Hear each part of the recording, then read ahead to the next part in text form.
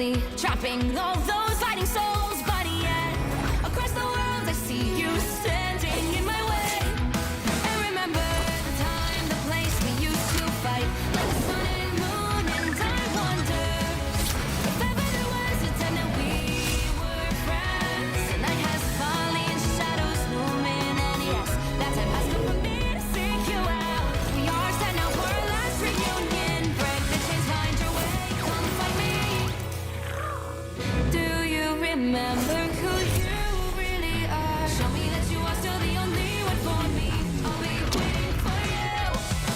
Please open your eyes, raising up your fists and smashing through time walls. Before the rifts burst again, we are rebels till the end. Rise up, open your mind, hold on to your powers. No one can stop us. We are rivals till the end of time.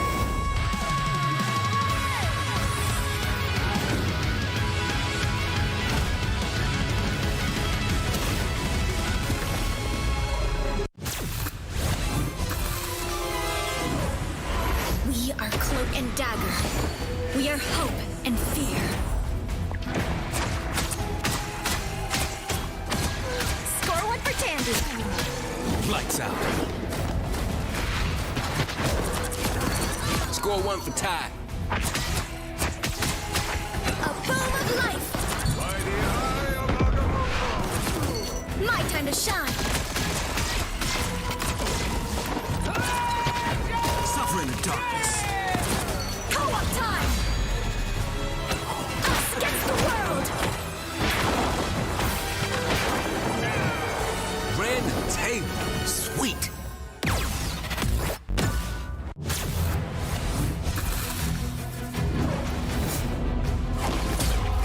Widow standing by.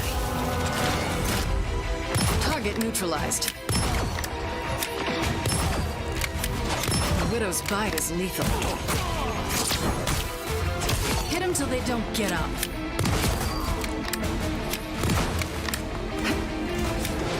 You can rest now, Bucky. No way to miss now. Plasma burst!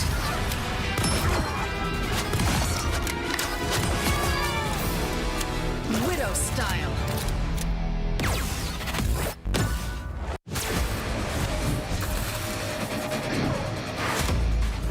Let's race!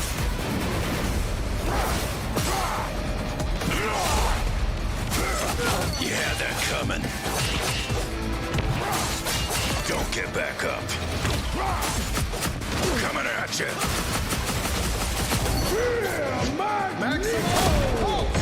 Come on. Berserker! Rage!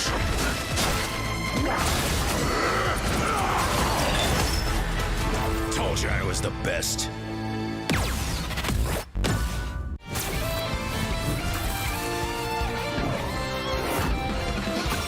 Eat nuts and kick butts. Got him, Tippy! Hey, check out this big acorn!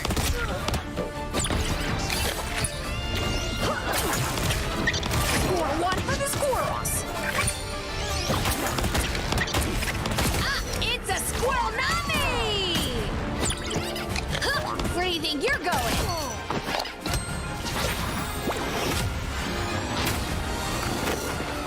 Squirrel stampede!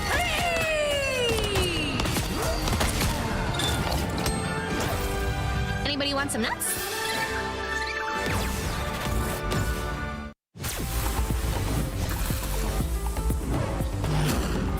My power is a gift from Solal the Undying.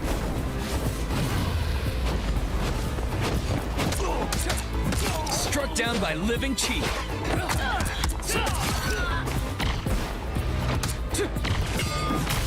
Dragon kick!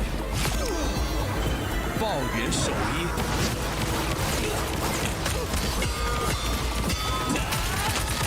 Perfect hit!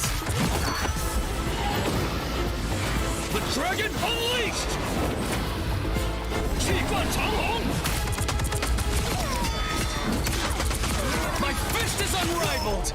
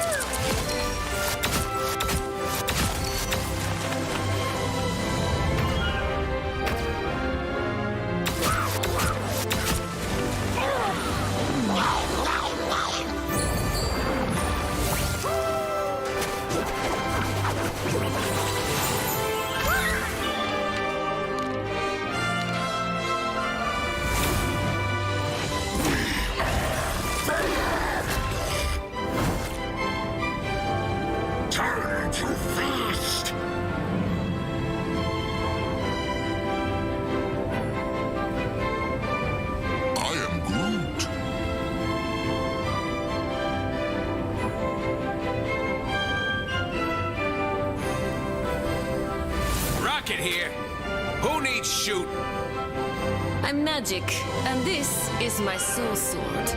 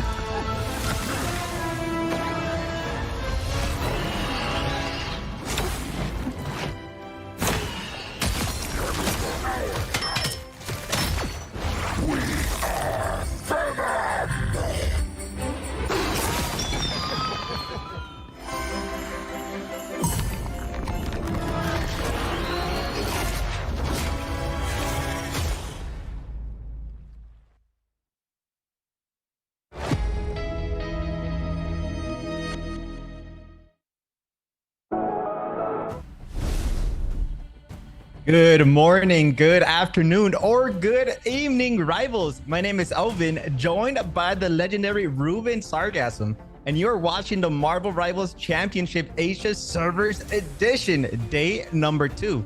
Talk to us, Ruben. How are we feeling today? I'm feeling really good about the matches that we have seen thus far. I mean, yesterday, every single match that I was casting went to a map 3, which is really exciting because us, as the viewer, we want to see some close matches. We want to see those best of 3s go to that map 3 every single time. We want to get the most Marvel rivals out of our Marvel rivals as humanly possible, and that's exactly what we got yesterday, and that's what I'm hoping for today as well with the second day of matches. And I am really excited to see some high-quality Marvel Rivals gameplay today. Elvin, tell us how you felt about some of the matches that you saw yesterday. I think it's important to note that I think the comp was all over the place. There doesn't seem to be a staple comp in the Asia server yet. I think since we're going to be seeing some other teams today, maybe we'll see more of a consistency throughout the character selection. But from watching yesterday, we had teams going with high DPS with the Hela Hawk standing their ground, while others opted to go for a more traditional style with the strange Hulk and Iron Man gameplay. So I'm kind of expect to see that throughout the day, but who knows, because honestly, anything can happen today. But it's been a super eventful day today. If you've been tuning in throughout the day, you're a very lucky individual because you had the luxury to witness the magnitude of different teams as we're going to be watching this beautiful event that's going on today. Ruben, what are we witnessing in the screen? Oh my goodness. The Venom Snow Symbiote skin just released yesterday in the shop, and I mean, look at this devilishly handsome symbiote on our screen right here.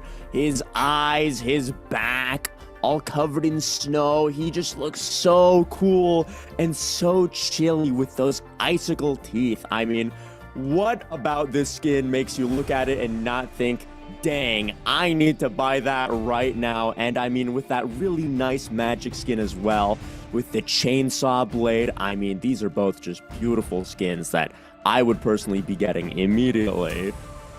Yeah, I actually played a couple of ranked matches yesterday, and I want to say like 70% of my matches, there was a Venom with that skin, and the abilities are different. The ultimate ability is completely different as well. Everything about the characters have actually changed throughout the ability, which is exactly what you want to see for a new skin, right? It's not just a recolor, it's an actual pretty much retransformation of the actual character, the actual skin, which is personally for me something I definitely will be buying very soon.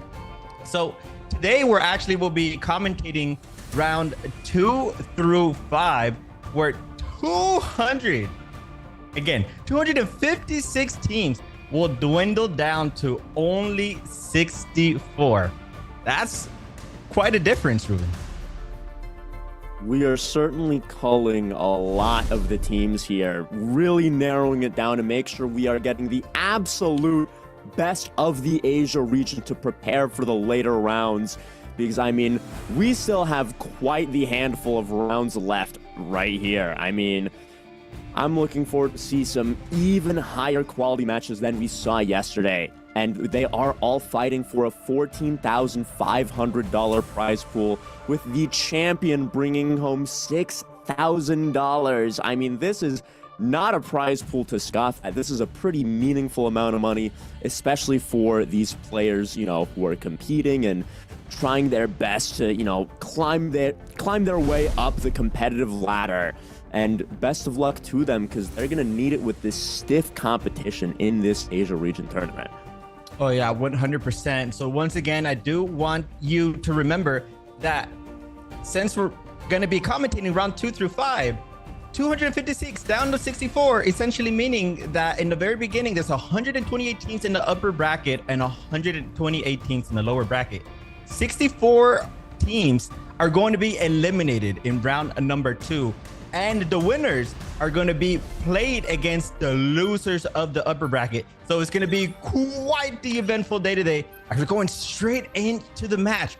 Pick and bans. Very surprised to see we have GMFG going up against the orange team. Sorry, I have no idea what that name is, but important to note, a Black Panther ban. This has to be a target ban.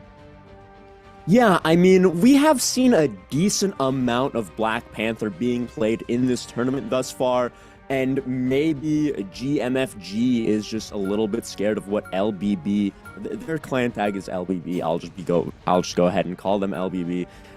Maybe they're a little worried about one of their players busting out that Black Panther, which is honestly a reasonable fear. We have been seeing a lot of players absolutely tearing it up on that hero in this tournament thus far. And with the Hela ban, very standard, I really like to see the Psylocke protect, because as a Psylocke player, I really enjoy watching her.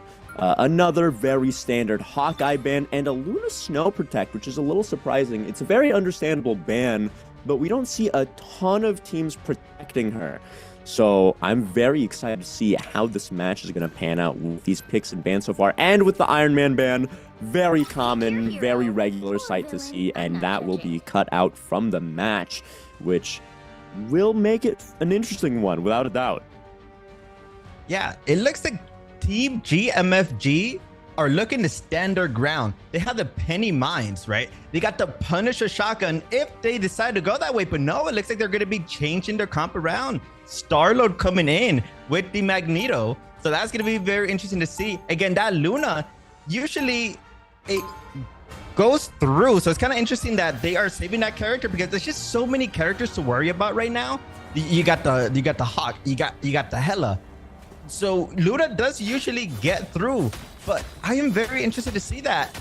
The enemy team, LBB, they're going for the group gameplay instead, and they're going for the Cloak and Dagger. Cloak and Dagger Ultimate is nothing to sneeze at. If you manage to stack 2 of those heals, you're quite literally invincible. But no, it looks like they're going to be going for the Mantis instead. So that combination of the Mantis Luna, those ultimate abilities, if they time that perfectly, that's around 30 to 40 seconds of non-stop regen. Yeah, GMFG is honestly running a bit of an interesting comp off the rip. They're opting out of playing both teams, well, not both teams, but GMFG is opting out of playing the Mantis, which is usually a staple if she's unbanned. So, and these are both pretty different compositions we're looking at. Oftentimes when we're watching these high-tier matches, what'll end up happening is both teams run an extremely similar comp based off of the picks and bans that they have, and both teams are running the Psylocke mirror, and I'm excited to see how that pans out. Yeah, we are expecting to see the Psylocke flanking around, trying to get those sneaky picks on this strategist. As we're looking at Toys trying to hold it down single-handedly, the Magneto bubble is going to be very helpful to keep them nice and healthy. But they got to be very careful with the Groot walls. And there you go, Fang, with the first blood on Sudro. Yeah, that first pick off onto the Psylocke is really huge. But they do seem to be trading here at a Psylocke for a Mantis, with the GMFG having a bit of an advantage here on the first point, making sure to clean up LBB with a first point capture for GMFG. Looking very clean from them thus far with an early cloak ult. Yeah, and the Punisher Pig is going to be great, actually. In my opinion, I think that's the perfect counter to those Groot walls. That assault rifle just does a lot of consistent damage, being able to take down those walls to help support the team.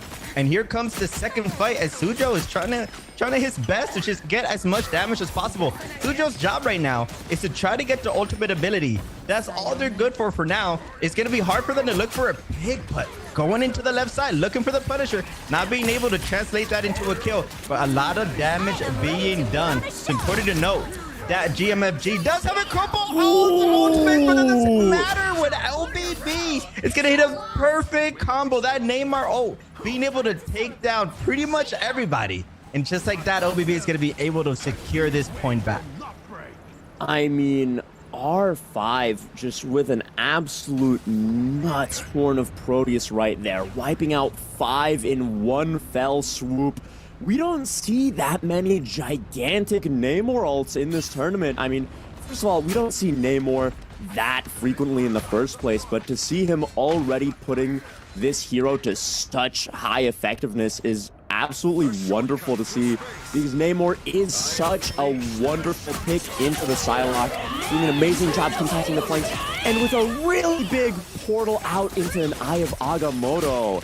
And Sujo picking off 3 with their ultimate off the rip. This is absolutely beautiful team play from LEB to, to defend the objective here.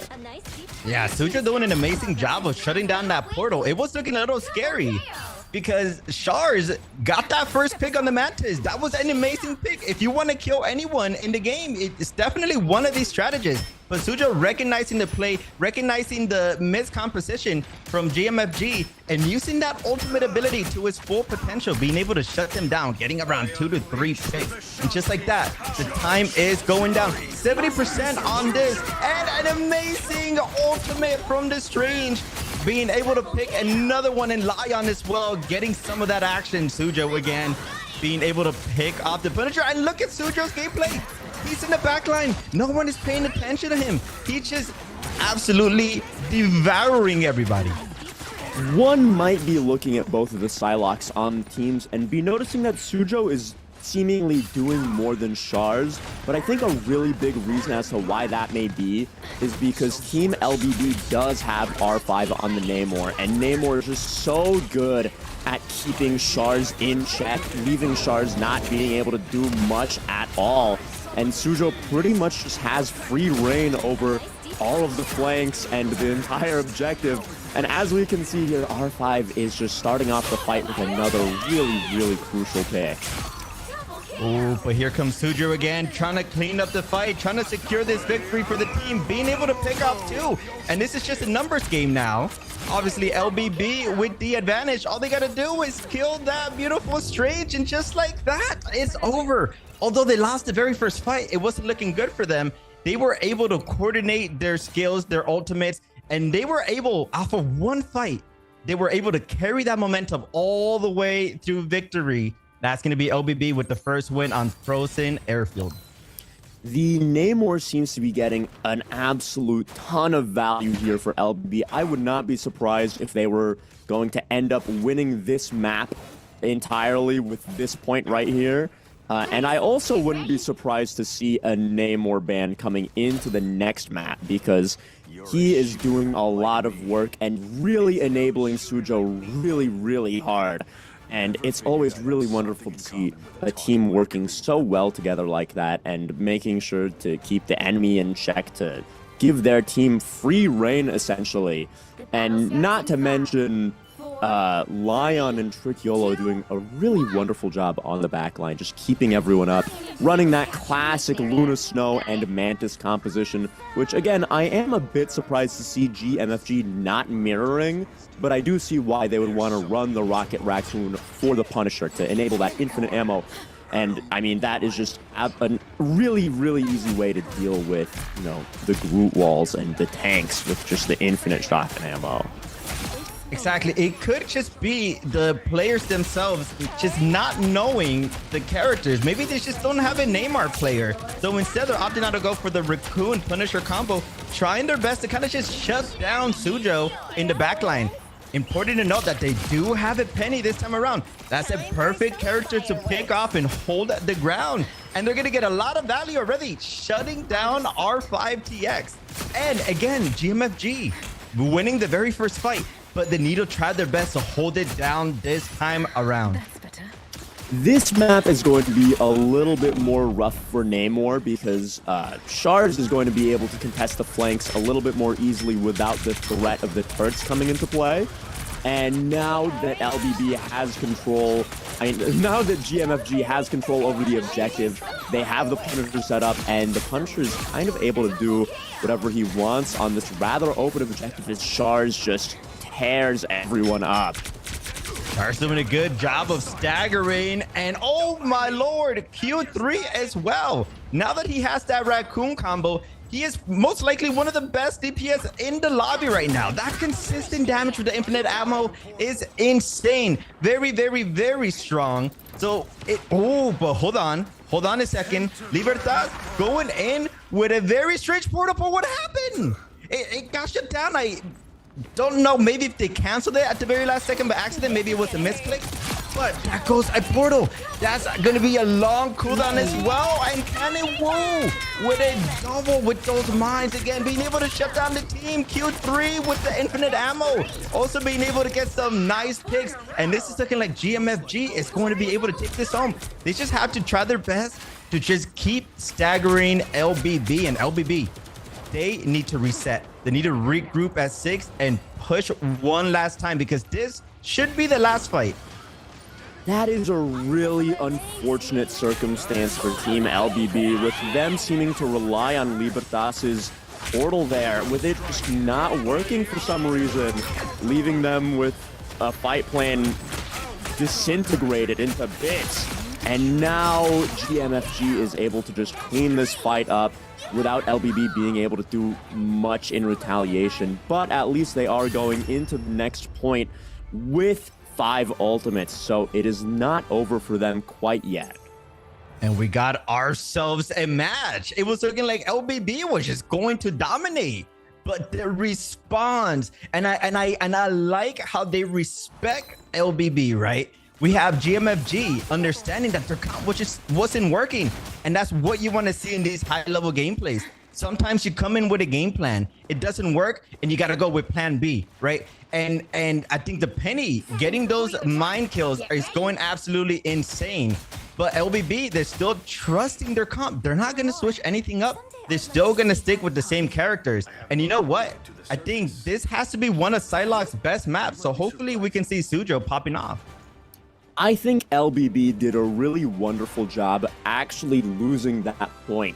They knew their odds of winning that round were very slim, so they decided to completely preserve basically their entire Ulticami for the next round, and this map will be much better for the Namor as well, with there being less flank routes and more open sight lines for the turrets to do work and keep Shars in check. So I'm looking forward to a really interesting first fight here, as they have 5 ultimates to GMFG's 1.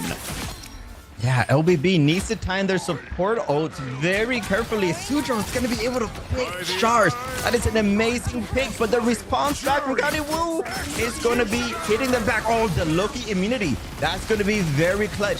They opted to go for Loki instead of the Raccoon. Punisher will get a lot less value, but those immunities is nothing to sleep at. And here comes the very first support ult. This should be LBB taking this home, as Wu once again being able to pick up Sujo. That is not good if you're rooting for LBB, but the response back, Libertas and Jam, both Vanguards being able to get a pick, and that's going to be the first point secured. But Shars, he wants a piece of this. He's looking for some kills. He might be able to get one more, but has to run away, being unfortunately taken off by R5.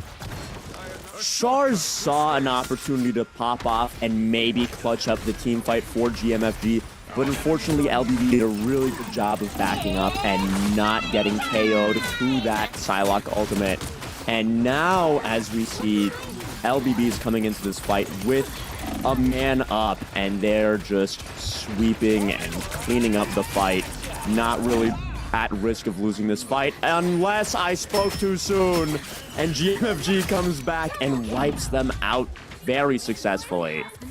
Wiping them out one by one. GMFG doing an amazing job of bringing this back.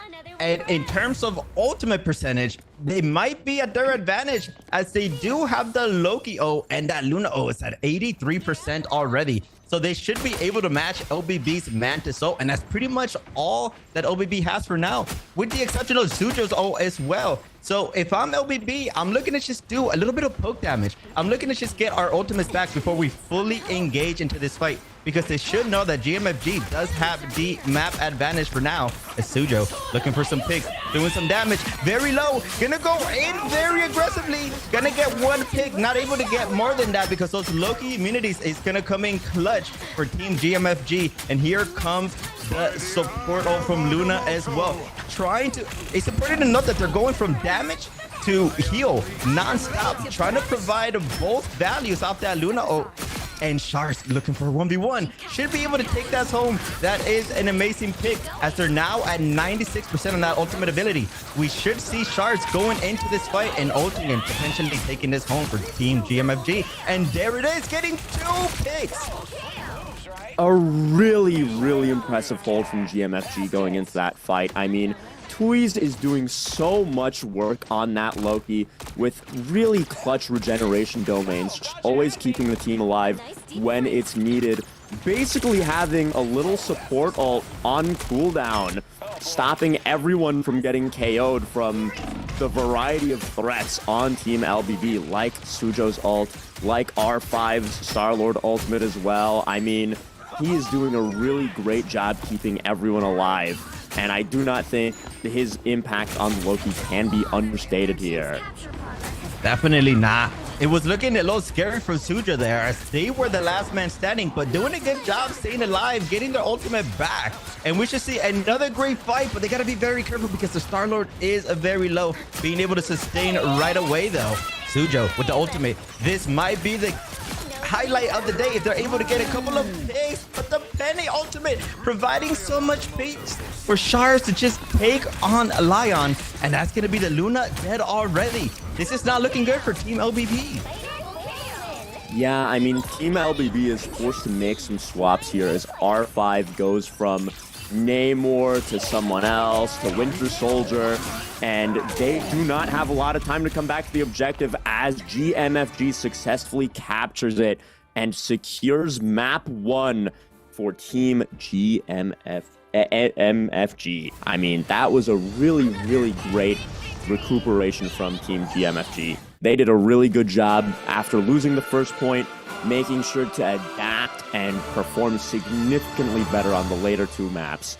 They did a really excellent job, and next map could be the last one if GMFG brings it home, but I am thinking we're going to have a good map 3 on our hands.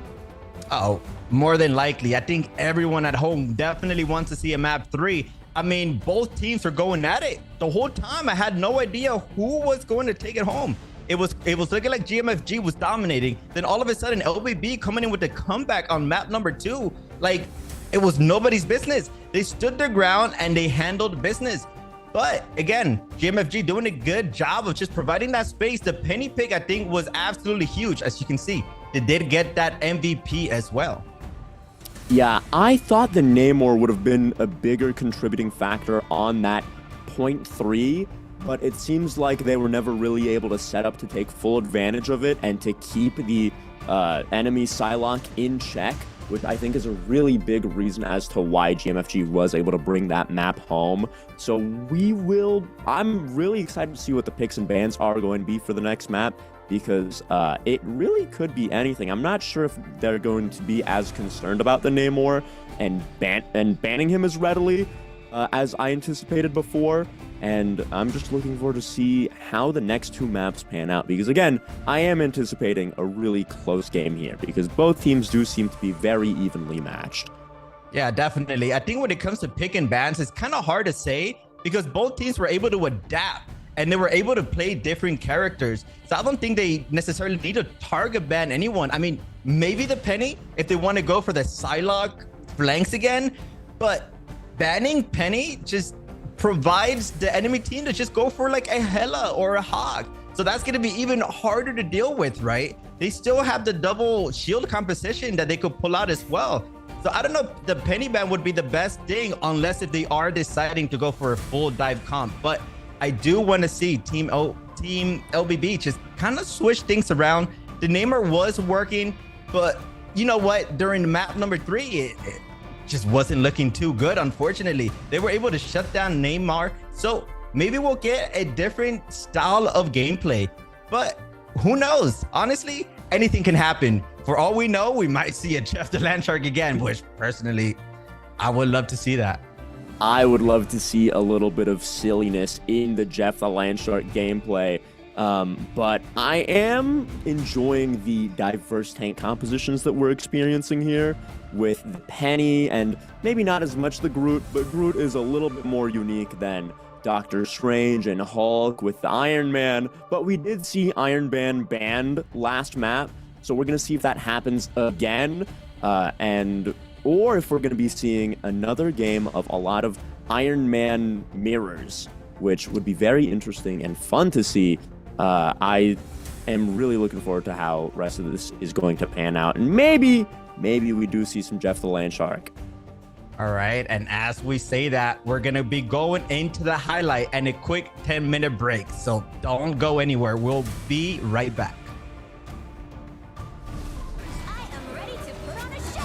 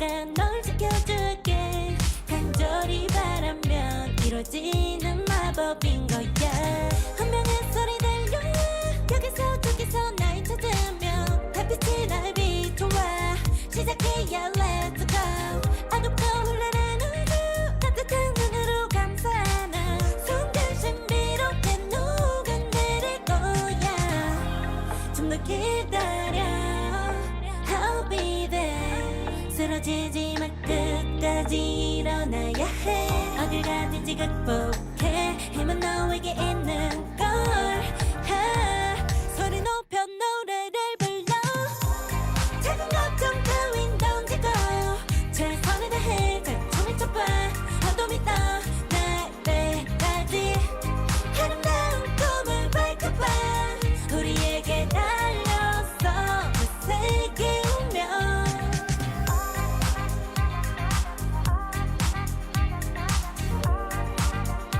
어둠이 떠 날때까지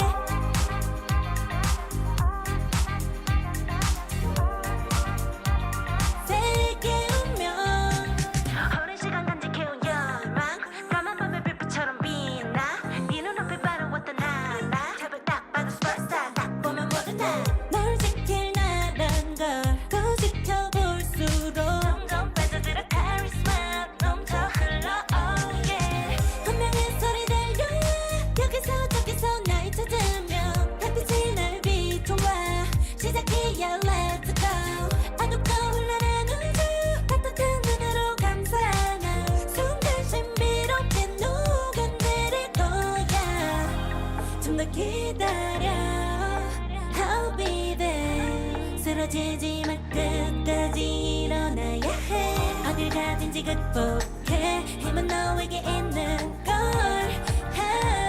소리 높여 노래를 불러 작은 걱정 따윈 던지고 최선을 다해 자충을 쳐봐 어둠이 떠 날때까지 아름다운 꿈을 밝혀봐 우리에게 달려서 그 세계 오면 눈이 부신 모든 순간들 지켜내야 해 내가 좋아지려면 꿈꿨던 너와 나 그래들의 승리와 명예 The weight of the both the world is in our hands 작은 걱정 따윈 던지고 최선을 다해 자충을 쳐봐 어둠이 떠 날때까지 아름다운 꿈을 밝혀봐 우리에게 달려서 그 세계 오면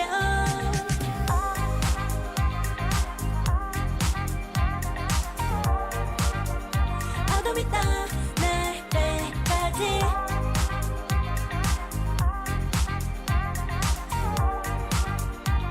세계 오면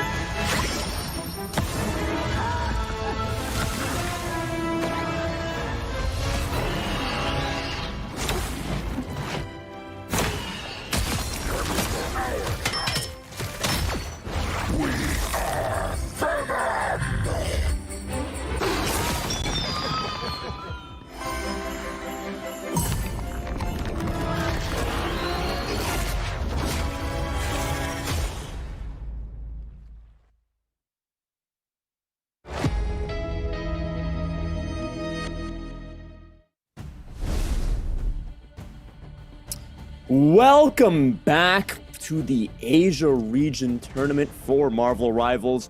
we, Ruben, Sargasm, and Elvin, are back with you with the GMFG match versus LBB. Currently, GMFG is up 1-0, and that was a really interesting first map that we just watched because GMFG was running some rather unconventional stuff. Neither Luna Snow nor Mantis were banned, but rather than choosing the conventional option of running both of them at the same time, they subbed out one of those supports with Loki and Rocket throughout that entire match, running the really powerful team up with Rocket and with Punisher, and also just getting a ton of value out of Loki with his regeneration domains, serving as really useful counterplay to all of those damage hero ultimates, which was really impressive to see how well it worked out for them. Exactly. Those domains played a huge part in the survivability of their team. Salak, in the first few maps, they were able to get so much value off their ultimates. But if there's a domain in the map, that ult is not going to do anything. So I kind of do expect GMFG to maybe run that Loki again, because you got to remember that Loki can transform to anyone in the map. So maybe they don't have the Luna Mantis combo, but Loki can easily just transform into another Luna and still get the same amount of value. GMFG still sticking with the same guns. Black Panther being banned again and a Psylocke being saved. GMFG seems rather insistent upon banning this Black Panther, which is really interesting because we have seen a lot of success with the Black Panther play throughout this tournament. So it seems as if they believe he is a very formidable force that they don't really want to play against. And they do protect the Psylocke as well, which means we will likely be having another Psylocke mirror. But very surprisingly, I think this is the first time I've seen a Hela protect, at least for any of the games that I've casted, because there has been a complete absence of Hela and Hawkeye because every single game, both of those characters just keep getting banned. But it seems like we are going to be actually seeing some Hela gameplay here. And also LBB does seem to have maybe forgotten to ban a hero, which might be a little oopsie daisies on their part. But I'm excited to see how this match pans out with these picks and bans. It seems like we do have the Hulk and Iron Man team up on the board for us. Not sure if any of the teams are going to bust it out to start off the round, but that will be a constant persevering threat looming over each of the teams' heads. Oh no, are they going to swap to Hulk and Iron Man and just tear everyone up, or will the Hela be able to keep everyone in check? It does look like Hela is in the board, so maybe they're scared to play that Iron Man since the Hela can kind of counter that, right? With that hit scan, high damage value. And this time around, it looks like we have a very similar comp. Everyone, the only difference is the Gru and the Bucky from Team LBB.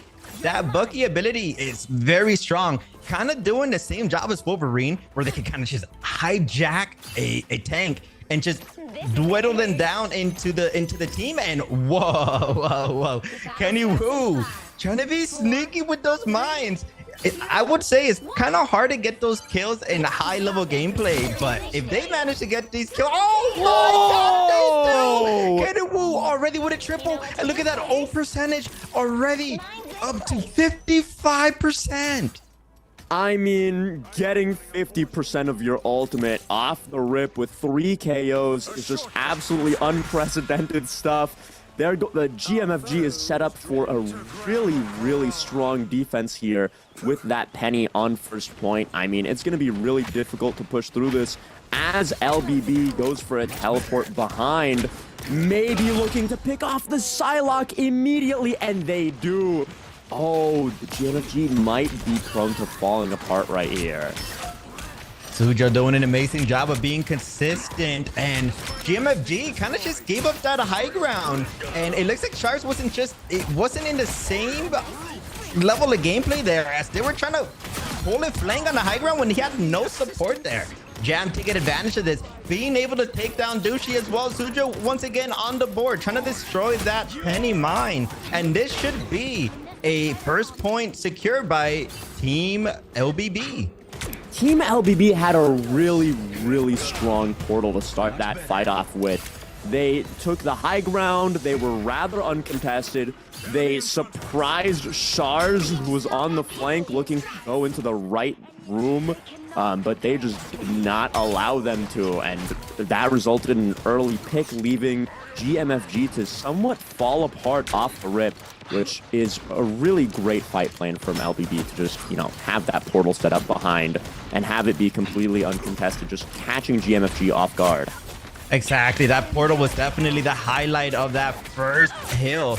As Kaniwu, although they got half of their ult percentage, they weren't able to translate that into an actual ult. They're still holding it. They're actually just using it barely now, trying to provide as much space as possible, hoping that his team can follow up and get a KO, and that's exactly what they're going to do. Sujo being taken down by that penny ult mines. Yeah, and as we see just a bunch of ults being popped across the board, GMFG seems to be getting a lot of really valuable picks here, but they do use that Luna Snow ultimate, which they will not have for the next fight, and maybe Sujo has the opportunity to go again and again and again, as we all hope to see. I mean, who doesn't love seeing Bucky just pop his ult off cooldown and decimate an entire team? Doing exactly what they need to do, but they only have the Loki clone. Now, I want Loki to be able to transform into a Luna here and provide much value, because Team LBB, they have 4 ultimates here, so they could do a lot if they coordinate together. And here comes the second fight. Charge looking to do as much damage as possible. R5. I expect him to kind of dash in and use the ultimate. And oh, I thought that was going to be a KO, but it was actually just a low-key bait there. As we're going to see Q3 going up in the air, getting that triple KO, make that basically a quadruple, and that's going to be an ace. And that right there is why we do see Hela banned so often, not only for her ability to 2-tap anybody at any point throughout the fight, but also her ultimate ability is just so strong, giving her 1200 HP as she flies up into the sky and throws these AoE lobs at the enemy team, just 2-tapping them as well. I mean, she's just such a powerful character, and it is very surprising to see her get protected, because now this game, a lot of it is going to be determined by which Hela is able to do more, as Libertas has a really huge Eye of Agamotto. It's going to get shut down by Char's ultimate, but here comes Strict YOLO in the air as well, trying to get that kill. Not going to be successful, as Fang is going to do a good job of maintaining their life, and GMFG, they need to regroup. They cannot go down. They cannot stagger. And as I say that, Jam also has to be kind of careful here. The only frontline presence right now for the team. No, yeah, I mean, GMFG, while they did get one stagger on their end, they're also making sure to make good work of LBB and trading with them so that they're not too much on the back foot here, as R5 tops another Hela ultimate, doing work once again. Oh my goodness, and we see the Moon Knight come out as well. This is just a really wonderful push from LBB. Yeah, and these fights just seem to be Hela dominated. Whoever can get their Hela ult first seems to be winning the fight, and R5 doing a good job of getting that second ult, getting a lot of value, as it looks like LBB is going to secure that second point very, very fast after gaining that momentum. R5 is not stopping as they get another pick, and that's going to be both supports down from Team GMFG. They need to just stay alive. They need to regroup. If they die here, they're going to lose a lot of ground and map control. And GMFG is doing a really good job, at least it seems starting now that they're, you know, being forced more and more back by having Shards contest Sujo a little bit more. But as I say that, R5 picks him off immediately. But it really is on Shards to be able to contest these DPS picks right here. Because, I mean, that Hela and Moon Knight are kind of just free reign as soon as Shards goes down. Oh my god, again, Q3 with an amazing goal, being able to pick off 2 there and still going as well, as GMFG is able to hold their ground. And I have to point out again, it's the Hela ults making a big difference, being able to get those KOs. GMFG with 4 ultimates in their back pocket, Douchey as well at 65%. So they might be able to get this Luna ultimate for this next fight.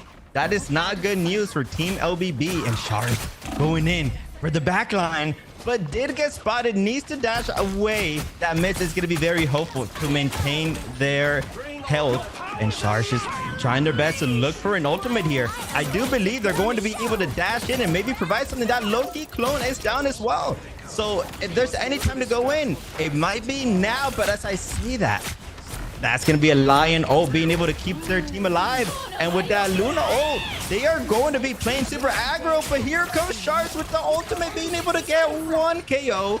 Looking for a second, but not going to be successful. Yeah, Char's doing a really wonderful job baiting out the support cooldowns and making sure that there's no regeneration domain to counter his ultimate, as they also have a Luna Snow ultimate from the Loki. I mean, Char's is just applying so much pressure on the off angle here, kind of being able to do whatever he wants. He picks off Sujo as well. I mean, just really great stuff from both teams as they start trading picks back and forth. Trading picks fast and forth. GMFG down 3 players, trying their best to hold it together. They still have Lion on the Luna, so they have a lot of sustain. They can, for sure, just hold their ground until their teammates regroup. Trying their best, going for those massive AoE heals, but here comes the Eye of Agamotto. Bang, being able to get a lot of value. Sharks being able to clean everything up as well. And it's going to be, once again, Team GMFG winning that fight. And we're down to overtime. This might be it. I don't see how LBB can bring it back. There is no portal in play as well. So that's going to be round 1. I would consider that a very successful push from Team LBB here. I mean, listen, pushing it almost to the very end is nothing to scoff at, and now the pressure is on GMFG to be able to have the same push so that they can take this map and wrap up this series. But I'm sure LBB will be putting up quite the good fight here. 100%. GMFG going for the Penny on offense. I don't know if I'm a big fan of Penny in offense. I feel like they're more of a defensive character, but maybe they just are just very comfortable. Kind of woo. I mean, they are putting in work, so we'll see. And you know what? Libertad not going for this strange, no portal play here. Instead, going for the Penny. What do you think about this, Ruben? It is really rare and really interesting to see a Penny mirror on a hybrid map like this one, where you have to capture the objective first, which the first objective tends to be very defender-sided. So it's very common to see a Penny, you know, doing her normal setup here. But to see a Penny on attack to mirror that is pretty uncommon. I think their game plan is to maybe get control of the first point objective during the fight and then be able to have a little setup of their own. So I'm really impressed to see the Penny mirror. I'm excited to see what Kanawu is able to do with the Penny on attack, which, you know, very unconventional pick here. Very unconventional indeed. They do have that portal, so they are going to initiate right away. They're looking to get a pick on Trick YOLO, but Trick YOLO for sure most likely knows that they're going to be going behind him as he quickly gives up the high ground. And they gave themselves a very interesting position as Jam is going to start the fight, winning 1 KO. Libertas with a double already. The Penny providing a lot of value as they're just in their face. And just like that, OBB is going to be able to shut down that portal as Jam is going insane with another KO on Sharks. GMFG did a really good job scouting for interesting positioning from LBB on the defense, but it wasn't enough because Jam just tossed a little Kobe into that portal with his grenade, and that was just a really beautiful set of KOs there from him, as LBB successfully holds for the first fight, and GMFG changes up their game plan a little bit with no more strange portal on the board. 100%. As we're watching Kaniwu trying to put in work, trying their best to hit those basics. Although Penny doesn't do that much damage with their basics, but R5 is going to be able to take that home as well. Getting picked off as well. This is still anyone's fight. No, yeah, GMFG is doing a good job applying a lot of pressure, and they do have control over the objective right now, doing a really good job of holding space, as Sujo is forced to 1v1 Shards in the backline, coming out on top, which does not spell great success for LBB here, as GMFG is doing a wonderful job so far, winning the first fight, it seems like. Yeah, and I think it's important to note that Team LBB, Sujo, is actually on the Loki. They were playing the Psylocke in the previous map, but now they're playing a super aggressive, high DPS Loki, and it seems to be working, as not only are they providing a lot of peel and a lot of heals for their team, but they're also just gotten 2 KOs straight off the bat. So LBB doing a good job of holding this down. Yes, Sujo is getting a ton of value on the Loki here, which again, I don't believe Luna or Mantis are banned in this match. Or maybe one of them is, but it's still very surprising to see that they're not opting to run for those 2 supports. They're doing a really good job making the Loki work with the Loki mirror. And ooh, Q3 with a really, really crucial set of picks here. And Q3 up in everyone's faces. They do have the Luna ult, so they're not afraid of nothing, and they also have their ultimate. This should be a nice victory for the first point for Team GMFG, and they were able to hold on to that Hela ult as well. So that is absolutely massive. As Shards being able to stagger Sujo, that is not good for Team LBB. They're gonna have to fall back and regroup. They have to respect it. They are down to support, but it looks like they're trying to hold their ground on the right side of things. That's gonna open up the rest of the map for Team GMFG. GMFG is able to take so much space here, and they are keeping LBB in check, knowing that they need to get these stagger picks, knowing that LBB is down a player at the moment, so they have to take advantage of all the space that they have and make sure that they can get as much free cart push as humanly possible, which, I mean, so far they're already halfway to the second checkpoint, and Shards is applying so much pressure on the front and back line with Sujo trying to contest him. Almost getting picked off though. Has to be very careful, looking to get that health pack back, but it is on cooldown, as Q3 still not using their ult.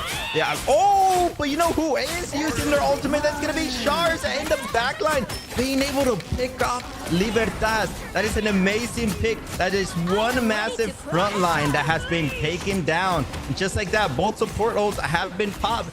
R5 trying their best to get some picks here. Q3 as well, but not much being happened as those Luna ults fought. Oh my lord, that Io Maxi Akamoto from Fang might be able to get a pick here, and Kanewoo with the double KO as well. This might spell a lot of trouble for LBB, as they're only down to 2 players. Fang has been super duper consistent with all of the Eye of Agamottos in this series, constantly making sure to get 3 or 4 at least with every single cast, not getting canceled a single time. And Kanewoo is doing a really good job as well with Penny. I mean, I've never seen a Penny land so many consistent stuns on the enemy team this often. They're doing a really wonderful job with this push here. They do have 3 minutes on the time bank to capture this final objective here, which could wrap up the series for these 2 teams. But LBB, I know they're going to put up a good fight. Yeah, I do believe Libertas also used their portal for the last fight. So that's going to be a hefty cooldown. Might not have it back at all for this whole round. And again, another eye. Fang being able to get one with the support of Douchey. Douchey trying their best to keep their team alive. And here comes another Hela in the sky, but the response, Luna, oh, it's not going to be enough. The ultimate ended at the very last second. Q3 being able to get 3. Fang being able to clean one up, and Q3 with a quadruple. Just like that. That's going to be another victory. Fang really being, in my opinion, the unsung hero of Team GMFG, because as we noted earlier, the Hela ults were being so impactful and so large every single time they were cast and in play. But towards the end there, Fang was doing an incredible job negating Team LBB's Hela from getting any value out of their ultimate, making sure to fly up every single time to put his shield up in her face. Making sure that she can't get any value out of that ultimate, leaving his Hela all of the space and all of the room to do everything she could ever dream of to Team LBB, doing a really, really wonderful job enabling his team with the Eye of Agamotto's and the masterful shield placement. And overall, I'm really impressed with Team GMFG's gameplay. While it is not the map 3 that we were hoping for, those were a very close 2 maps that we just had, and I don't think anyone can be displeased with the outcome of this match. GMFG did a really good job with a very, very masterful, clean 2-0 against Team LBB, despite both teams playing very well, if I do say so myself. I think Team GMFG kind of showed everyone why Hela is always banned. 41-2. Being able to find 41 KOs and only, dying twice. That's insane. Hela providing a lot of value. I do believe if there's anyone that's watching Team GMFG right now, they're most likely going to ban that Hela because you do not want to deal with that.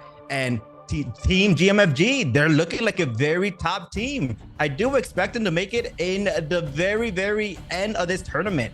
But highlight is ready. We will be going into a quick 10-minute break right after that as well, so don't miss out. He is soon.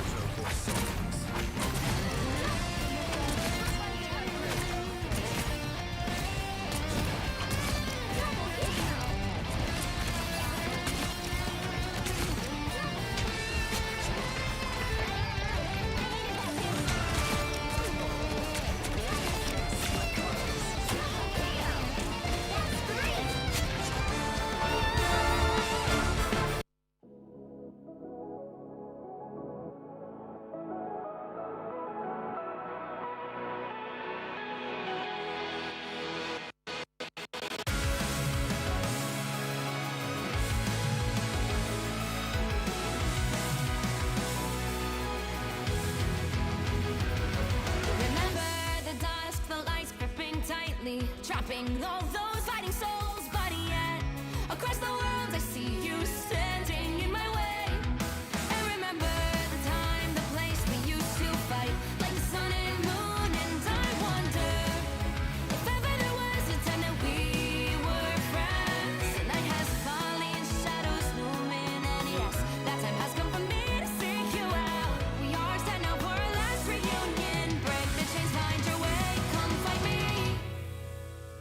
Do you remember who you really are? Show me that you are still the only one for me. I'll be waiting for you. Wake up, open your eyes, raising up your fists and smashing through time walls. Before the rift splinters again, the arrival till the end. Rise up, open your mind, hold on to your powers. No one can stop us.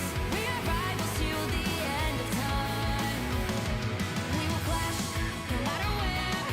We will fight, reaching across time and space. 'Cause you are my destiny to the end.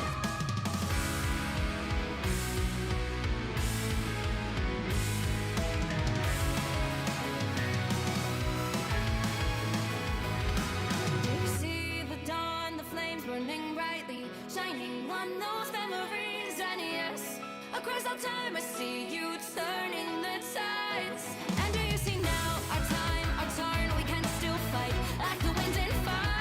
And wonder no more that now is the only time your heart is mine.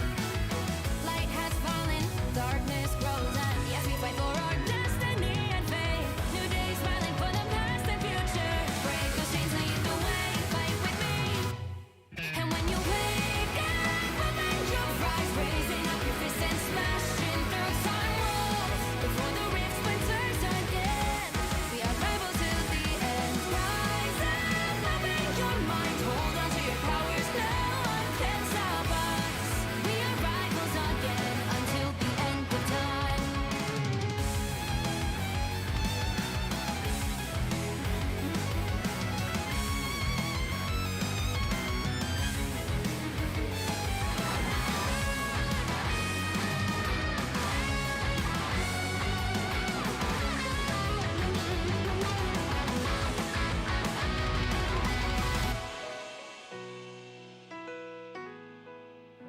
Show me that you are still the only one that matters for me.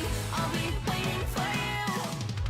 Wait up, open your hands, holding on to your heart. Look inside you.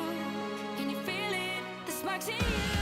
Add it up, unleash it up. Wake up, open your eyes, raising up your fists and smashing through time walls. Before the rift splinters yet again. We are rivals till the end. And rise up, open your minds, hold on to your powers. No one can stop us. We are rivals till the end of time.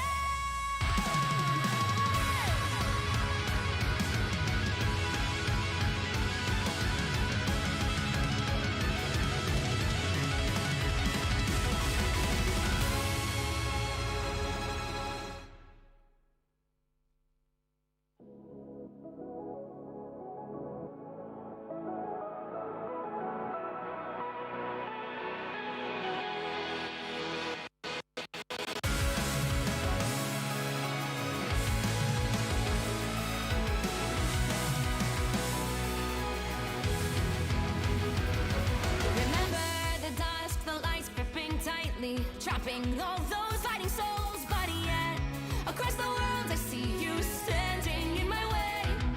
And remember the time, the place we used to fight, like the sun and moon. And I wonder if ever there was a time that we were friends. The night has fallen, shadows looming, and yes, that time has come for me to seek you out. We are set now for our last reunion. Break the chains, find your way, come find me. Do you remember who you really are? Show me that you are still the only one for me. I'll be waiting for you. Wake up, open your eyes, raising up your fists and smashing through time walls. Before the rift splinters again. We are rebels till the end. Rise up, open your minds, hold on to your powers. No one can stop us. We are rivals till the end of time. We will clash, no matter where. We will fight, reaching across time and space. 'Cause you are my destiny to the end.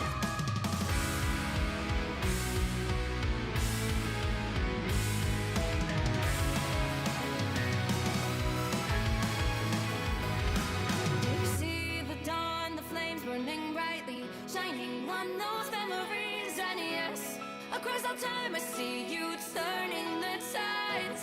And do you see now our time, our turn? We can still fight like the wind and fire. And wonder no more that now is the only time your heart is mine.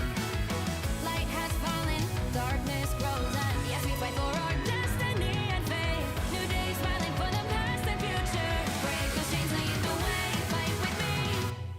And when you wake up, open your eyes, raising up your fists and smashing through time walls. Before the rift splinters again. We are rebels till the end. Rise up, open your minds, hold on to your powers. No one can stop us. We are rivals again until the end of time.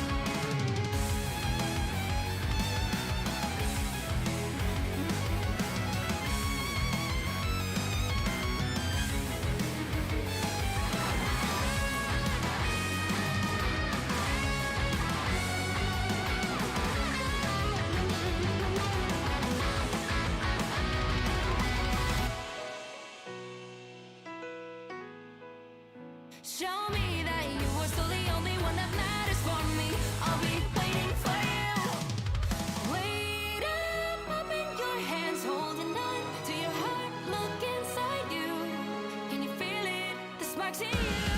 Add it up, unleash it up. Wake up, open your eyes, raising up your fists and smashing through time walls. Before the rift splinters yet again. We are rivals till the end. And rise up, open your minds, hold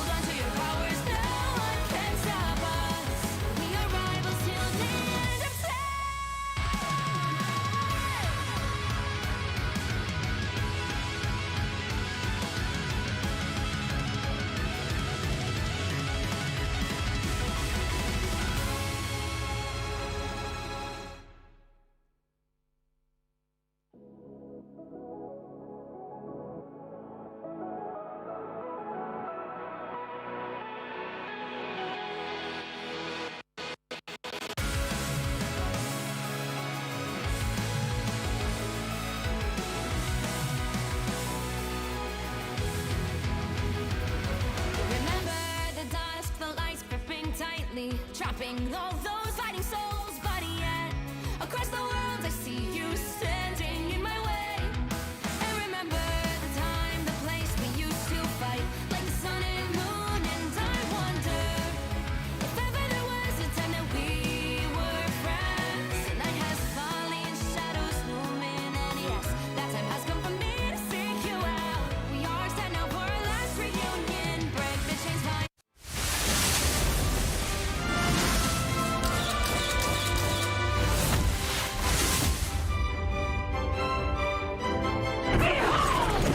child!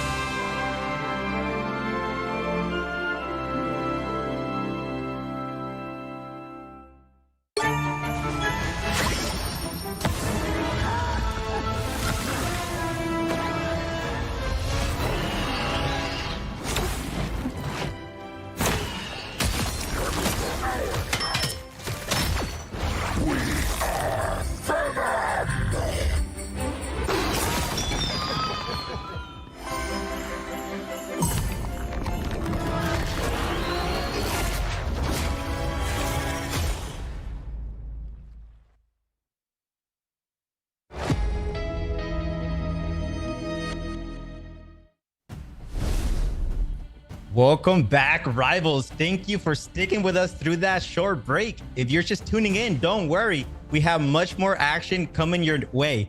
My name's Elvin, joined by Ruben Sargasm, and this is the day 2 of the Asia Server Marvel Rivals Championship. Ruben, we just witnessed some insane hella gameplay. Do you think we'll be able to see that again for this next matchup? I think maybe not. That was the first game I've seen thus far in this Asia region tournament where Hela has not been banned. And after watching that game, I think we can understand why she keeps getting banned, because she is just so powerful. Every single aspect of her kit, she's able to 2-tap anybody from across the map. Her ultimate is so powerful and gives her immediate 1200 HP. And both Hellas on both teams were just doing so much work and just kind of being server admins the entire time. So I am expecting to see as per usual, Hela and a Hawkeye ban this game. That was a really nice match between GMFG and LBB. GMFG winning 2-0. But now we have CDB versus KXJH. And immediately, as anticipated, with a Hela ban, I mean, it's to be expected at this point. Yeah, and the Strange saved as well. Also to be expected, one of the best supports, providing a lot of value with that Eye of Akimoto and, of course, the portals. But KXJH with a Spider-Man ban. Now, you don't really see that often. That has to be a target man, meaning that Team CDB, they have a very nasty Spider-Man player. So maybe we'll get to see that around in the next map or in the next rounds. But the Hawkeye being saved, just like Hela, that's usually a character that we don't get to see much of because they're usually banned.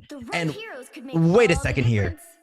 KX banning Spider-Man and also banning Squirrel Girl? I don't think I've ever seen this, Ruben. Now, there is either some serious target banning going on here with Squirrel Girl and Spider-Man being banned off the rip, which I've never seen Squirrel Girl banned before. Not in my ranked games, not in tournament play. And, you know, I was really looking forward to hopefully maybe seeing some Squirrel Girl action this game, every game. But, I mean, it seems as if that's not going to be happening. And also, this is the first time I've seen a Hawkeye protect, because similar to the Hela that we saw last game, that was the first time I saw any Hela play in this tournament, because people always ban Hela and they always ban Hawkeye. So this is a game of a lot of firsts, huh? I mean, with the Hawkeye protect, I'm expecting to see a Hawkeye mirror, but CDB seems to be opting out of it, choosing to go for the Hulk, Strange, and Iron Man team up with the Punisher and Raccoon team up as well. So I'm excited to see how all of this pans out for them. Yeah, Iron Man, very interesting pick considering that Hawk is in the map, but I mean, if there's any character that might be more OP than the Hawk or Hela, it is the Iron Man with the hook combo at their... Oh my god, the counter play from the portal. That is an amazing play coming in from Ray Momo. Just saving up a lot of time there. Just canceling out the portals. So there's going to be no more portals coming into play for the next 1 or 2 minutes. And Ignorando already looking for a lot of damage. 35% into that ultimate already. Yeah, I mean, Igorando is seriously going to be able to get a lot of value in this choke here as a series of periods just gets a pick off the rip with that Hawkeye pick that we have been so scared of for so long. But now that he's protected, I mean, there is not much that CDB is going to be able to do to stop him from just one-shotting people across the map. And look how aggressive NTTA is playing. They're playing a Mantis character. That is his strategist. But they're playing it like it's a DPS. That is exactly how you want to play Mantis. And not being afraid of anything. Being pushed up and getting a lot of picks. And this is amazing gameplay coming in from Team KXJH. Just providing a lot of picks here. That's exactly what you want to see if they want to break this back. I think we are getting all of the context that we need for why KXJH did choose to protect the Hawkeye, because series of periods has just been going absolutely nuts, just getting picks left and right, CDB unable to really do anything about it thus far. And it kind of, as of now, it seems like KXJH is kind of steamrolling. Perhaps they decided to ban Squirrel Girl and Spider-Man because they were feeling a little silly, and they were thinking, hey, you know, we'll win this match with ease. I don't think we're at much risk of losing, but I'm really looking forward to seeing CDB put up more of a fight as they regroup and get themselves back together. This is the first time I've seen a team just be so dominant.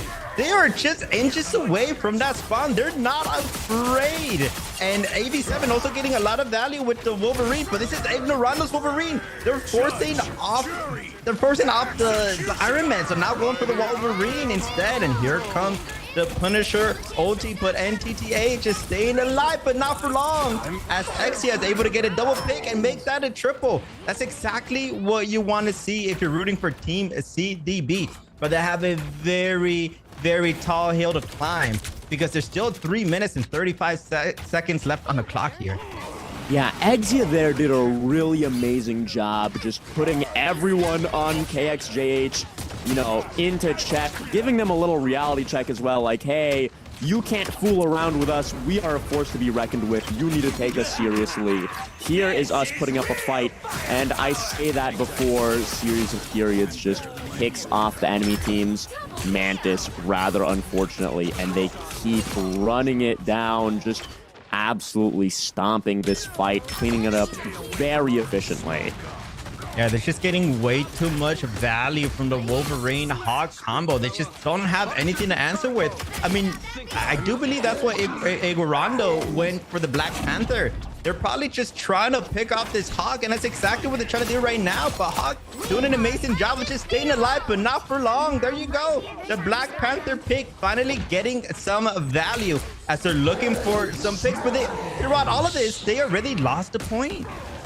Yeah, while series of periods did get picked off, it doesn't matter too much since Team KXJH was able to capture the objective regardless. So I would say they all got value out of, you know, even though they did get picked off, they got value in getting the objective itself. So they can kind of just go ahead and pick up all these stagger kills onto Team CDB as they surprisingly pop Mantis ult by themselves, which is rather unfortunate. Perhaps a fat finger, maybe. Yeah, I believe Kakayo was just a little too afraid. They were the only one there, not recognizing that their team wasn't there to support them. So they popped that ult just to maintain their life, but definitely didn't get any value. That is a insane ult that's not going to be in this fight. And look at this. Momo pulling in this sneaky portal. I think They are gonna lock down the respawners here. I really want to see how they place those portals. And yeah, you can kind of see them on the left side. They were covering the spawn. So that's gonna be around 15-20 seconds of just a straight stagger. Ray Momo doing an amazing job with those portals. Yeah, Exia seems to be quite the shining star amongst a sea of darkness for Team CDB here. The only one really reliably getting picks very frequently, and they're just getting absolutely held in their spawn, not really being able to do much to stop Team KXJH, unfortunately, as it seems like they keep pushing up into their spawn, making sure to give them no room to breathe, as they are 2 meters away from capturing the objective. And that's going to be a dominating victory coming in from Team KXJH, unless if Igorando has something to say about it with the help of Jangola, so we're actually able to bring it back. I did not expect that, but Irmo single-handedly 1v5 and trying to stay alive. Here comes the Loki immunity as well, but not going to be enough. Irmo just still, they just been in the backline throughout the whole time. And very interesting to see change from the Hawk to the Iron Man. I think they're just looking for a sneaky Iron Man flank ult to just win them this round. Yeah, perhaps KXJH's hubris has gotten to them with that last fight, with them, you know, not successfully capturing the objective quite yet. With a minute 30 on the time bank, it seems like they are pretty well postured to win this fight and capture the objective right here, right now. No more messing around. Team KXJH wants to get this map wrapped up with, and they are looking to hopefully have a really good hold here. But I'm excited for Team CDB to maybe they're more of an attacking team and they're gonna do some miraculous stuff here. We'll have to see. If they do stick with this Black Panther, I do think they might have a big chance of winning this. I mean, Wolverine as well. Just having that frontline presence with the DPS, being able to hijack one of the enemy's vanguards will provide a lot of value. But Team KXJH, they're sticking with the Iron Man Hulk. So Wolverine is going to have a very, very tough time, as he can't really do much about that Iron Man. And as I said earlier, this is a game of a lot of firsts. And we're seeing Team KXJH bust out the Black Widow on defense. Now, if they were on attack, I would understand this a little bit more, because I would be thinking to myself, well, it's attack. If you lose a fight, there's not too much of a punishment. You don't, like, lose the objective or anything. You can just, you know, go next fight and, you know, take that as is. But running the Hawkeye and Black Widow team up on... Oh, I understand now. They're running the Hawkeye Black Widow team up on defense so that Black Widow can essentially get Hawkeye's ultimate on a 30-second cooldown, which is really, really powerful. And I'm looking to see what kind of inventive stuff they're able to pull off here as they look to set up a counter portal to CDB's own portal. Will Ray Momo actually get some picks off that portal? And it doesn't look like they'll be able to, but doing an amazing job of just countering. That's going to be Gutty's just portal just getting shut down, but just going through the portal and flanking with a Mantis, being able to pick one, almost two. It's going to be taken down, but I've never seen a Mantis play this aggressive. And I want to point out that was the Hawk from the last match or the last round. So going for the Mantis, still providing a lot of value with the DPS, is some insane gameplay. It is very evident that Team KXJH knows that they're a really good team with a lot of really talented players, and they are somewhat egoing CDB, playing in their spawn, having their Mantis and their Hawkeye just set up far too deep for any normal team to do. But since, you know, they are Team KXJH, they somewhat feel like they're able to do whatever they want without really getting punished. But it's their hubris getting to them with them losing the first point. Perhaps they might need to take Team CDD a little bit more seriously, I say, as a series of periods runs back into their spawn and is looking to pick off some more people to KO everybody else as well. Yeah, they did get the double pick there on the Mantis, but does it really matter? They're just going to respawn an inch away from the point. And now them being down, now they're staggered, they're down a support, only having the Loki to kind of just protect them. And Ignorando is going to take advantage of this with the Wolverine ultimate being able to pick off the Hawk. Yeah, I mean, yeah, KXJH is doing kind of whatever they want right now, and CDB is successfully pushing as a result of this. So let's see if they, at any point during this match, think to themselves, hey, maybe CDB is a force to be reckoned with, but as of now, it seems like they're still kind of going about the map as they please with a series of periods, getting ready to set up in their back line once again. You do bring up a very good point. I do think KXJH are just a little bit too overconfident, and that might be the reason why they might potentially lose this, but it doesn't matter. They're showing us why they have huge egos. They're just hitting almost every shot.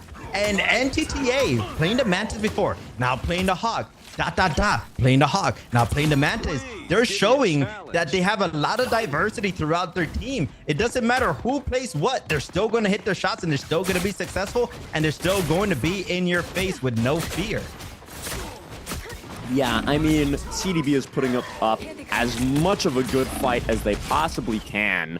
And they do a really good job picking off a series of periods here as they look to capture the second checkpoint with Exia once again shining like the star that they are. They are doing a wonderful job getting all the necessary picks for them to capture this objective, hopefully at least. After that, we're put in a very rough position, being inside the building with 70 health. They'd have the Mantis regen, but it's just not enough. And Ignorando, they have to get a pick here. They do have their ultimate. Are they going to pop it? But no, a series of dots is going to be popping that Mantis ult, trying to keep his team alive. And that is going to be a Punisher ult shutdown. That is huge for Team KXJH if they want to hold this down. They have to be very careful though. But no, they don't care about being careful. They're going to be in your face. Timo trying his best to win that 1v1 and it is going to be successful. And Ray Momo going from the Strange to the Iron Man now. This composition, they're just switching everyone around. Now they only have one tank and that's going to be Irma, and they're pulling out the Magic instead of the Wolverine. Personally, I am loving this Mantis gameplay from series of periods because it is very reminiscent of how I play Mantis in quick play games, where I feel like, well, I'm playing quick play. I can kind of just do whatever I want and flank the entire time and Mantis ult for myself to keep myself alive, not using it so much for any team utility. I just want to get in their backline and eviscerate everybody, and it seems to be exactly what series of periods is doing, except it's in a tournament match, not a quick play game, and he's just free to do whatever he wants. And that's exactly what they're doing. They're free to do whatever they want. That's going to be a hold being turned down to Bruce Banner already. That is going to be a very important pick as Ray Momo is going to be able to pick up Igorando here, getting a lot of value. Also has their ultimate. I do want to see Ray Momo kind of just do a flank here. As he go to the left, he's going to be popping the ult, and it's not going to get much value. It's going to do a lot of damage, but no picks as of yet. But this is going to provide a lot of space for Team KX as they're going to be pushing up, but the response coming in just not gonna be enough. Igorando trying their best to stay alive, has one lonely health pack, but one lonely health pack is not gonna be enough when you have the whole enemy team in your face. Yeah, Seguris really tried their best there with a fairly big Eye of Agamotto there, but it unfortunately was not enough to win the fight for them, as 2 picks pales in comparison to KXJH's full team wipe, as series of periods ults into their spawn with everyone else on his team. They are just absolutely commanding all of the space on the map, not letting CDB even really leave their spawn at all. NTA not afraid. There's only 13 seconds left, and Kakayo with a beautiful pick on NTTA. That's exactly what you want to see. And Jangolas trying their best to just be in the backline, trying to provide the space that they need for this overtime. But AV7 is going to use that perfect opportunity to just be on the point, and that might just do it. I think KXJH is going to take this home Unless if Jingolas can just provide enough time, being able to use that Hulk ultimate, being able to save around 3-5 seconds, but it's just not enough. It's going to be Team KXJH taking this home with a very dominant victory. That was an extremely dominant hold from Team KXJH. They were allowed to do whatever they want. You could tell they were kind of goofing around a little bit, doing whatever they pleased, playing in the enemy team's spawn the entire match. This does seem to be a bit of an imbalanced match with Team KXJH doing a really, really wonderful job holding and attacking, and they are just evidently having a very fun time, which is nice to see. And what I am expecting to see in the next map is Team CDB insta-banning Hawkeye. They are not going to be letting KXJH to be on that Hawkeye ever again. They do not want to face that ever, because I mean, there is a good reason as to why Hawkeye is getting banned every single game. He is a very, very powerful character, being able to one-shot anyone, any squishy, basically from across the map, and making quick work of tanks as well.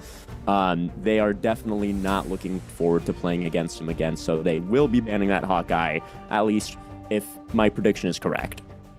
I mean, that would be ideal, but unfortunately for them, they have to worry about the different compositions and heroes that Team KH is pulling out.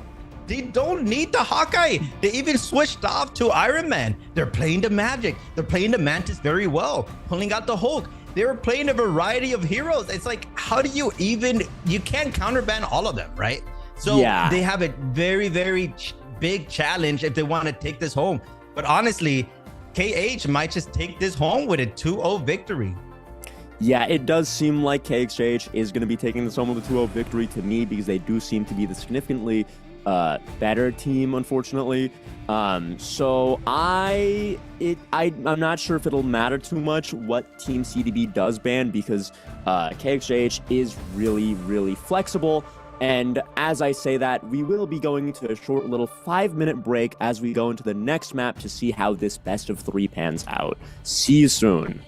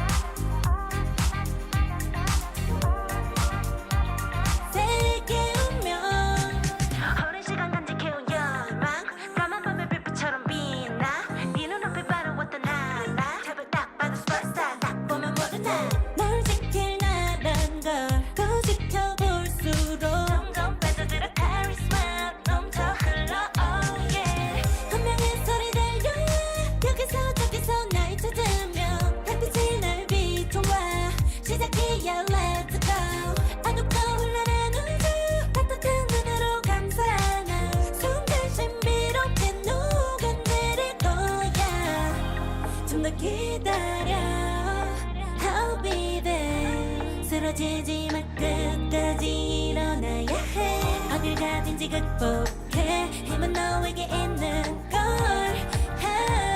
소리 높여 노래를 불러 작은 걱정 따윈 던지고 최선을 다해 자충을 쳐봐 파도 믿어 내때까지 아름다운 꿈을 밟아봐 우리에게 달려서 그 세계 운명 눈이 부신 모든 순간들 지켜내야 해 내게 주어지는 면 꿈꿨던 너와 나 그래들의 승리 완명해 The weight of it both the world is in our hands 작은 걱정 따윈 던지고 최선을 다해 자충을 쳐봐 파도 믿어 내때까지 아름다운 꿈을 밟아봐 우리에게 달려서 그 세계 운명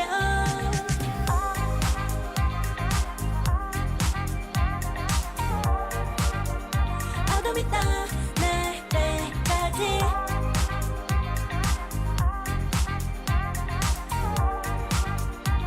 세계 운명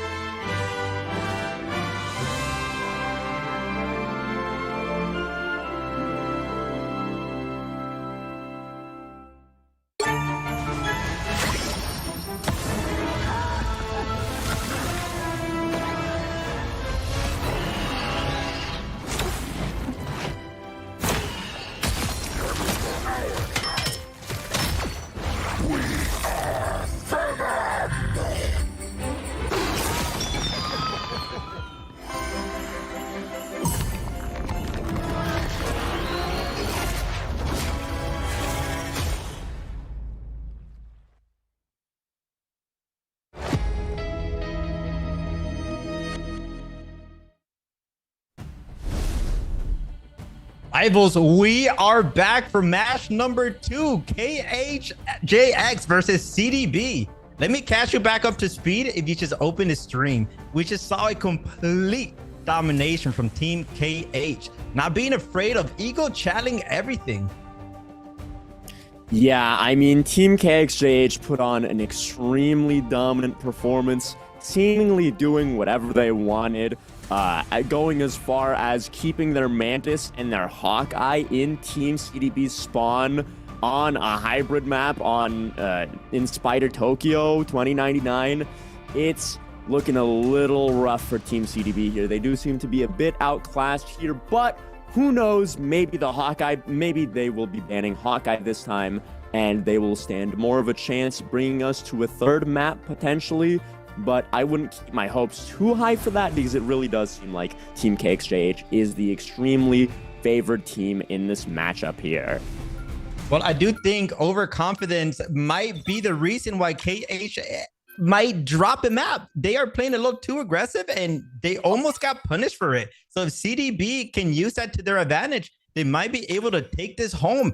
And just an absurd, like, what is this? Iron Fist being banned and then Jeff being saved. You mentioned this a couple of times, Ruben. This is the first time for me. For us, I never would have expected a Jeff to be saved.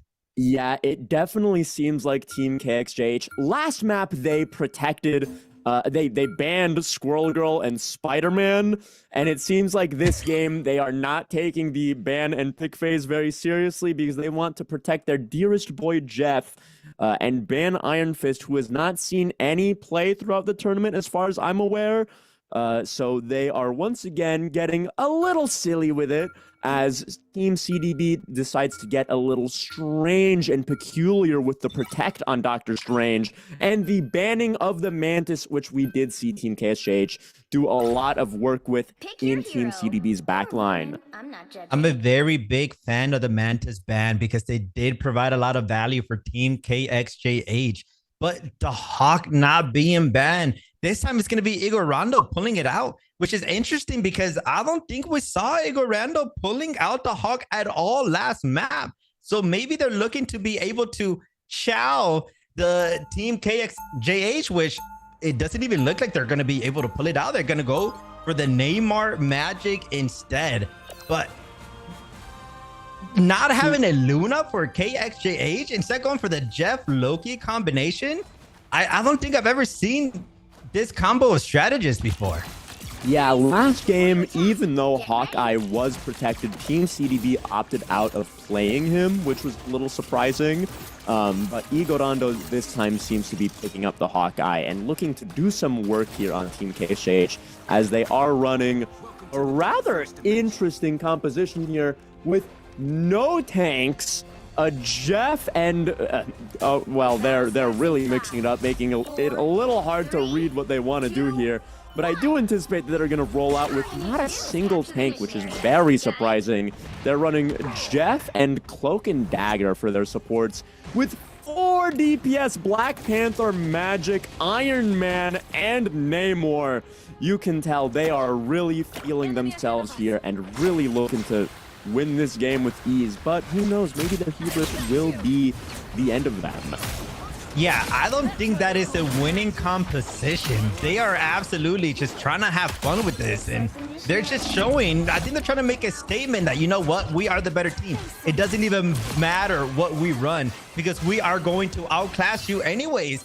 But they just lost the fight. There's only 2 players left here, and CDB taking advantage of the ego, the pure ego that KX is just showing, which is amazing what you want to see. And I mentioned this earlier, CDB needs to take advantage of the ego, and Igor Rondo doing an amazing job getting that pick as well. That is going to be a nice dagger. And I mean, if CDB can just pick this up and keep it up, they are going to win this match. Yeah, with Team KXJH losing the first fight, they do make one swap, swapping Ermo over to the Hulk. And now they do have 1 tank, which is a bit more standard. It is still a little slightly unusual to be running 3 DPS. That doesn't happen super duper often throughout this tournament. We've been seeing a lot of 2-2-2, sometimes 3 supports, sometimes 3 DPS, sometimes 3 tanks. I mean, people are able to get pretty creative with the team compositions that they're running. And Team KXJH is not able to win the second fight either. Perhaps they're thinking to themselves now, okay, guys, maybe we lock in a little bit here and we treat Team CDB with a little bit more respect because they are putting up a solid fight here. Team CDB proving that they are not a force to be toyed with. Definitely not. Already 56% on that point, and being able to get 2 picks off that fight as well. It does look like they are going to be able to take this as Jangolas get another pick on Ermo. And this is going to be complete domination. Jangola is playing very aggressive, providing a lot of space. 70% on the point. If KXJH doesn't take this seriously, they are going to be losing this first round. Yeah, they do still have at least 1 fight to make it back, and they do have 3, almost 4 ultimates coming into this fight, so we're gonna have to see what they are capable of doing while performing some silliness here.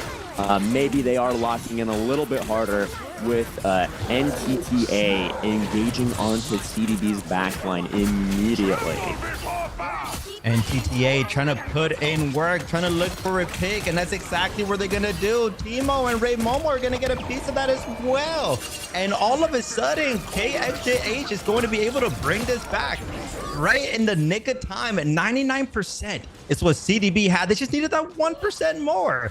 But KXJH just needed 1 fight, and they were able to run away with that. Being able to save the Jeff ultimate as well, and Ray Momo's ult as well. So they have 2 very important ultimate abilities here to just secure a lot of points here. And Team KXJH is going back to pushing up extremely far, almost to their spawn with NTTA, and Ray Momo just being so far up, ready to sneak up on their backline and tear them to little ribbons. I mean, they are just hunting their prey at the moment.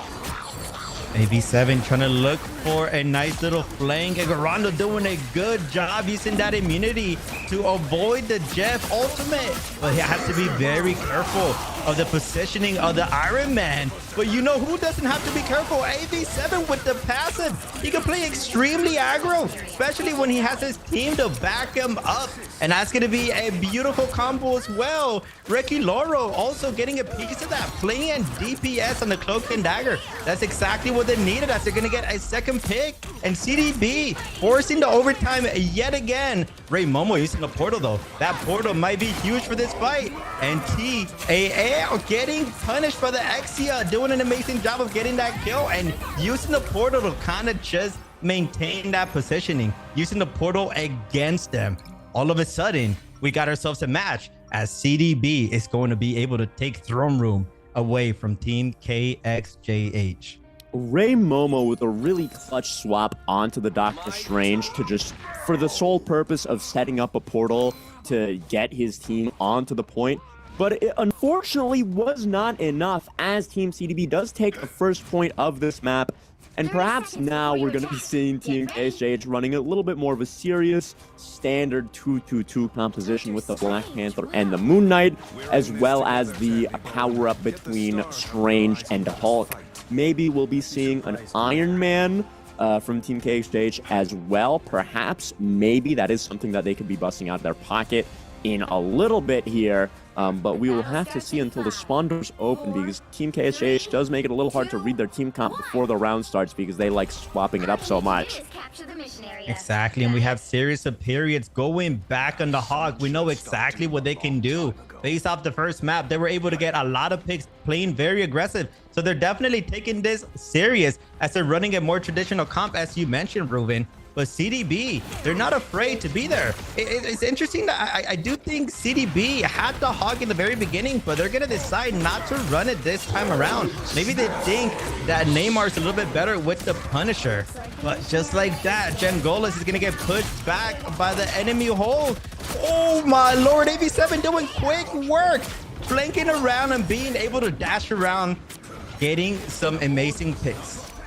Elvin, I do believe what we're seeing right here from KXJH is called locking in. They did not like losing that first point there, and now they want to take this a little bit more seriously to wrap this series up, because they're like, guys, we have embarrassed ourselves. We have actually lost the first point. We cannot be letting this happen to us. We need to get series of periods back onto the Hawkeye, and we need to push back up into their spawn.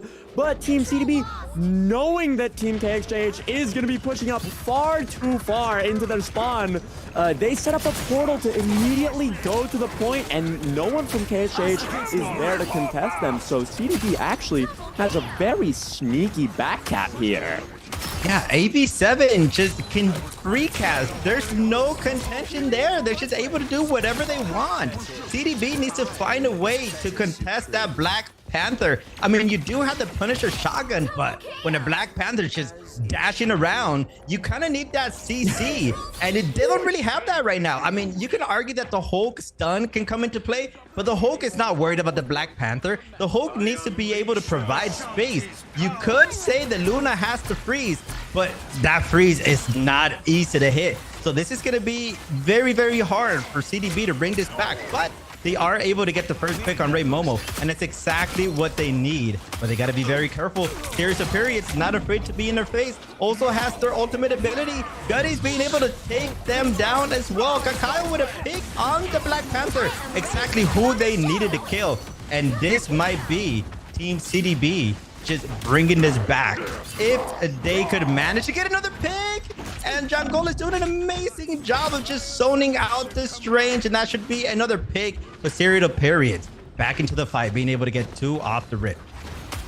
Yeah, Team KHH is still going to end up winning this fight despite a strong showing from CDB with not only an early pick on Ray Momo, but it seems as if the map was working in Team CDB's favor with Animal going off the map before the fight even started somehow.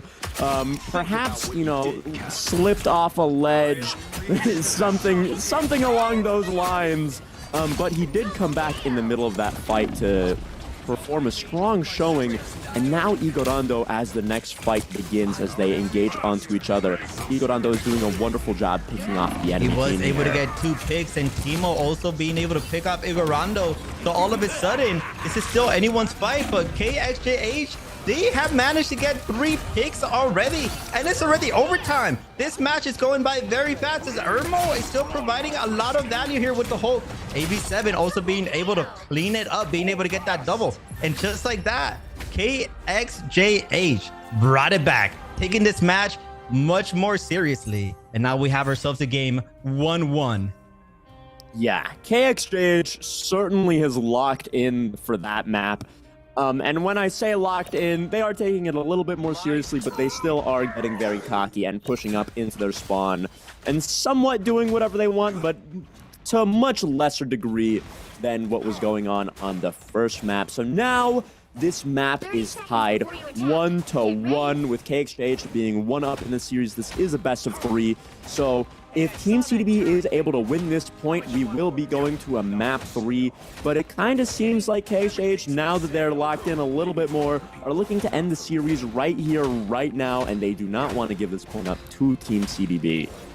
They are going to be switching up their composition yet again. Instead of the Hawk, they're going to go for the Punisher Rat Infinite Ammo team up. I mean, I'm a big fan of that as a Punisher main, but not having that Hawk might be a little, you know, a little throw-in maybe. I think they're still just wanting to just flex different characters. They just want to show the world that they can just play anything that they want, right? But Igorando, they do have their ultimate. The only person with an ult in Team CDB. They need to get as much value as possible, as early as possible, if they want to win this first point. But it's going to be Ray Momo with a massive Eye of Agamotto, being able to get 2 picks. Punisher Serial Dots also getting a piece of that as AB7 getting a double, and just like that, within the first 30 seconds of the fight, KXJH being able to get an ace. Ray Momo really showing off his flexibility along with the rest of KXJH, because last map we saw Ray Momo on the Iron Man and some different damage characters, and now he's doing a really, really good job on the Doctor Strange as well, showing that there are no limits to what Ray Momo can do on any character. No hero bans can stop him. And now we are witnessing the power of the Rocket Raccoon Punisher team up, with series of periods just absolutely tearing them to shreds with infinite ammo in his assault rifle. That is rather impressive work. A very clean, very quick fight victory for Team KHH. Yeah, that's 2 back-to-back aces. That is very, very dominant behavior coming in. So they are going to, XDA is going to be switching up to the Moon Knight. Maybe they think they can provide more value. I mean, they still have the Rocket, so now running the Punisher Rocket combo, I feel like it's throwing. And look at Tiamo. Out of all the characters they could have transformed to, they decided to go on Moon Knight, and they get 2 picks off of that as well, providing a lot of value for their team. Still going at it as well, and they should be able to get another pick. I've never seen a Loki change to a DPS, specifically Moon Knight. I would personally, if I have a rank match and I see my Loki go into a Moon Knight, I would automatically think they're throwing. They're just trying to have too much fun. But Yomo just not afraid to show that they can just play anything. They can transform to anyone, and they can provide a lot of value. 80% on the point already. Yeah, Timo showing off a little bit here with the Moon Knight copy, summoning the Wrath of Khonshu onto CDB's head. And they just were not able to do much to stop him, as AB7 is lurking in their backline, getting ready to get really silly with it as Ray Momo gets a really big Eye of Agamotto. I mean, sorry, Sugutis getting a really big Eye of Agamotto here. And now this is actually a really close fight, potentially. Maybe not, as Team KXH does clean everything up here with just 1 lone raccoon left to put up a fight for Team CDB. Wow, I really thought Exia was going to bring it back. They hit an amazing ultimate, being able to pick off 2, actually being able to pick off 3 as well, but it just wasn't enough. They had the advantage, but Ray Momo just holding it down with the Strange, being able to clean everybody up. And that's going to be Team KHJX being able to take that 2-0 victory. And this is the first time I've seen back-to-back 2-0s. Yesterday, we saw nothing but overtimes. But Tiomo being able to get that MVP on the Loki, you love to see it. Yeah, while the GMFG and LBB match was a 2-0 in Team GMFG's favor, I will say that was at least a close game. CDB versus KXJH was a little bit more one-sided in Team KXJH's favor.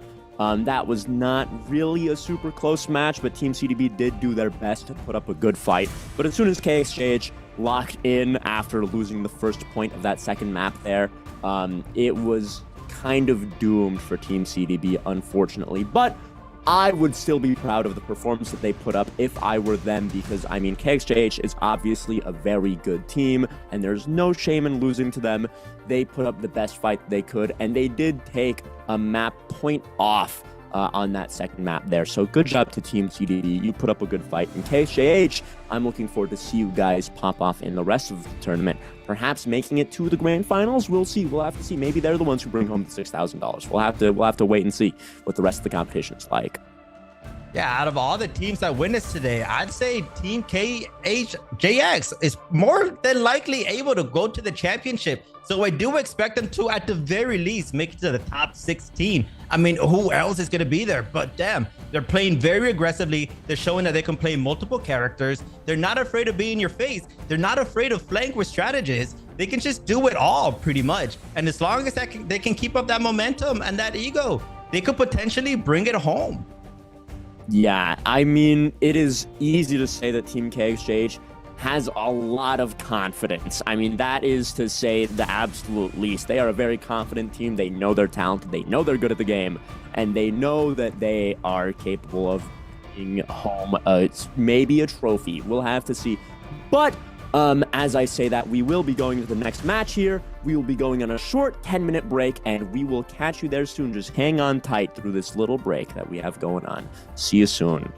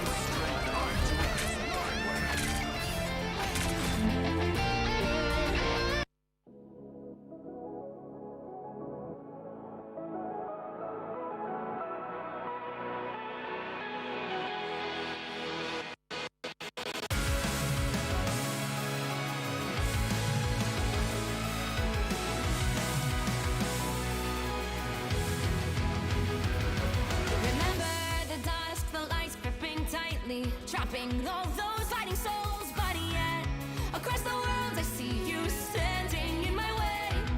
And remember the time, the place we used to fight, like the sun and moon. And I wonder if ever there was a time that we were friends. And I has fallen shadows looming, and yes, that time has come for me to seek you out. We are set now for our last reunion. Break the chains, find your way, come find me.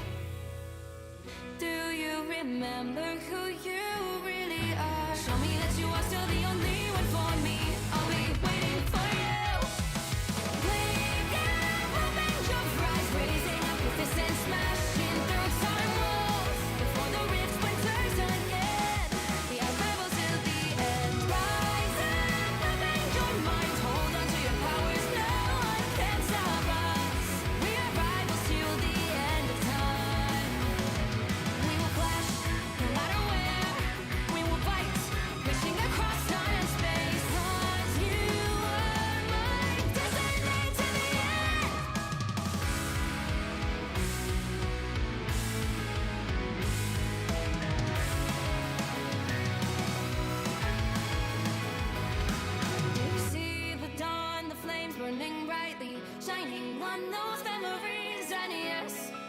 crystal time, I see you turning the tides.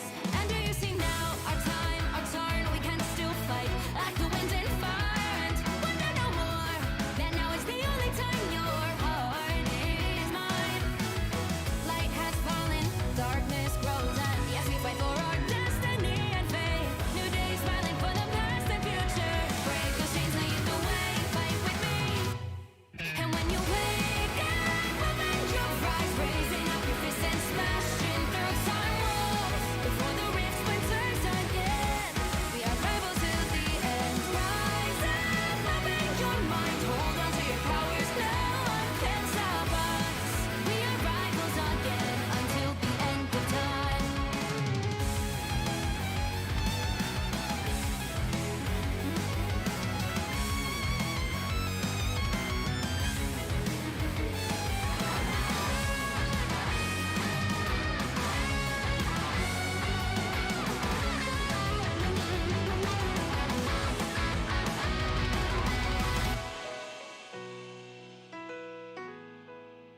Show me that you are still the only one that matters for me.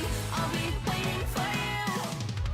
Wait up, open your hands, holding on to your heart. Look inside you. Can you feel it? The sparks in you. Add it up, unleash it all. Wake up, open your eyes, raising up your fists and smashing through time walls. Before the rift splinters yet again, we are rivals till the end. And rise up, open your mind, hold on to your powers. No one can stop us. We are rivals till the end of time.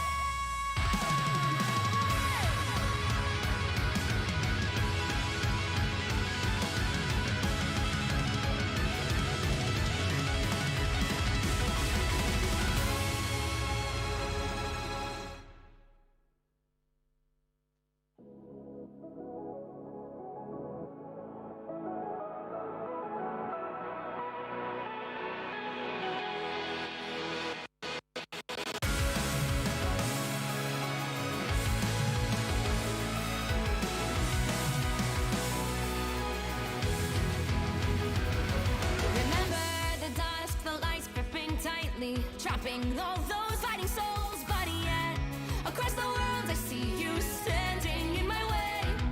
And remember the time, the place we used to fight, like the sun and moon. And I wonder if ever there was a time that we were friends. The night has fallen, shadows looming, and yes, that time has come for me to seek you out. We are set now for our last reunion. Break the chains, find your way, come fight me.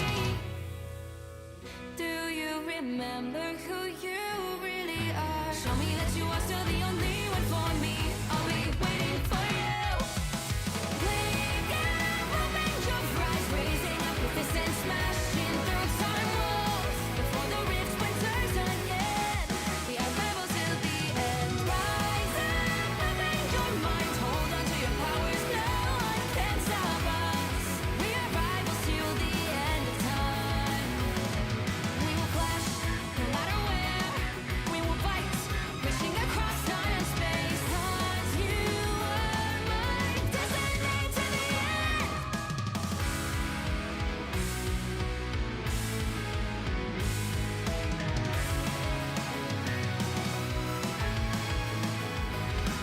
You see the dawn, the flames burning brightly, shining on those memories. And yes, across all time, I see you turning the tides.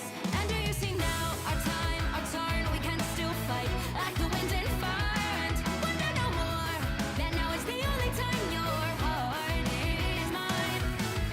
Light has fallen, darkness grows, and yes, we fight for our destiny and fate. New days smiling for the past and future. Break those chains, lead the way, fight with me.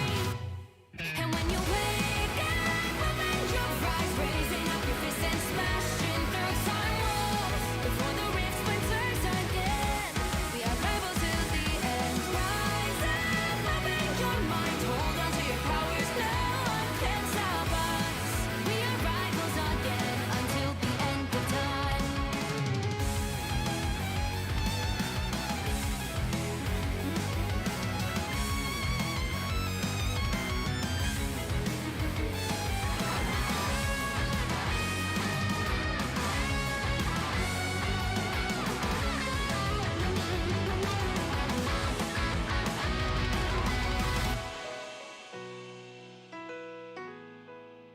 Show me that you are still the only one that matters for me.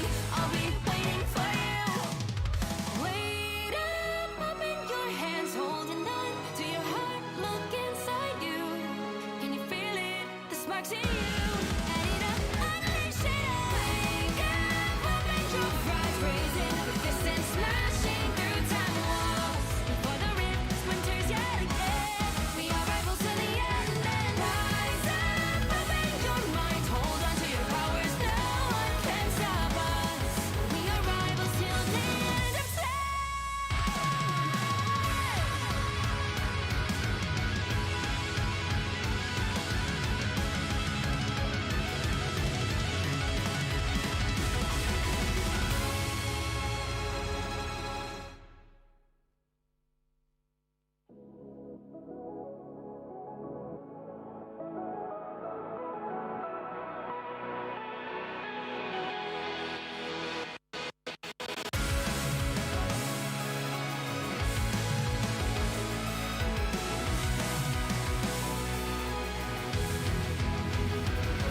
Remember the dusk, the lights gripping tightly, trapping all those fighting souls. But yet, across the world, I see you standing in my way.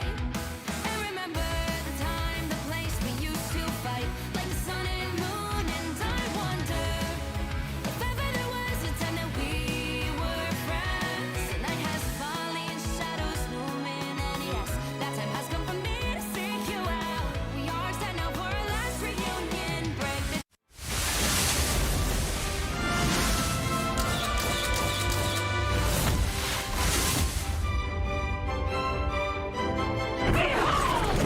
child!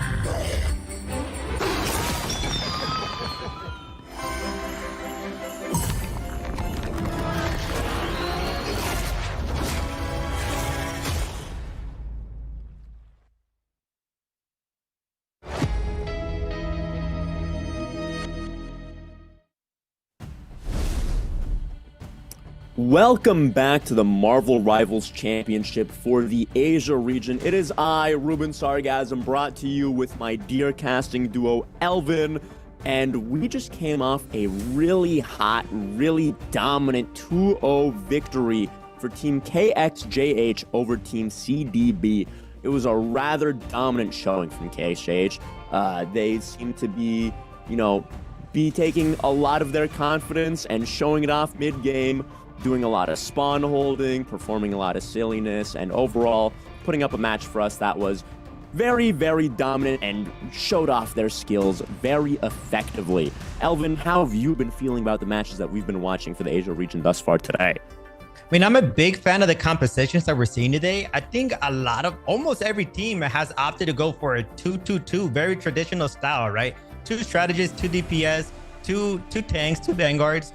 With the exception of KHJX in that first round, just being super silly, pulling out the 4 DPS, obviously not working in their favor, right? They had to take that match a little bit more seriously. But other than that, everyone is going for the 2-2-2. And the DPS are usually very aggressive characters. We have a lot of Hellas coming out today, a lot of Black Panthers being able to get a lot of value. But the Hulk, I was going to mention, Hulk is also seeing a lot of play today. So I'm not surprised that it is getting banned, as we have Team Ugab going up against Team Rise Thieves. Should be a very exciting match. Hopefully we get to see a map 3 here. I certainly am already a fan of both of these teams, choosing to have very silly names, which I can very much appreciate. And so far, we are seeing a Hulk ban, which is relatively standard because people do fear the Hulk team up with Doctor Strange and with Iron Man, so you are negating a lot of potential damage coming in from just banning Hulk by himself already. And I am very curious to Booga first of all, banning Rocket Raccoon, a rather uncommon sight, and also not picking to protect any hero. Maybe they forgot, or maybe they're like Team KXJH, where they are just feeling so confident going into this match, they feel like they don't have to. And Rice Thieves with another Hawkeye Protect back-to-back coming off hot from the last match. This is the second time I've seen a Hawkeye Protect, because, I mean, people seem to not enjoy playing against him very much, and they do tend to ban him rather quickly, but I mean they're going for the protect on him. So we're gonna see probably a Hawkeye mirror here, maybe, possibly. More than likely a Hawkeye mirror, I would imagine. The Mantis once again being banned. A very high percentage ban. Mantis just provides so much value, being able to be essentially another DPS with some crazy heals and team damage buffs as well. Very interested to see what Ugab is going to ban. It seems like they're kind of trolling here right now. Are they actually going to take this serious? 2 seconds left on the clock. Are they even going to ban anyone? And it's going to be a Venom. Usually a character that doesn't get banned as well. But Venom kind of doing the same thing as Hulk, right? Being able to dive in at the backline and just kind of punish the Hawkeye, which is interesting to see, because if Booga doesn't play Hawkeye, I feel like the Venom ban is just not going to really make sense in their composition. But as we say that, we're going to have is this going to be a hella Hawkeye combination coming in from both teams? In a day of many firsts, this is the first game that I've seen where Hawkeye and Hela are both not banned. So I would be rather surprised if we wouldn't be watching a Hawkeye Hela mirror here. And Team Ugab is choosing to run the Punisher, even though Rocket Raccoon is banned, which isn't to say that the Punisher is not a viable character without Rocket Raccoon. He is amazing at shredding the tanks in the front line and taking care of Groot walls and all kinds, and just playing in close range and taking care of melee characters. But it is a little surprising that Rocket Raccoon's getting banned, and you are choosing to rock the Punisher anyways when Hawkeye is right there, protected, unbanned. So this is going to be an interesting game here, I will say. 100%. Rice Thieves coming in with their own meta as well, choosing to only go for one Vanguard, having triple DPF with the Jeff heals as well. Jeff is going to provide a lot of heals here and a lot of high DPS, but they got to be careful, because I do want to say for this map, running 2 Vanguards is probably the best thing to do for the very first point. But who knows, maybe Ugab just knows how to play it. And I do want to say, I think the Captain America pick, this might be the first time I've seen it in this tournament. And again, the Captain America kind of providing the same value as Hulk, being able to just kind of dive in the backline, maybe being able to take care of the Hela or the Hawk. But it's gonna be Rice Thieves with the first blood. The Moon Knight being able to get one, Grid Mosey also being able to get another one. But the quick response from Caramel being able to take down the opponent Hela as well. Yeah, I mean, with Team Ugab having such interesting picks and bans, I am somewhat expecting a similar performance to Team KXJH. Very dominant performance, but so far, it does seem to be very close, and maybe even in favor of Rice Thieves, as they are running the very meta, very standard Hela and Hawkeye combo, although they are also running the Jeff, which we always love to see. I mean, who doesn't love seeing our favorite little shark get some tournament play?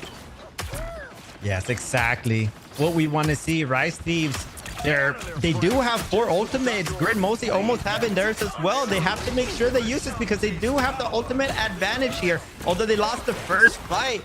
And Jeff trying his best to keep his team alive. No, cancel that. He's trying his best to do the damage, and he's gonna get the first pick on God Pop. That's exactly what you want to see from your strategist, as Grid Mosey gonna be popping that ult, being able to get value off of 1 pick, not being able to get more than that though, as the Luna ult is gonna keep their team alive.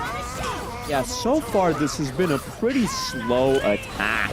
I mean, there have been picks going back and forth between both teams, but not a lot of card progress being made, as both teams kind of just keep the everlasting fight going on.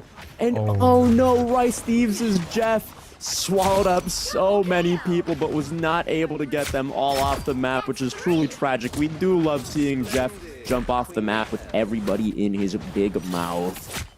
A bit of a misplay there. They decided to go to the right side of the map trying to throw them when they could have just gone to the left side and throw them down to the abyss.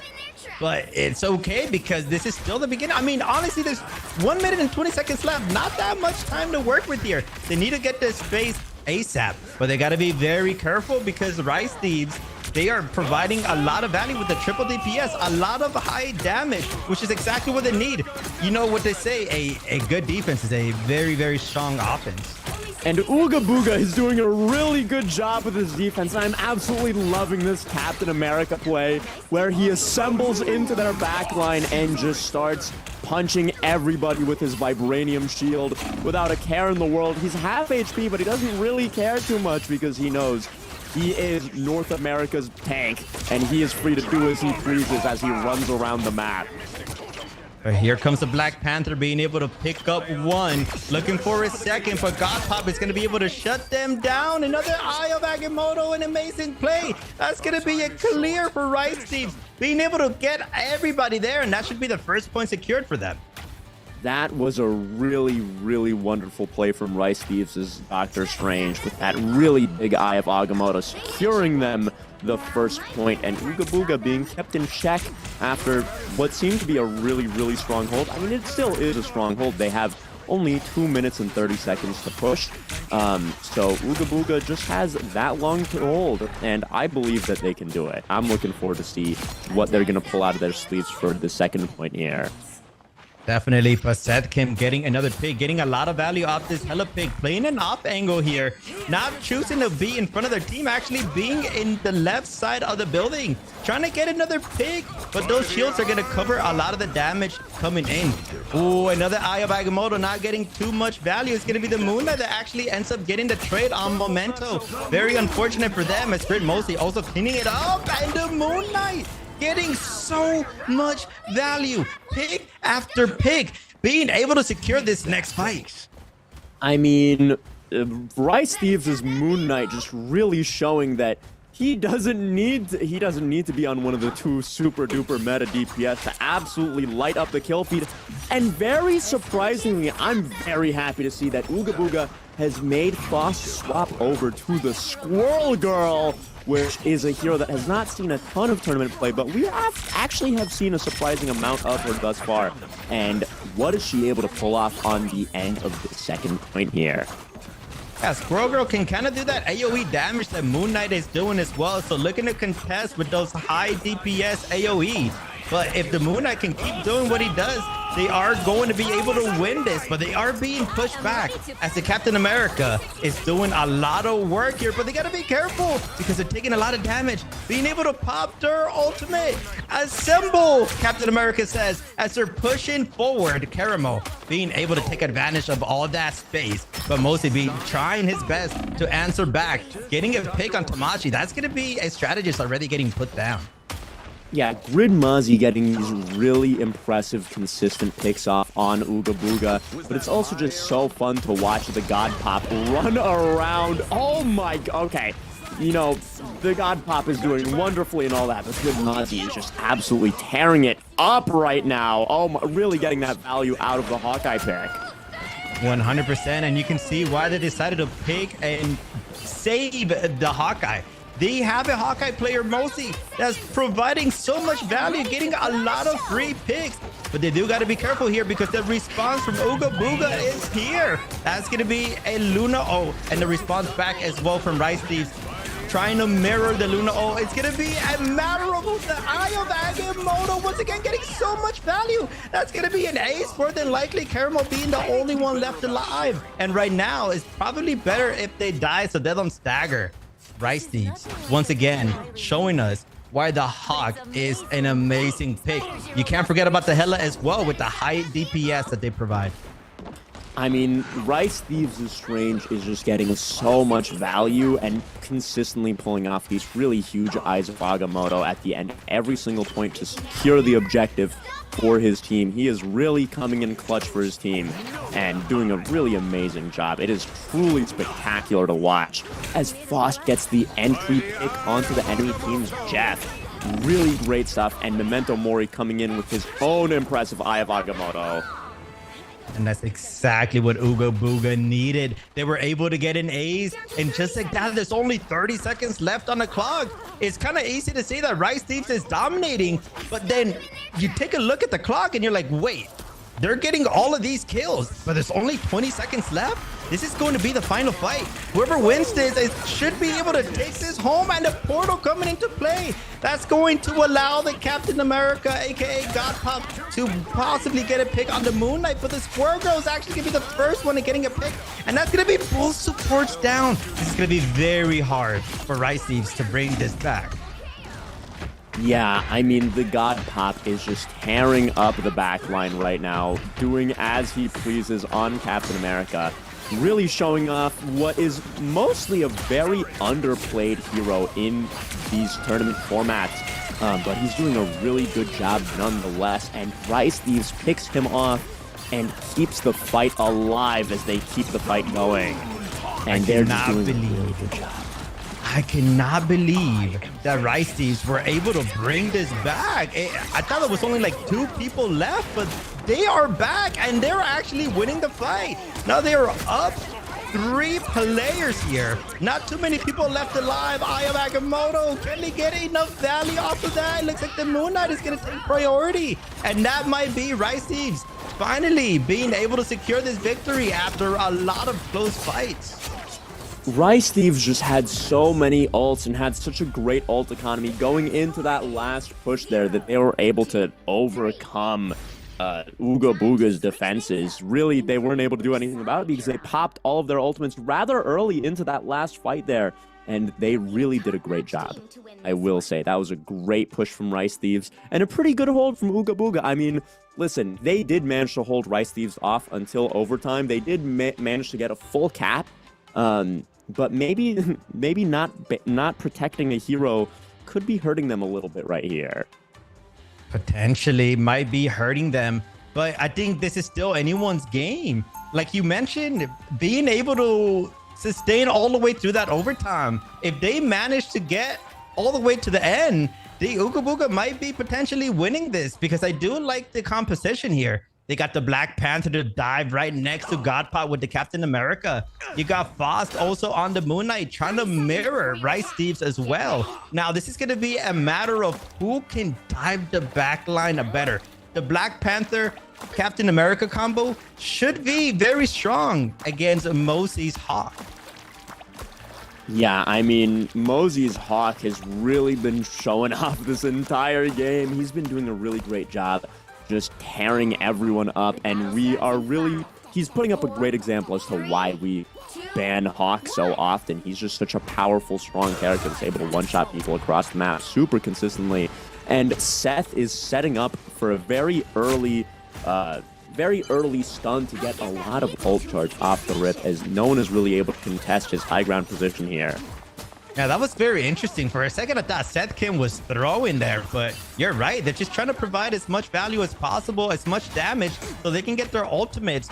But, I mean, they have to be very careful. They're only at 14% here, as Godpop is trying his best to provide space, but not being able to go in. Rod Caramel, though. Look at them go with the Black Panther being able to pick up 1, no 2, and they're still going at it. This is what I'm saying. Booga's Black Panther, that's exactly what they needed to respond back against Rice Thieves, as they're more than likely going to win this fight. Only Luna trying their best to stay alive, but Godpop is all over that, and that's going to be Booga winning the first fight. What a decisive first point push. I mean, I'm pretty sure Booga is just going to be able to cap this without much of a fight from Rice Thieves. That is truly the Black Panther gameplay that we love to see, just marking everybody and dashing through the entire team repeatedly, uncontested, as he just gets so much damage in. That was a really, really strong first point from Booga. Let's see if they can carry on that momentum for the rest of the map here, because, I mean, they are really pushed up, playing very bravely. Yeah, but Caramel finally getting shut down. Mosey also being able to get another pick. Rice Thieves is more than likely going to be able to win this fight. And although it's not a deciding victory fight, it is just wasting a lot of time. Although there's still 4 minutes and 45 seconds left on the clock. God Pop trying their best to get value, being able to pick one off. Looking for a second, getting very low. This is going to provide a lot of space for Memento to kind of just be their front line instead. Caramel once again diving into the back line. No response from Rice Thieves. He's kind of just able to do whatever he wants, picking up 2 already. Caramel doing the same thing he did on first point, just marking everybody, dashing through everyone, just absolutely tearing up not just the front line, but the back line, and just every single person on Rice Thieves. They really need to be paying more attention to this guy because he, if left unchecked, will carry his team to a very decisive victory with 4 minutes on the time bank. And if they cap right here, I mean, yeah, 5.5 minute time bank is absolutely unheard of. And while Rice Thieves does clean up this fight, it is a little too late because they've already captured the objective. That is very unfortunate. Now, all of a sudden, there's 5 minutes left. Rice Thieves also used 3 ultimates there, so they don't have that much to work with. They do have the Eye of Agamotto, so maybe they can provide a lot of value off of that. But they got to be very careful because Caramel is in the front line, but it's going to be getting picked off by Mosey. Amazing shots coming in. Mosey playing very aggressive, looking for another pick. But this strange shield is going to keep his team alive. They got to be very careful because Captain America is playing in their face. This fight could be anyone's. Team assemble, says Captain America as he's diving in. The response back from the Penny as well, though. Trying to get a pick, being able to get one. Just mining everything on the point, getting a lot of value with the Penny. But God Pop also in the backline trying to do the same thing that the Penny is doing, but maybe just a little bit better. Being able to pick off one here, staying alive with the shield. Only 30 shield left, but they managed to actually stay alive either way. And here comes an Eye of Agamotto. Are they able to get one? They managed to get this strange stun, but it wasn't enough to translate into a kill. Yeah, Tamashi came in with a really big Cloak and Dagger ult, stacking the trail on itself 3 times, with each trail doing 220 healing per second. And if you stack all of the trails on top of each other, then that accumulates to a total of 660 healing per second, which really, you cannot do anything about anyone standing in that little trail of theirs. I mean, that is just a really, really masterful usage of the Cloak and Dagger ult from Tamashi. Really good stuff. Really good stuff indeed. They were able to hold it down. All of a sudden, a 5-minute clock going down to 3 minutes and 30 seconds. A lot of fighting to do here. Still anyone's game. Penny getting a lot of value with those mines, providing a lot of just seclusion, being able to stop the enemy team from going into that door. Here comes a Punisher roll, but there's people shooting you from the back. You need to turn around. You need to be a little bit more aware of that. And this is going to be the opening that Ugab Booga needed, as Caramel is going to provide so much value for his team once again in the back line. Yeah, Seth seemingly getting a little greedy for the Cloak and Dagger KO, not being able to secure it and opening up his back to Faust, who is doing a great job cleaning everyone up, securing his team a lot of space and cart push, as now it is going to be maybe the last fight for Rice Thieves' defense, as they do manage to pick off God Pop on the Captain America, and Faust with a quick, clean 2 KOs on the Luna and Hawkeye. Yeah, that was an amazing flank coming in from Faust. Unfortunately, it looks like they're still kind of in a match here, in a draw here. This is still anyone's game. Memento trying his best to provide so much value. Not enough, though. Very close to his Eye of Agamotto. He needs to do a lot of damage so he can get it back. Needs to be careful with the Mossy Hawk ult, though, as they're trying to hold them back. Gotta pop in everyone's face again. Luna ult pop, providing a lot of space here. This is going to spend a lot. Look at that. The Luna already dead. That's exactly what you want to see from Rice Thieves. They're able to bring this back. I mean, Rice Thieves is in a really rough position right now. They are getting a lot of picks off, but Seth has disconnected from the game, leaving them at a 5v6, and in spite of that, they are holding the point successfully, which is incredibly impressive because Ugab Booga is doing a really good job attacking here, and to hold on defense with 5 people while being down 1, that is really, really good work from Rice Thieves until Seth comes back. Hopefully Seth is back. And look, I think they are back during character selection already. That is an amazing future that Marvel Rivals has. Even if you get disconnected in the middle of a tournament, you should be able to join back immediately. But Karamo, I think he's looking for another flank. Has his ultimate as well. We might be able to see around 8 dashes. Looking for the Jeff. Can he be able to get one here? Ayo Akimoto again being able to shut down Karamo Foss with a pick himself as well. Here comes Mosey with a beautiful pick. I think he just knocked out the Luna ult. Yeah, I mean, this is a really close fight from Ugab. Unfortunately, Seth wasn't able to come back until the fight had already been starting. So that might have put Rice Thieves at a bit of a disadvantage on this defense. And Rice Thieves' Jeff almost gets 3 successfully. That is an impressive Jeff ult, getting a lot of value with that pick, as it seems like we might be getting close to an overtime here with Rice Thieves continuing their successful hold, putting on a masterful display for us. Definitely a masterful display. I think the Luna ult was popped a little bit too early though. There's still 10 seconds left on the clock.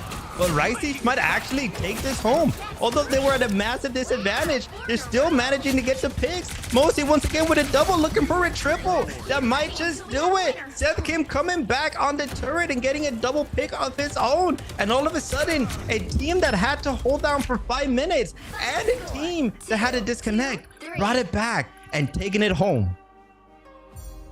Wow. I mean, Team Ugab was looking to be, well, at least from my perspective, the favored team going into that game due to the sole fact that they didn't protect a hero. And they seem to be getting a little bit silly with their bans, which is reminiscent of what KXJH did last match, and they put on a very dominant showing. But that was a really, really close game. And I'm really impressed by Rice Thieves' showing there, because they had a lot working against them. They were down 1 on defense, and they continued to hold in spite of that, which is really impressive. And they just did a really, really good job with everything that they had. And I mean, their Hawkeye was getting picks left and right. They did not let that DC discourage them at all whatsoever. I am very, very impressed with Rice Thieves, and I'm looking forward to a close match here. If it's not if it doesn't go to map 3, we are going to be getting a good match regardless. It will be a close 2-0 or a close map to 3 at the very least. 100%. Both teams showing a lot of domination, so it's anyone's game. But we are going to be watching the highlights, followed by a 5-minute break. So just get your snacks, and we'll be right back.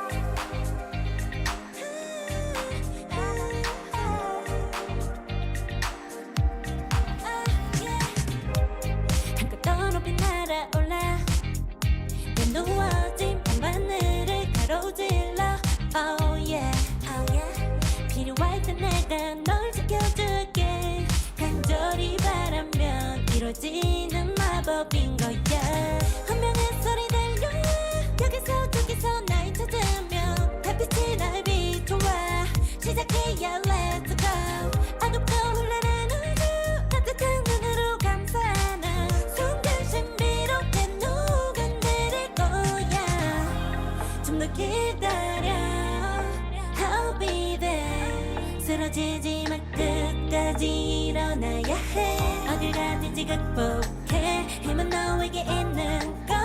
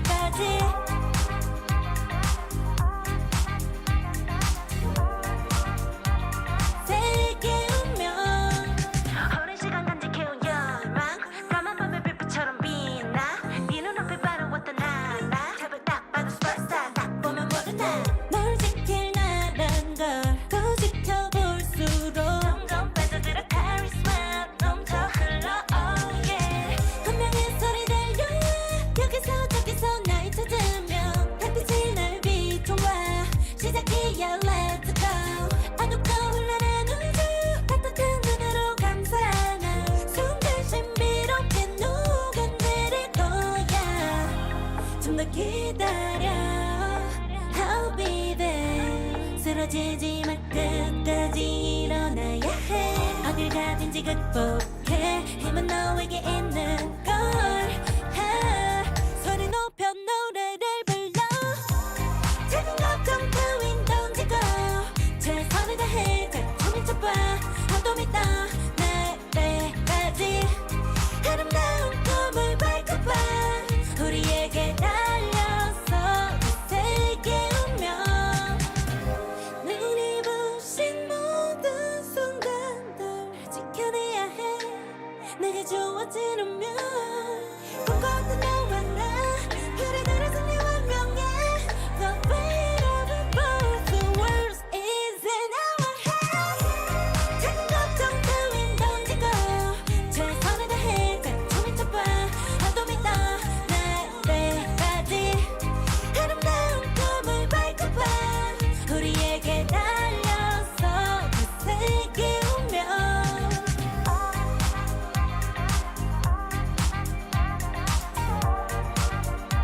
어둠 있다 내때까지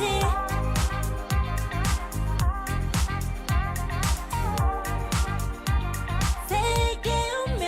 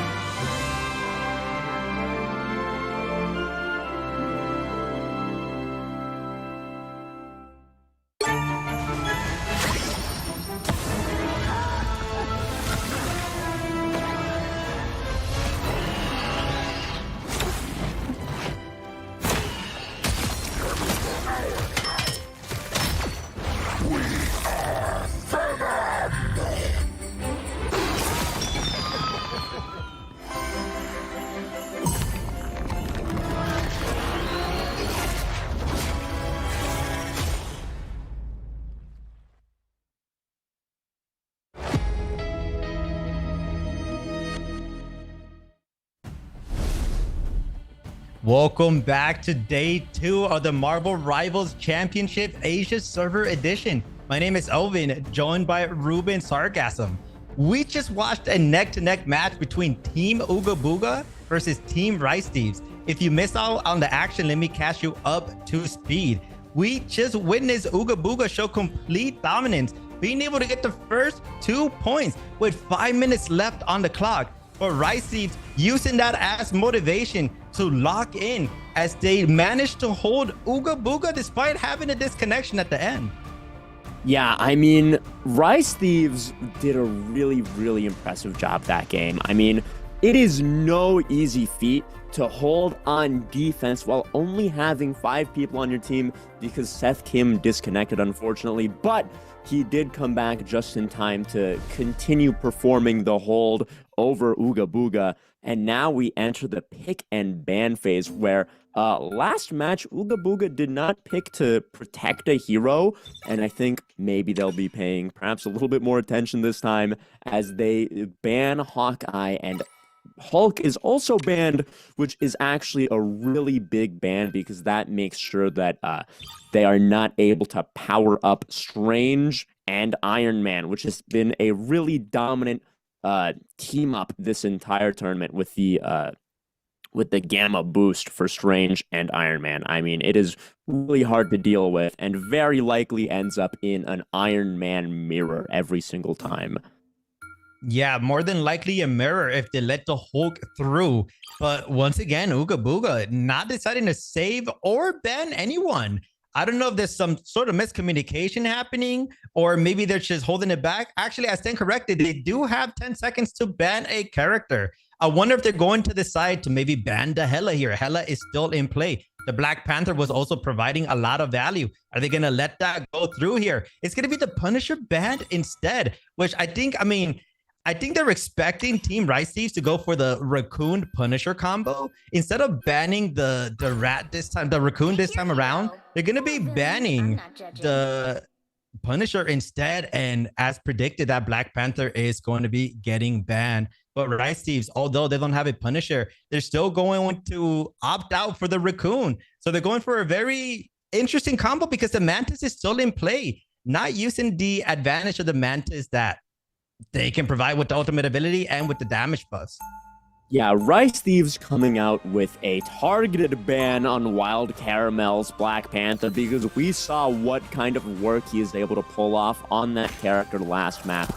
Very impressive stuff, just tearing it up constantly. And now we don't see a Hela ban, so we have an expected Hela mirror. And we're also seeing as far as I'm aware, Mantis isn't banned, is she? So I'm very surprised to see that neither team is opting to run her in favor of Rocket Raccoon for Rice Thieves and Loki for Ooga Booga. Loki I understand a little bit more, but running the Rocket Raccoon without a Punisher on the field and without having a Bucky on your team who is available to be picked, I am pretty surprised at this decision from Rice Thieves, but I mean, they are up 1 in the series, so they perhaps know what they're doing better than I do. And I do believe Rice Thieves being able to pick up the penny, that's going to be a lot of value going up against a Venom and going up against a Wolverine as well. They should be able to get some nasty kills with the mines, some nasty KOs with the mines, and they're able to take that home. Here comes the very first fight as Godpop, instead of going for the Captain America, opting to go for the Venom, providing a lot of space here, or trying their best to provide space, but they still haven't dived down. They still have their shield, being able to use it at the very last second. That was a close one. Seth Kim getting the first pick already. And this might spell trouble for Team Rice Thieves as Ooga Booga showing a lot of dominance here. A very slow pokey fight from both teams, taking a while for any KOs to actually get confirmed. And that is not great for Team Ooga Booga as they rolled out with the Wolverine. And Wolverine does not really excel in poke because he wants to get in there. He wants to dive a tank into his team and he wants to get some work done. But they were not able to do that quite yet. So now they make the swap over to Iron Man from Wolverine, hoping to make a difference here. But Seth Kim is absolutely tearing it up on that Hela. I mean, this is what happens whenever you don't ban a Hela. She's just able to KO your entire team from across the map. There's not much you're able to do about it in return. I'm not a big fan of Foss going Iron Man. I mean, you're going up against a Hela. You're going up against a Neymar. Those two hit-scan characters that can really deal with you, and that's exactly what they're doing. Now they force Foss to go on the Moon Knight instead, and now that's a better pick, in my opinion. Ooga Booga really needs to bring it back here because it looks like they're, in terms of team composition, they're in shambles. As Godpop is going to go back to a comfort pick here with the Captain America, but Mosey looking for an ult. Can't pop it yet because there is an immunity in play. Being able to get it now, being able to get a lot of value off of it as well. Mozzie with a really, really big name or ult there into the eye of Agamotto, making sure that they have an extreme advantage in this fight. And now Ooga Booga once again on the back foot, having to wait for their teammates to come back from spawn. As Memento Mori goes in and gets picked off by himself, that is really unfortunate to see. And this is looking to be the potential last fight of this point here for Team Rice Thieves and Ooga Booga, as they're going to have to scramble to recontest as they just keep staggering. I don't think they're going to be able to get a solid recontest in before the fight starts, as they just get continuously picked off here. Yeah, but the portal is going to come into play. Being able to get a massive Eye of Agamotto, and they're actually going to bring it back at the brink of time. 99% left, but they're able to bring it. Ooga Booga somehow, some way, find a way to claw themselves in. Although that portal is going to be on cooldown. So we do believe that Rice Thieves most likely will pull out a portal of their own, unless they decide to save it for the very last fight. Even though things could not have looked more grim for Team Ooga Booga, Memento Mori came in super clutch with a huge portal and Eye of Agamotto combo. I mean, that was just really impressive because, I mean, on any other planet, Team Ooga Booga had no chance of winning that fight, but Memento Mori basically single-handedly brought it back as Team Rice Thieves comes back and takes the fight here. And it looks like they're doing so pretty decisively as they pop the Hella ult.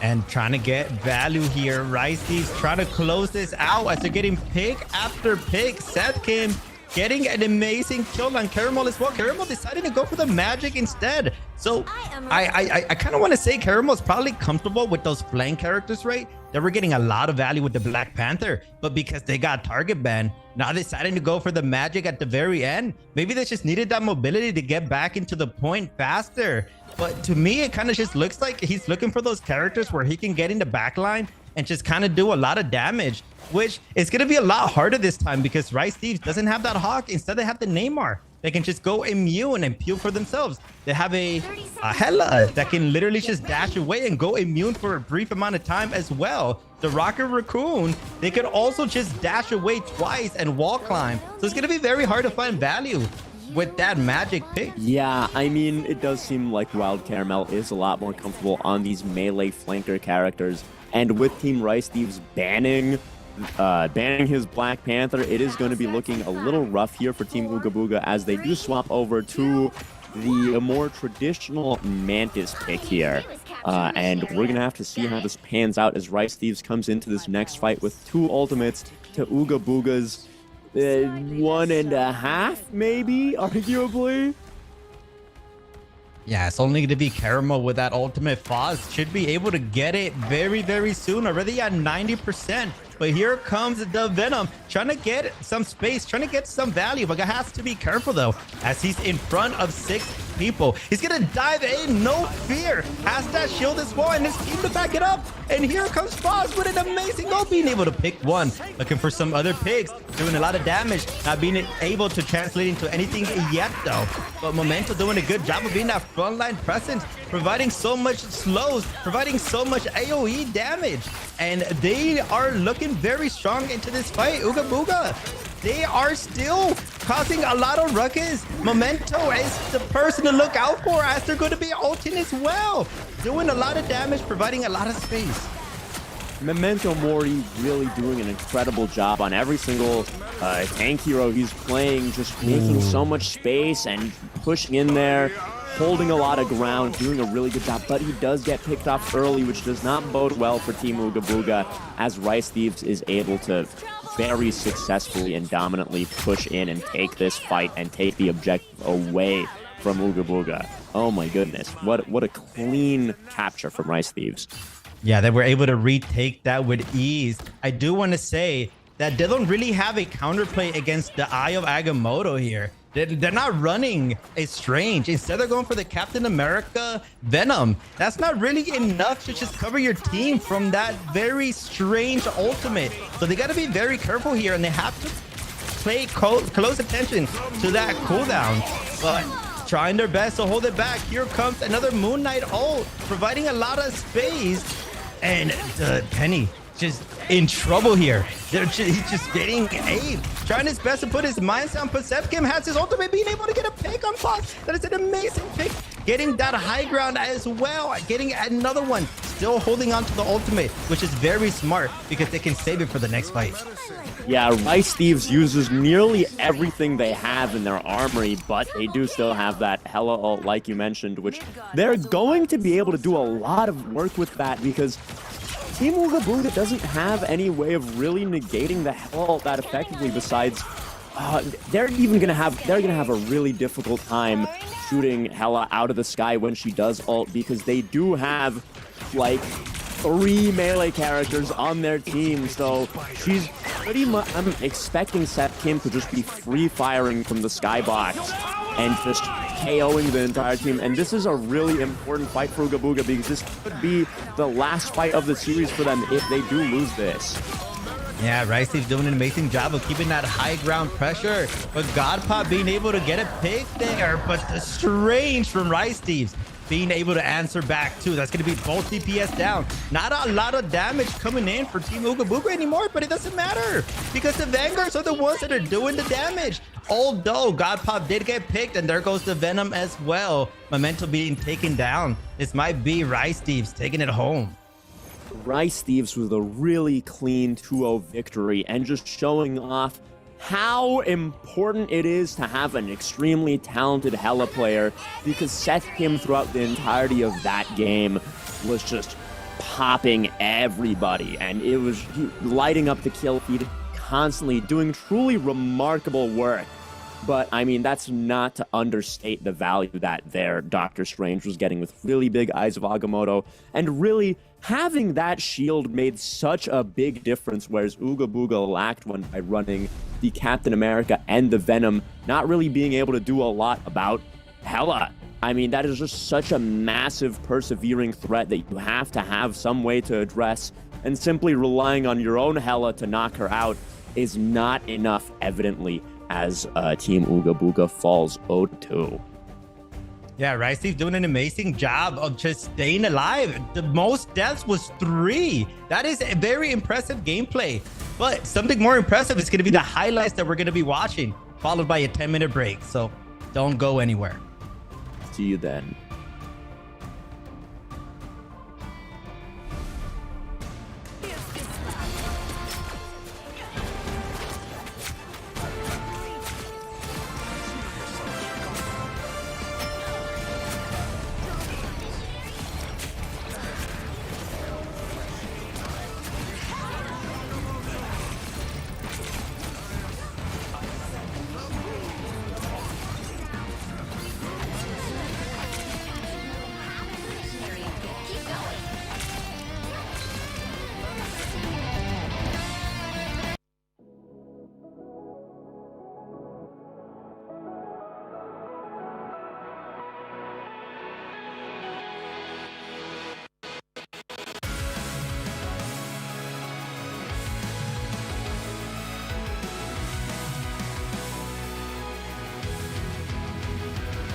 Remember the dusk, the lights gripping tightly, trapping all those fighting souls. But yet, across the world, I see you standing in my way.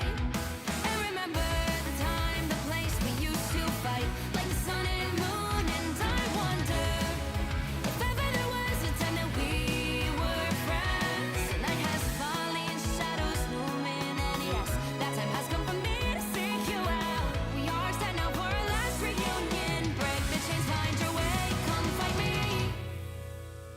Do you remember who you really are? Show me that you are still the only one for me.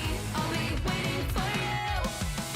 Wake up, open your eyes, raising up your fists and smashing through time walls. Before the rift splinters again, we are rebels till the end. Rise up, open your mind, hold on to your powers. No one can stop us. We are rivals till the end of time. We will clash, no matter where.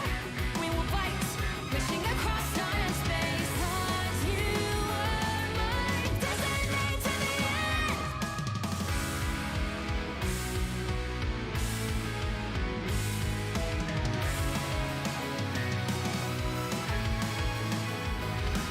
You see the dawn, the flames burning brightly, shining on those memories. And yes, across all time I see you turning the tides.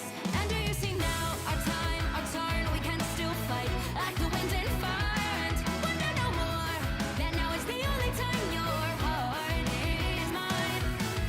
Light has fallen, darkness grows, and yes, we fight for our destiny and faith. New days smiling for the past and future. Break those chains, lead the way, fight with me.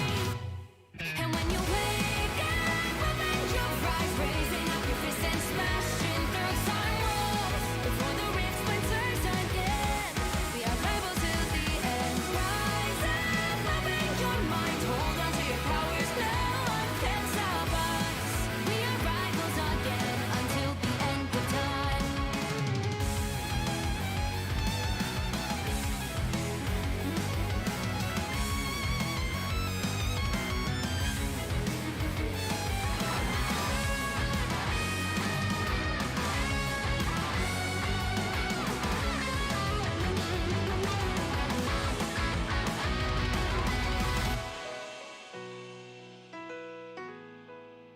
Show me that you are still the only one that matters for me. I'll be waiting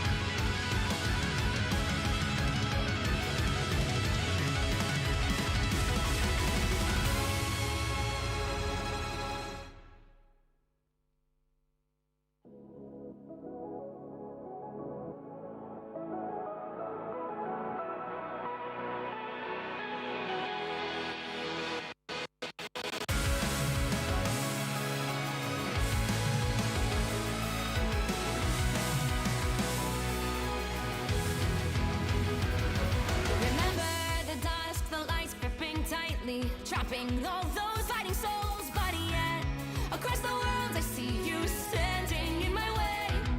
And remember the time, the place we used to fight, like the sun and moon. And I wonder if ever there was a time that we were friends. The night has fallen, shadows looming, and yes, that time has come for me to seek you out. We are set now for our last reunion. Break the chains, find your way, come fight me. Do you remember who you really are? Show me that you are still the only one for me. I'll be waiting for you. Wake up, open your eyes, raising up your fists and smashing through time walls. Before the rift splinters again, we are rebels till the end. Rise up, open your mind, hold on to your powers. No one can stop us. We are rivals till the end of time. We will clash, no matter where. We will fight, reaching across time and space. 'Cause you are my destiny to the end.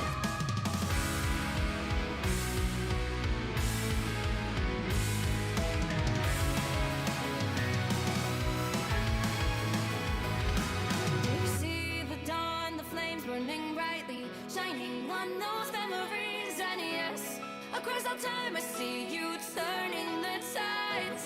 And do you see now our time, our turn? We can still fight like the wind and fire. And wonder no more that now is the only time your heart is mine.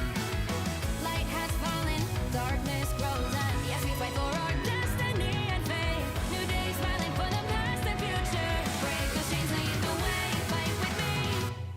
And when you wake up, open your eyes, raising up your fists and smashing through time walls. Before the rift splinters again, we are rebels till the end. Rise up, open your mind, hold on to your powers. No one can stop us.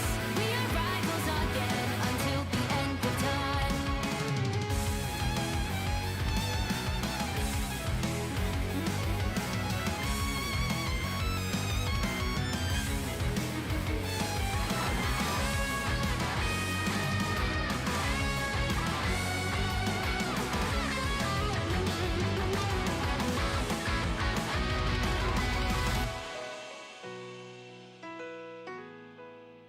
Show me that you are still the only one that matters for me. I'll be waiting for you. Wait up, open your hands, holding on to your heart. Look inside you. Can you feel it? The sparks in you. Light it up, unleash it up. Wake up, open your eyes, raising up your fists and smashing through time walls. Before the rift splinters yet again, we are rivals till the end. And rise up, open your mind, hold on to your powers. No one can stop us. We are rivals till the end of time.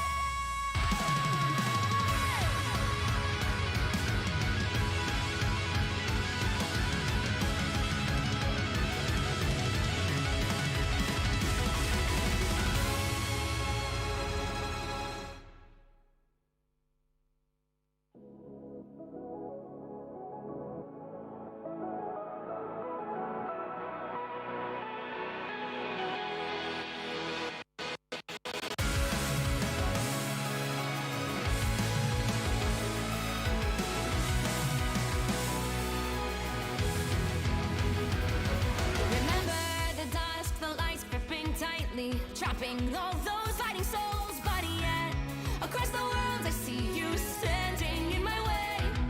And remember the time, the place we used to fight, like the sun and moon. And I wonder if ever there was a time that we were friends. The night has fallen, shadows looming, and yes, that time has come for me to seek you out. We are set now for our last reunion. Break the chains, find your way, come fight me.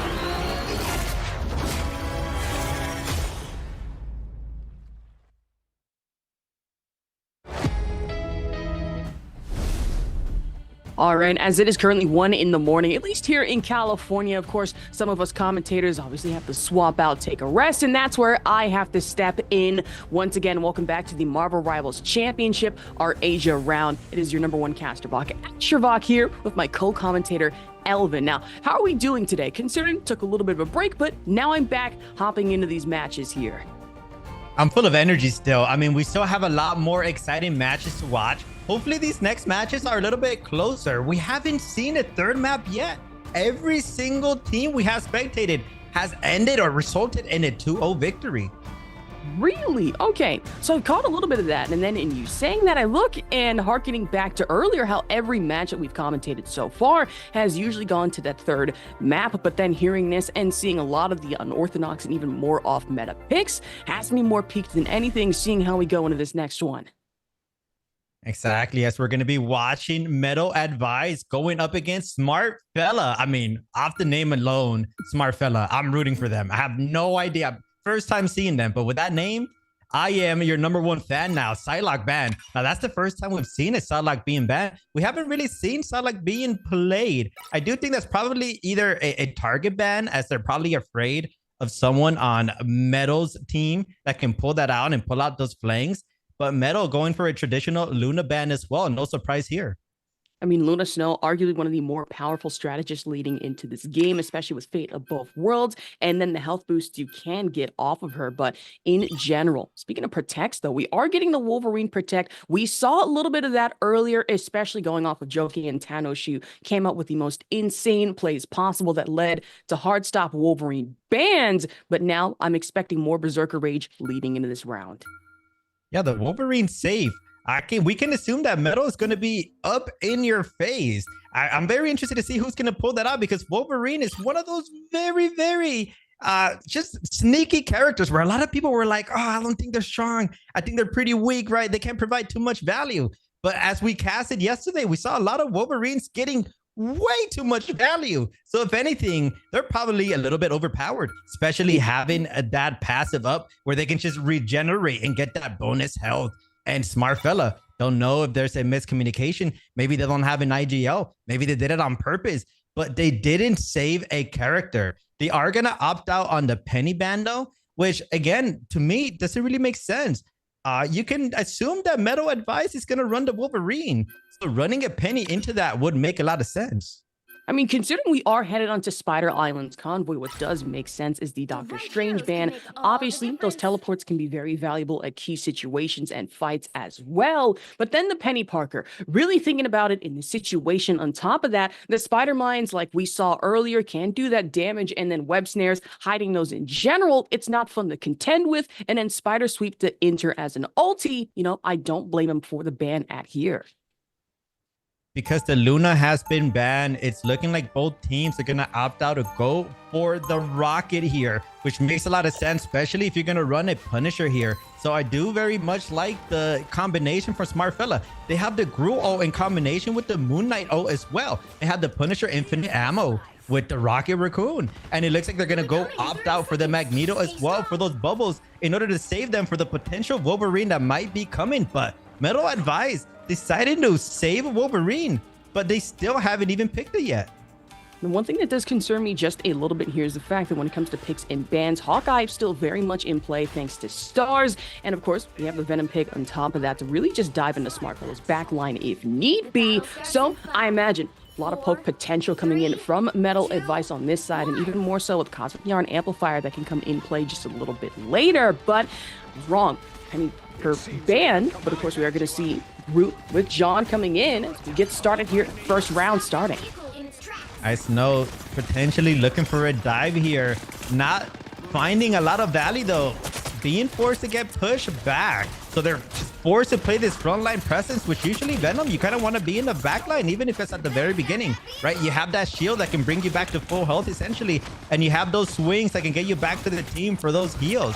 And again, they're going for this bridge positioning here, and this is where we might see the Venom finally start going for the backline, but not being able. I think they're just a little too afraid, taking a lot of damage, being able to just push back and not getting too much value out the Venom as of yet. Yeah, that's the one thing that IceSnow has to realize, that they need to be a little more careful, especially contending with Moon Knight and the Onks. But as I say that, a very fast Cosmic Yarn Amplifier to come out from Zalbs, getting Leon and Stars the opportunity, and Prime One at that, get themselves a couple of E-limbs, and another coming in from Upgrade. Metal Advice doing a good job of just keeping the pressure up. Stars using their ult as well, trying to get one pick, trying to get a second, not being able to secure it though. They put themselves in a very weird position as they were inside of a building by themselves, but able to go back with that jump. And just like that, they're able to waste 1 minute and 30 seconds on the clock with no value being here for Smart Phillip. But as I say that, Wade Dio being able to get a pick on Stars, that is huge. But the response from Leon is there, and Leon did it just that much better with the Meteor being able to get 2. But the Grudo coming in, and a Bird as well with the Punisher ult, being able to get 1 on Vanilla. Can they able to get 2? No, the response from Ramilla is going to be there with the Hella ult. Exactly, word for word, bar for bar. In this situation, ulti for ulti. We saw the double Meteor M from either side here. One more effective than the other, especially coming in from Leon. But now, where there's one Cosmic Yarn Amplifier, there's actually a second Mantis ulti to try and at least scale back a lot of the damage, maybe even get him with the boost. But now, Venom Diving Strike coming in through the backline. Tendrils doing as much work as they possibly can. Very hard to do so considering the amount of sustain coming in from Smart Phillip. Yeah, there's just no ultimates in the map right now. The closest one is Baby Wands with that Moon Knight ult, but there's no setup with the Groot yet. Are they gonna just use it?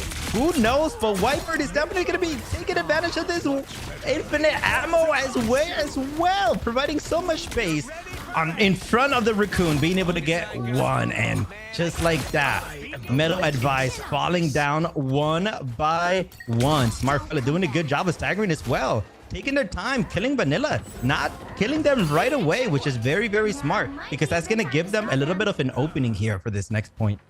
Oh, and DPS Mantis we trust as well. One of the strategists that can really pack a punch in regards to damage. But as I say that, Wade Dio at the front line off the Magneto Magnetic Spears has Meteor M ready, really just any time to use. I would save it for a little bit later though, not exactly the right time to use it. To move a little further over, and Stars actually should have sensory senses up, but that's going to be at least 1 able to catch out Stars, as I was mentioning the Hawkeye in the first place. Now sticking the front line with the shielding against the Venom. Turn up for Punisher here, trying to at least get a little bit of value from backline and off the Cosmic Yarn Amplifier. Not too bad at that one. Yeah, I think Wei is getting too much value off those meteors, being able to get pick after pick. And just like that, Smart Fella is just bringing it home as they're going to get another victory on this fight. Now, there's still potential for Metal Advice to just contest this, and they are finally going to be pulling out the Wolverine. Who knows if they're going to get any value though, because I personally like to say that Magneto with the bubble, with that shield, is a little bit of a counter for the Wolverine. Not as much, but compared to other Vanguards, it's probably the best that you can get as Stars using that ultimate. Not getting too much value though, doing a lot of damage, but not translating to any kills. And Super Sense is active for the Hawkeye. Not exactly finding any picks off of that one, but the diving strike in from IceSnow yet again. The Wolverine Rage, and everyone getting shredded. Rip Ward for a brief few moments. Viper got caught out, but as for everyone else, it is going to be the Neb on the Mantis. At least able to save themselves some time pressure, so the rest of the team in quick and concise headshots to damage. Now Cosmic Yarn Amplifier up again on the Convoy. Stars, however, trying to make quick work of 1, but 2 as well. John and the Groot having a very unfortunate day, even trying to stay safe. So Rocket Raccoon can't scurry his way out of this just yet. Stars single-handedly bringing it back for Metal Advice, getting pick after pick. Getting a little low here, but doing an amazing job is the strategist keeping Stars alive, nice and healthy. Although, they got to be careful though. Stars is going to get their ultimate back, but are they going to be able to get any value this time around? As Baby's going to be the one that gets the value. Being able to use that Ankh to get a sneaky double pick. The Ankh is still up there as well in order to contest if they have to. And a lot of ultimates being used. Not too much value off the Moon Knight. Oh, but the Groot coming in. They should have used that in conjunction. Unfortunately, it looked like they weren't really teamed up there. But it's not really going to matter when Metal Advice is going to be taking this fight. And Whitebird showing exactly why Punisher is not the one to tango with even up close and personal. Can go from the rifling shots straight into the shotgun if need be. But talking about those passy ultis as we get another kill off the Magneto from Radio is that Wrath of Khonshu in conjunction with the Brute ulti could not have been more better timed as we get further on the convoy here. At least 2 ahead for Smart Fella Scourge Grenade, and that's going to be Venom Tendril. Hit again for even more damage. Full 100 stack of the Rage. Feast of the Abyss hitting, and Whitebird, no matter how much they try to hide between the turret, just did not work out as well for them as initially thought need be. Good dive in from there. Ramilla finding 2 off rip. Finding 2, make that 3, and it's still going. Looking for the Gru. Are they going to be able to get this? Has the bubble as well. And just like that, we're starting to see the value that Wolverine can provide. Although they did lose their ultimate though, so they have to be very careful. Also doesn't have the passive. 40 seconds left on that cooldown. Ramilla can't play as aggro as they did in the last fight. But if they just manage to hold on for about 30 seconds left, maybe they can do the same thing they just did. But here comes the Punisher. Oh, almost getting shut down by the Magneto, but gonna get a lot of value. 2 picks off the bat.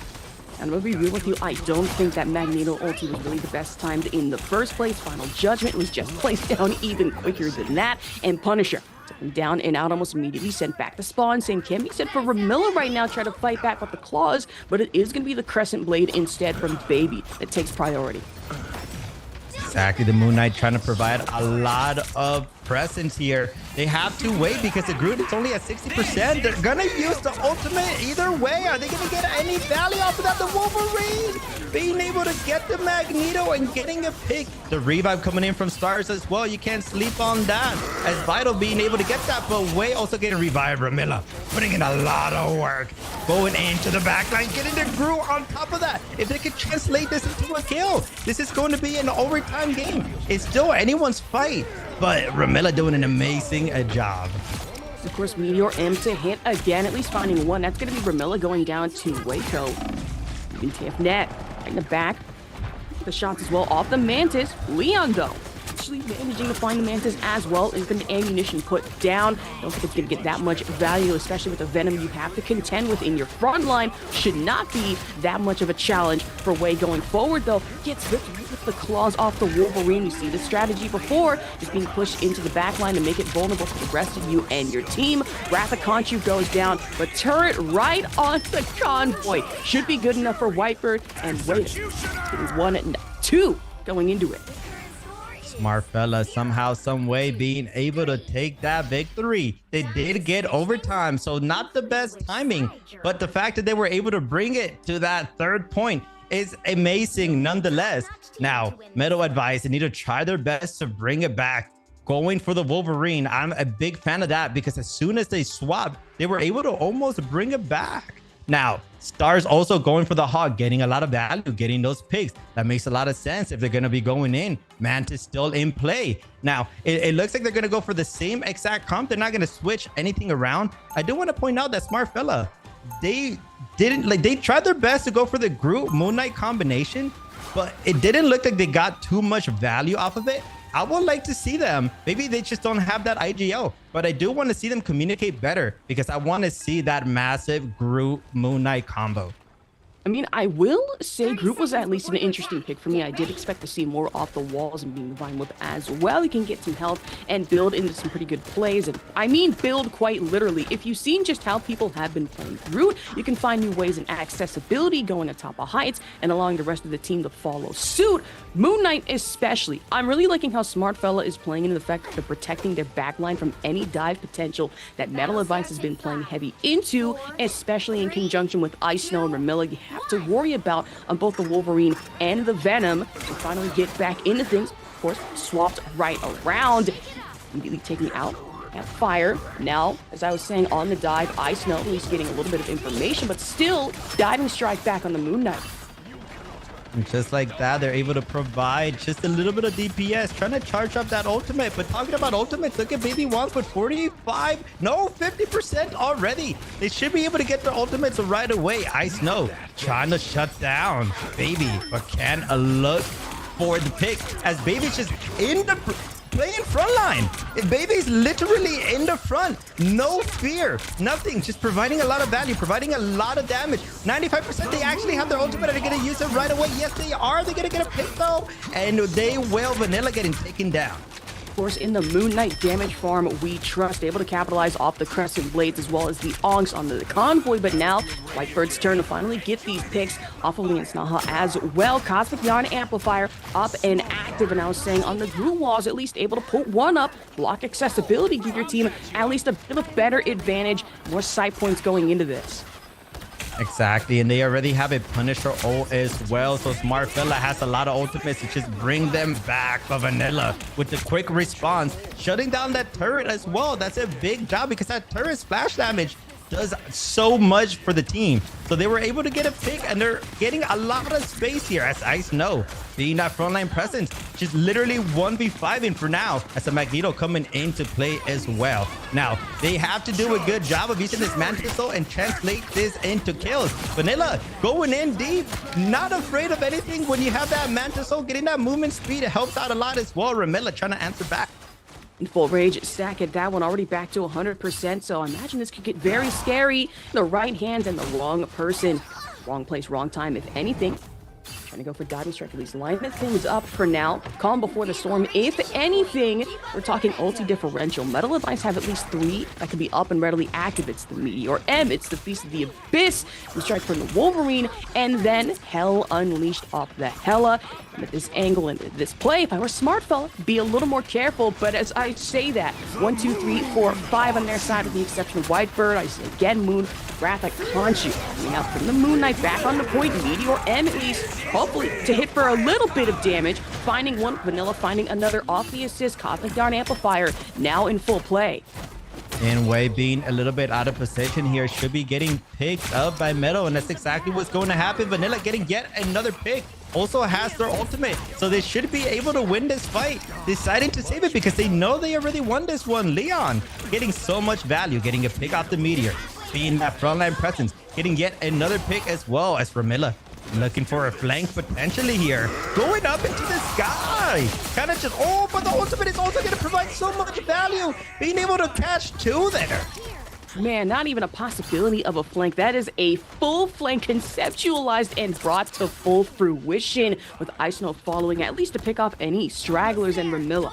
Beautiful play off of that one. That's what you love to see with the Wolverine. Dive, claw, dive again, repeat as many times as need be. But now, calm before the storm yet again, up until the Mantis ultimate can actually pop off here, giving a little bit of the sustainability that we really need, especially if you are on a side Fella. But as I say, that Hell should be fully unleashed. As Butterfly in the Sky, Vanilla, of course, can go twice as high with the Crow Storm, at least down below. And one more Elin, actually 2 more, make that trade for trade, blow for blow. And now, Final Judgment in for Punisher, Wadio, and Whitebird, finding a few more in regards to value.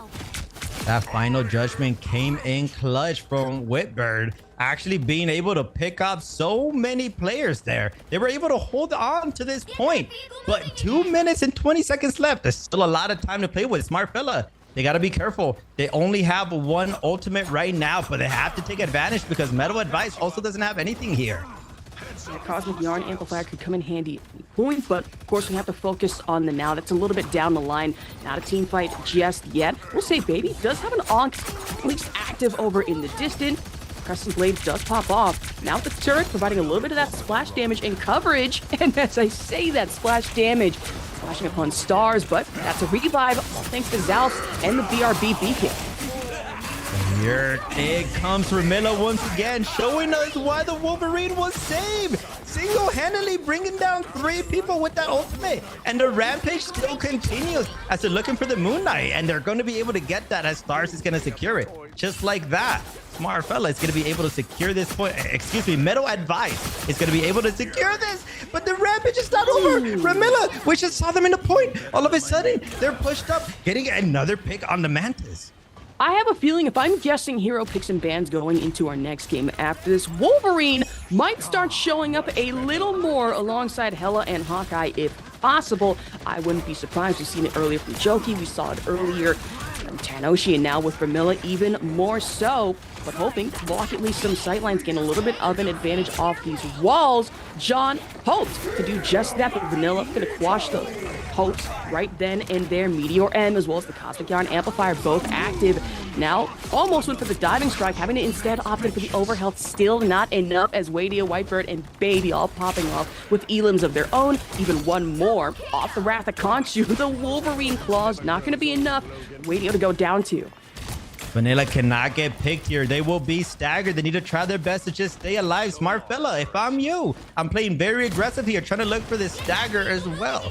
But they got to be very careful because everybody is back. This is going to be another classic 6v6 fight. Or make that a 1v6 because Vermilla just going to be there all by themselves. It's not going to have that passive though, so Whitebird is going to be able to shut that down. Infinite ammo placed down. Whitebird trying their best to provide as much value. Does have that executioner as well. Are they going to be able to pop this and get value as they did before? Still holding on to it. Oh no, not only that, we had double Cosmic Yarn Amplifier to try and contend with. We also had double Mantis Ulti, and then Meteor M, if you heard a little earlier. So just trade for trade, blow for blow, pig for pig. But it seems that the majority of those going over to Smart Fella, with Baby taking full advantage of the Moon Knight's aunts, as well as the Crescent Blade able to dash forward, pushing Metal Advice further back, and even providing more of the cover of turret splash damage. That's another going over to Whitebird, pick against Vermilla. Just like that, there's only 60 seconds left on the clock. Smart fella doing a good job of just wasting time. They still have that Punisher ult as well, and this positioning is great. If they can just get a pick here, and they will, that might potentially win them this round. Solves being put down, but the amazing Meteor again from Leon, getting so much value, being able to pick up BB1. And here comes the Punisher ult, being able to get Ice. No, can they get another? Yes, they can. That's going to be both frontline presence being taken down. Smart fella being able to bring it back. Also being able to get another pick. And all of a sudden, Metal Advice, they are staggered right now. They need to do a good job of getting back. Only 15 seconds left. They might potentially be able to touch this, but it's going to be very, very close. It's a short amount of time. Smart Fella know exactly what they're doing, prioritizing a lot of these group walls to make sure that Metal Advice don't have any way, shape, or form to even try pull off a potential flank unless you're Ramilla, but then the Cosmic Yarn Amplifier to get even more damage. John, at least able to find one off the Thorn Whip against Ice Snow, and Wrath of Khonshu being placed down, finds one, finds two. Vanilla and Ramilla, your top DPS players on the side of Metal, just going down, leaving only a few to survive, including your dive tanks and at least one Raccoon and Mantis. Still not going to be enough here as we finish it out 3-2. Yeah, Stars there using that Mantis ult, trying their best to just waste as much time as possible, potentially wanting to get their team back into this fight. But that beautiful Moon Knight ult just including everybody, being able to get so many picks. And we're going to see Whitebird getting that MVP on the Punisher, going for 44 elims. That's quite a showing. Yeah, of course, elims aside, you really have to think about the strategy that they were running with this time around. I was a little confused about the Groot until later on defense, saw that they were playing well into those walls to make sure nothing happened in regards to front line and even flanks at that, really countering back against Ramilla and Ice Snow on the dive with the Mantis sustain. And then here comes the Punisher and Rocket Raccoon team up. Personally, I like to see that infinite ammunition is no joke. Combining that with the turret and final judgment could be an absolute nightmare moving forward here. Definitely a nightmare. It looked like it was going to be a close match, but towards the end, it was kind of complete domination. They were able to just hold it back. But this might potentially be the closest match that we've seen today, which is funny because I said that earlier and then it ended up in a 2-0. But I do believe this could go into a third map. It's still anyone's game. I was about to say, let's not have the Elven Caster Curse become a thing going throughout our tournament, then hearing, oh yeah, it's probably either going to be like a sweeper, this and that, and all of a sudden it's like, okay, that didn't happen. At least we know who to blame moving forward. That's not on me. I'm just putting that out there. But so far, so good. As most of our matches, though, today, at least while I was away gathering notes and you and Ruben were handling this, have kind of been those 2-0 situations. Am I right on that one? 100% right. Yes, it's been straight domination all throughout. But as we say that, we're going to watch some domination with the highlights, followed by a 5-minute break.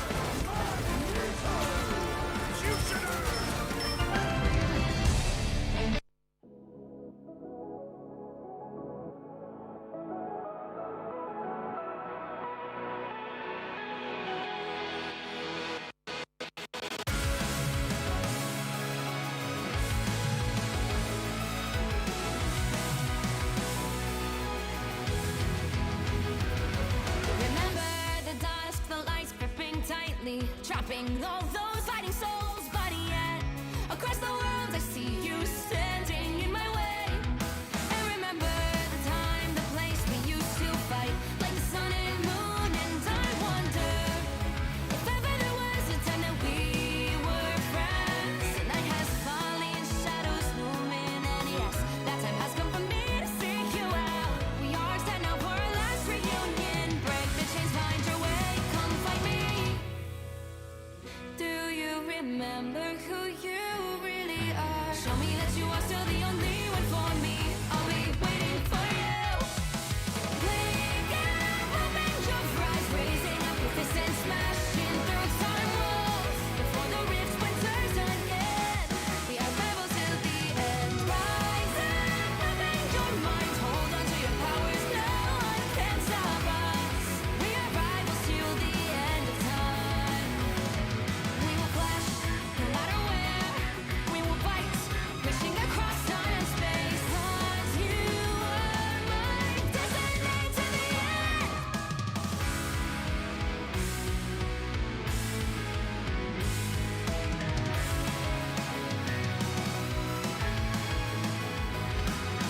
See the dawn, the flames burning brightly, shining on those memories. And yes, across all time I see you turning the tides. And do you see now our time, our turn? We can still fight like the wind and fire, and wonder no more that now is the only time your heart is mine. Light has fallen, darkness grows, and yes, we fight for our destiny and fate. New days smiling for the past and future. Break those chains, lead the way, fight with me.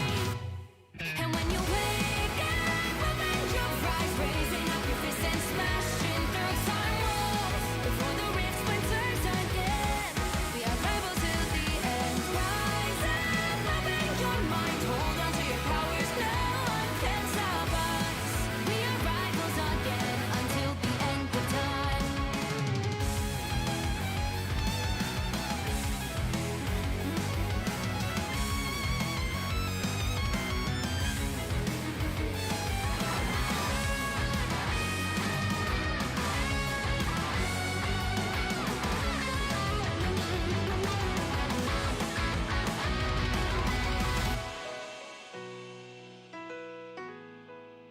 Show me that you are still the only one that matters for me. I'll be waiting for you. Wait up, open your hands, holding on to your heart. Look inside you. Can you feel it? The sparks in you. And it up, unleash it up. Wake up, open your eyes, raising up your fists and smashing through time walls. Before the rifts winters yet again, we are rivals till the end. And rise up, open your mind, hold on to your powers. No one can stop us. We are rivals till the end of time.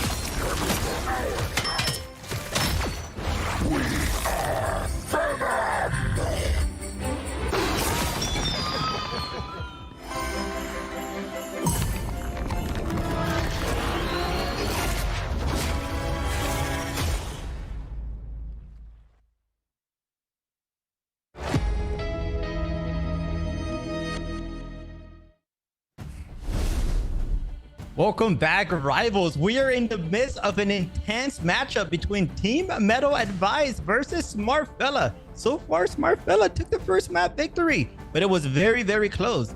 My name's Elvin, joined by Asherbach. Asherbach, do you think Wolverine will be banned first this time around?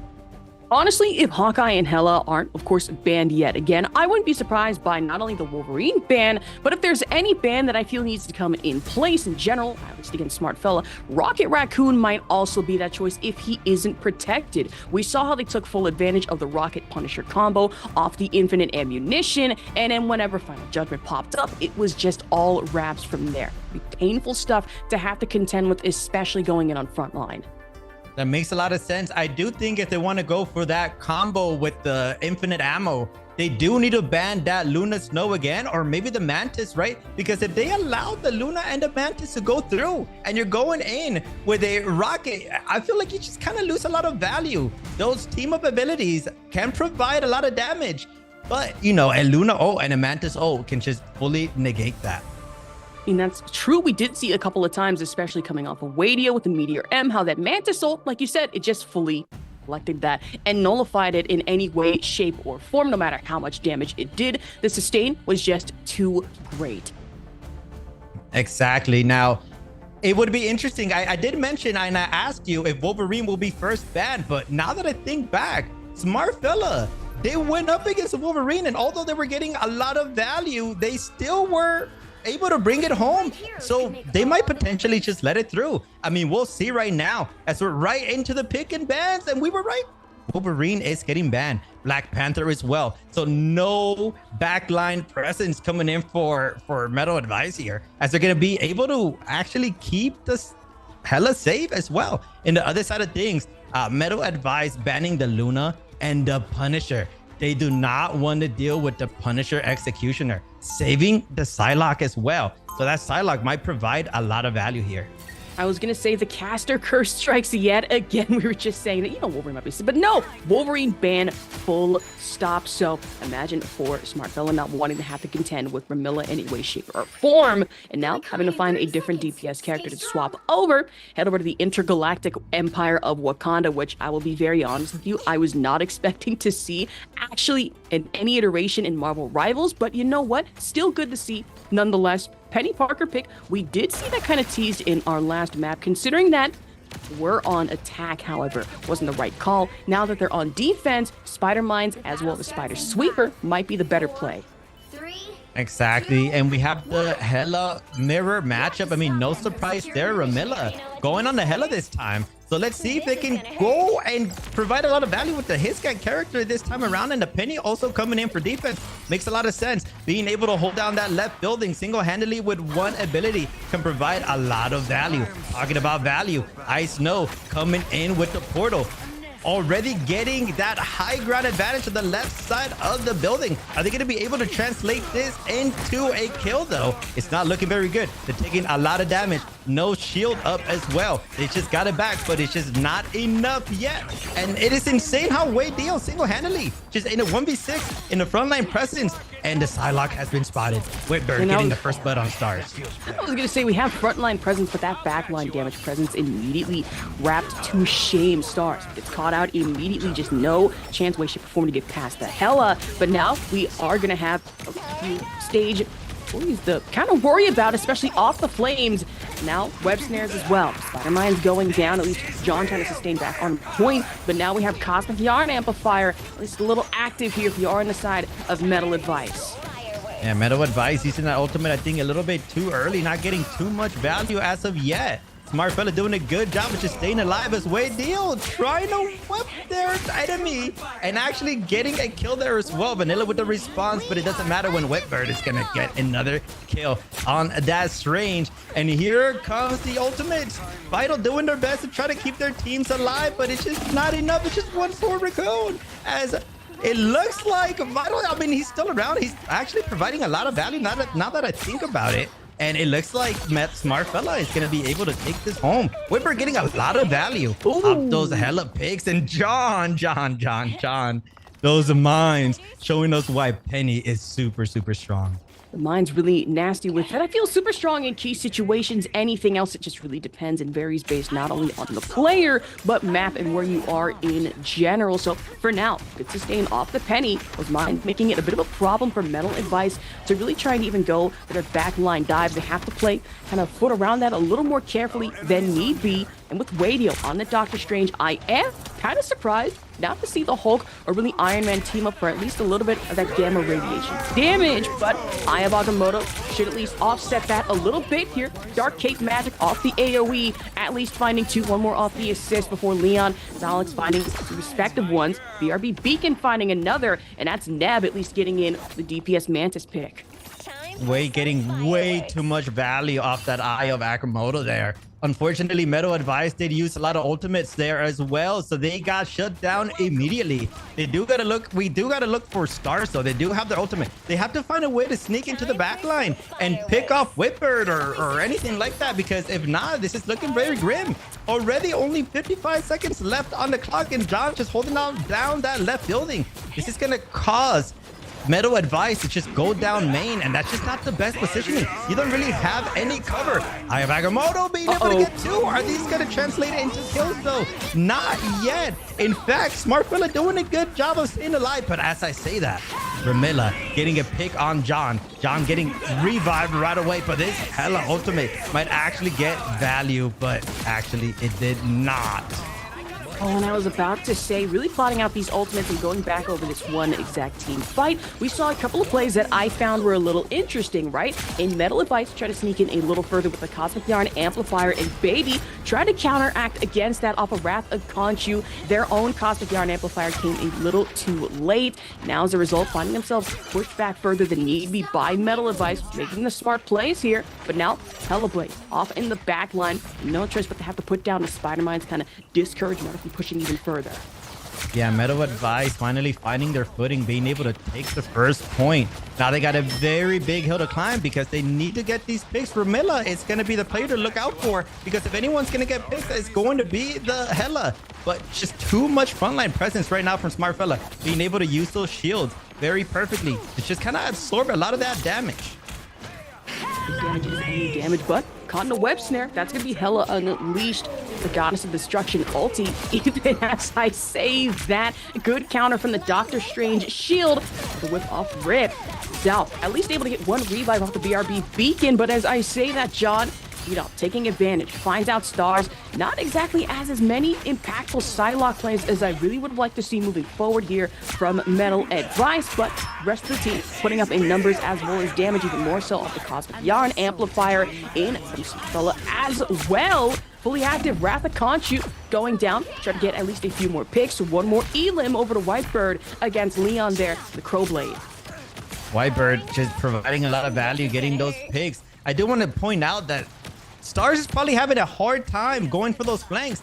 I mean, when you have John playing the Penny to perfection, how are you going to get to the backline when you have to deal with all these mines, right? So John going for the counter pick was the exact play that they needed to bring this home.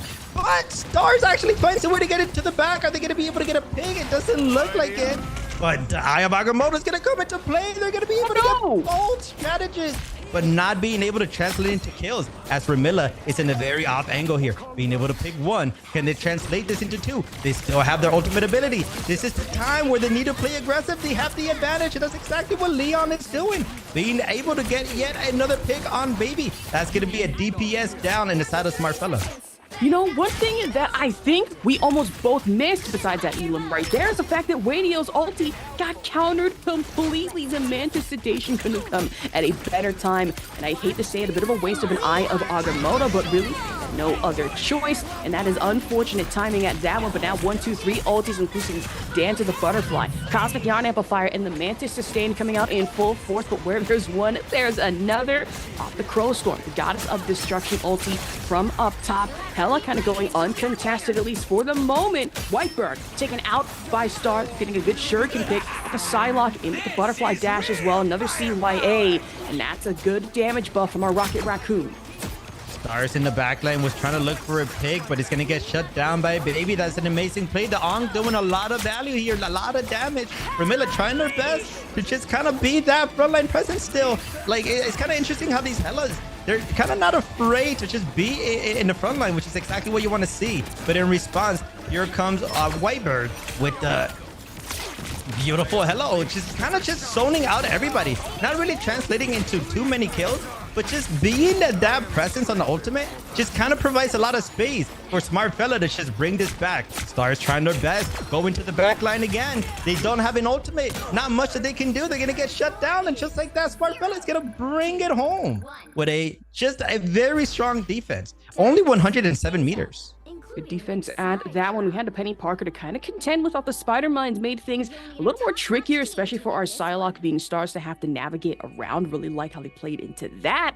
But then we have to talk about the dual rocket plays from both teams, assisting and providing the damage buff on top of Mantis. Whether it was the Cosmic Yarn Amplifier or the Doctor Strange ultis off the Eye of Agamotto, I still can't get over the fact I dang near missed Wadio, getting immediately counterclapped back by the Mantis Sedate, and then just sat there, not even menacingly, just almost sad, really went out on a whimper. Agamotto didn't have that much of an effect, but focusing on the now, we are getting a couple of switches, including Ramilla, now on the Captain America of all picks here. Yeah, they're going for a triple Vanguard composition. This is the first time we see this today. Very interesting. I mean, when you have Stars on the Hawk, it makes sense. That's way more than enough damage, right? Especially when you're getting damage boosted by the Mantis. So it does make a little bit of sense. Captain America, usually not the meta pick, especially for high rank queues. Although we did see somebody else run the Captain America previously. So maybe in the Asian servers, they're just providing a lot of value. I mean, you could get into the backline with that Captain America and just kind of beat people up. But I just don't see them getting too much value. Just not like a Penny would.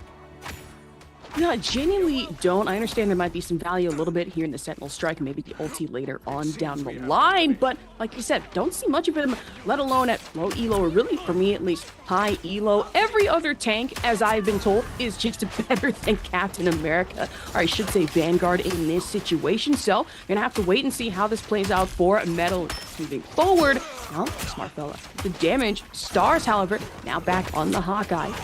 Strange shielding going down and out. AoE damage, making sure that Stars is sent back to spawn, even if momentarily. Yeah, Wadio doing an amazing job of shutting down Stars. That's exactly what you want to see from your front line. And John again being able to, oh, look at these walls, being able to seclude everybody. There will be no heals for the Magneto unless they shoot down those walls, but just providing so much space there as Neb. They're playing very, very aggressive with the Mantis. Exactly what you want to see. They're going to be able to win this as John is going to get yet another pick. Those walls providing so much space for the team. I mean, not only space, but making sure they don't get flanked upon, or really just stopping any movement that Metal Advice might be trying, knowing full well that they have Ramilla on dive with Captain America in a weird way. But now, John with the Thornwood and Ironwood walls as well. One does damage, the other does health if nearby, and if need be. Now, Spore Bomb goes forward, wall to make sure the Hawkeye does not have any clearance here, and Stars getting gapped right between a rock and a hard place in this situation. Doctor Strange and a full-on wall. Cosmic Yarn Amplifier back up and active, but Wrath of Conjure goes down to make sure there's no value in the Rocket Raccoon play here. Back up top, Pressing Plate goes out, but in the sky, Stars at least, I was about to say at least trying to take out Whitebird, still finds one off the crossbow hit. That was an amazing job coming in from Wadio, hitting those three people, but not transmitting it too much, as Leon is going to be the one that's actually going to get kills, and Ice no as well. Finally, we see Metal Advice winning these fights, but it's still anyone's game as Smart Fella. They're respawning just a couple inches away, so they got to be very careful if they're going to stagger this team. They got to do it now. Man, head against each other. Spore Bomb flies out even in the moment. Almost able to find Whitebird up in the sky, but not angling it enough. However, Stars will be able to snuff out Baby here off the E-Limb. Wadio catching up Ramilla, so no more Captain America even for the moment. That's Ice Snow on the group going down and out. So despite the walls, it seems that Smart Fella taking the full initiative, pushing even further in, but now given no choice but to pull back here. At least try to fight against Metal Advice's Cosmic Yarn Amplifier. Super Sensory ulti coming out from Stars, but not enough for Leon to try and survive against Whitebird, just completely crushing the sustain. And of course, speaking of dive, however, now we got Ramilla with the Liberty Rush. Yeah, and Whitebird trying their best to pull a massive flank here. They got to be very careful though, because Stars is actually hitting their shots now, getting a lot of sneaky picks. If they can keep it up, they can actually take this home, and maybe we'll see a third map. But John providing so much space, making sure that Ice Snow is not getting any heals. And that's kind of what Groove does best. You're able to seclude that one front line from getting heals, and you can just translate that into easy kills. They got to be very careful though, because they all got rooted. And here comes the hello. Are they going to be able to translate into a kill? No, the Mantis Ult coming into play, keeping everybody alive. That was very clutch. And here comes the Eye of Agamotto, but not much being able to get done. Whipper though, being able to get a pick on Ramilla. They got to be very careful here because there's still 2 minutes and 35 seconds left. And right now, Smart Fella is showing a lot of confidence as Whipper gets another pick on Vanilla there. Now, this might be it. Of course, a Smart Fella really going through a lot of those ultis. Same can be said for Metal Advice here. Now expending off the AoE. Dark Magic Cape to hit. We have a swap though. Ramilla, Captain America no longer in play. Now we have the Thor. Good stacks of Thor Force on top of that. But the DPS Mantis rearing its ugly head yet again. Off from Neb. About 2 seconds left on this clock. Smart Fella pushing even further inward. More than Metal Advice would really like to see here. Both walls going up, running a little bit of that extra health. And that's going to cap out at 2-1 here on Wakanda. Yeah, once again, Smart Fella being able to get the better end of that, being able to win 2-1. Not a very dominant victory, but it was a very good showing. Smart Fella being able to take it home 2-0. And no surprise there. Wadio getting that MVP. They were able to get those picks on start. I think he got those picks like twice. And that was very massive, getting so much value with the Eye of Agamotto's, being able to pick up the Hawk. Very, like a lot, just providing a lot of space with the shield, being able to shut down the Hela ults as well, which is something that I haven't, it's interesting because I haven't really seen that in these tournaments where you have a strange countering the Hela ult. You're always going to see that in ranked and in quick play. But in these tournaments, at least when I've been casting, haven't really been seeing this strange counter the Hela with the shield. It could be maybe a misplay. Maybe they were just on cooldown. But Wadio definitely almost did it every time. I mean, true. Going into these games, like you said, it happens in ranked where they're smart enough to block that. But considering that we have players of all ranks moving forward into our tournament, it could be a matter of basic knowledge, could be a matter of just getting a little too disoriented to try to counter back against that. But we have plenty more to speak on and more matches after we roll our highlights. We'll be right back.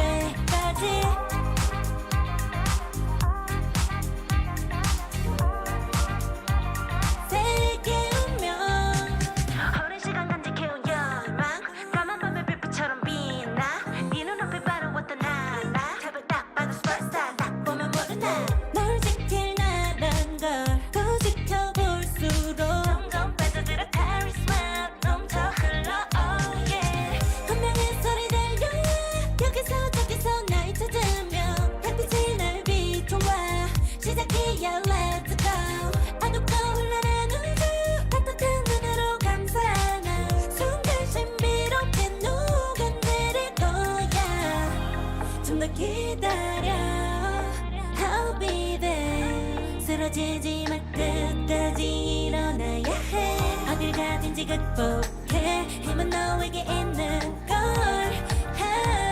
소리 높여 노래를 불러 작은 걱정 따윈 던지고 최선을 다해 작품을 쳐봐 어둠이 떠날 때까지 아름다운 꿈을 밝혀봐 우리에게 달려서 그 세계 운명 눈이 부신 모든 순간들 지켜내야 해 내가 좋아지려면 꿈꿨던 너와 나 그래 그래서 네 운명에 The fate of it both the world is in our hands 작은 걱정 따윈 던지고 최선을 다해 작품을 쳐봐 어둠이 떠날 때까지 아름다운 꿈을 밝혀봐 우리에게 달려서 그 세계 운명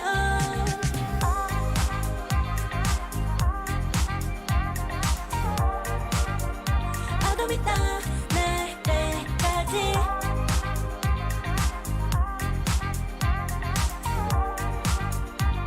세계 운명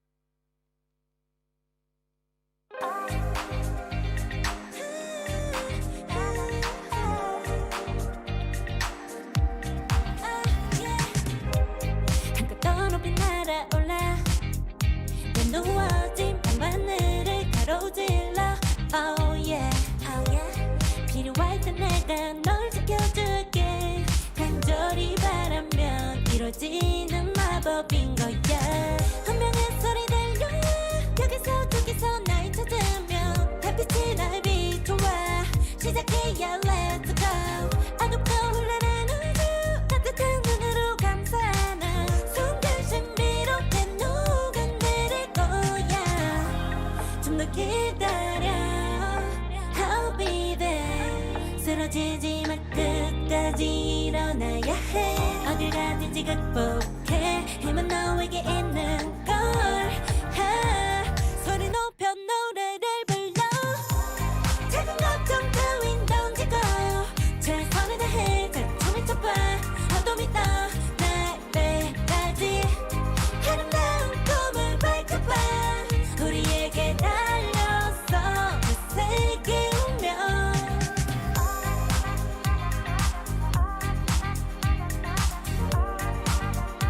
어둠이 떠날 때까지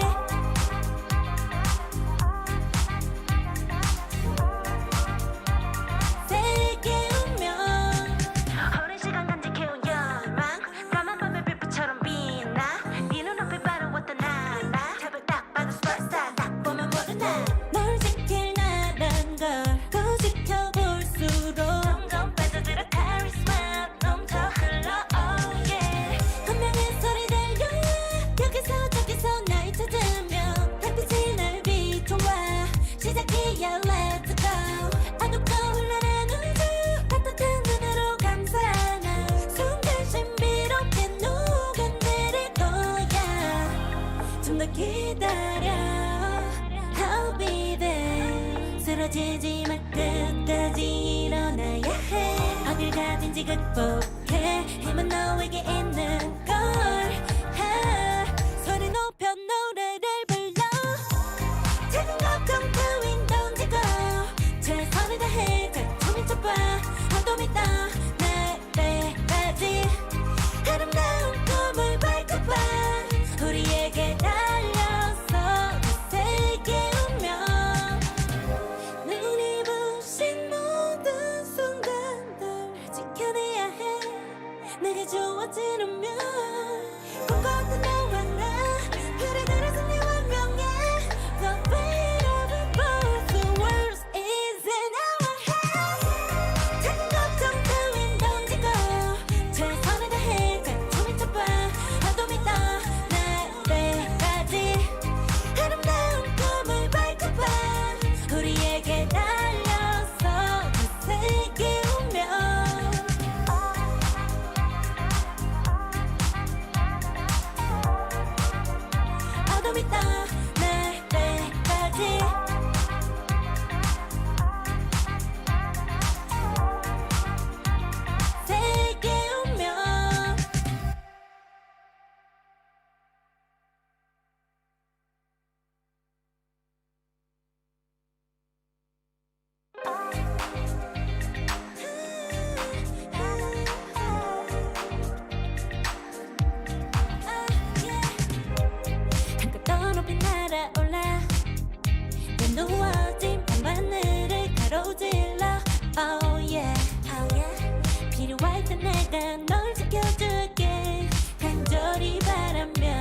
이루어지는 마법인 거야 운명의 소리 들려 여기서 저기서 날 찾으며 달빛이 날 비춰와 시작해야 let's go 아급고 흘러는 우주 따뜻한 눈으로 감싸는 순간 신비롭게 녹아내릴 거야 좀 더 기다려 I'll be there 쓰러지지 마 끝까지 일어나야 해 어딜 가든지 극복해 힘은 너에게 있는 걸 소리 높여 노래를 불러 작은 걱정 따윈 던지고 최선을 다해 절충을 쳐봐 어둠이 떠날 때까지 아름다운 꿈을 밝혀봐 우리에게 달려서 그 세계 운명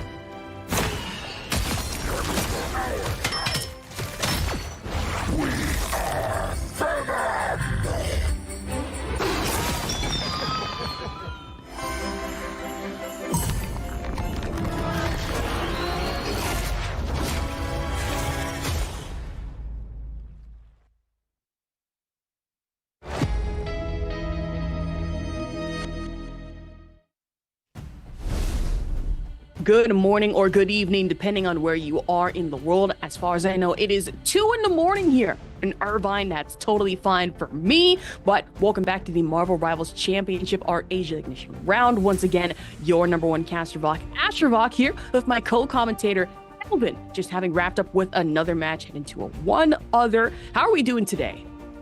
Doing pretty good. Still very exciting. I believe we have around 2 matches left. So a lot of action coming your way, especially if you're just tuning in. There's still so many things that you can witness here. Now, I do want to point out that a lot of these teams are deciding to go to a very aggressive comp. We're seeing a lot of Black Panthers. We're seeing a lot of Wolverines. Some sneaky magics coming in around. A lot of characters that can just kind of flank around and provide a lot of value for the team. I would assume that's probably what we're going to see in this next match. If anything, what I really like to see, especially after our last match that was between Smartfella as well as Metal Advice, 2-0 for Smartfella moving forward after Wakanda, but it's a lot of these teams that are really built using more of their strategists or supports in general. We saw how well that worked out, especially with the composition, a little bit of an unorthodox Groot, but got the healing off the Ironwood Wall, and then coming in with the Rocket Raccoon, the Mantis, not only just for the sustain, but then the damage buff to follow after with the Cosmic Yarn Amplifier. 100%. We've been seeing some amazing Mantis plays actually since the very first match. Most of the Mantis that we've been witnessing, they're literally in the front line. They're providing a lot of space. They're providing a lot of kills. Usually you see the strategist kind of in the back playing it safe, but no, not today, not in this region. They're going to be in your face trying to provide a lot of value. And as we go in, we're going to be going into our next match. We got Team Serica up against Team Equal Squad, as we're going to have a Punisher being target banned already. Usually not very popular unless if you know there's a very nasty Punisher in the enemy team, which Serica is assuming Equal Squad is going to pull out. They're also going to protect the Atom. That is the first time I've seen an Atom being protected. Usually Atom doesn't really get banned. But unless if Equal Squad had kind of been scrimming against Serica, that would make sense why they would protect the Atom instead. As Equal Squad, instead they're going to be going for a more traditional ban with the Luna, saving the Hela. So we're most likely going to see a Hela mirror matchup here, and the Rocket being banned. Again, we usually don't see that, but we did see it twice already today.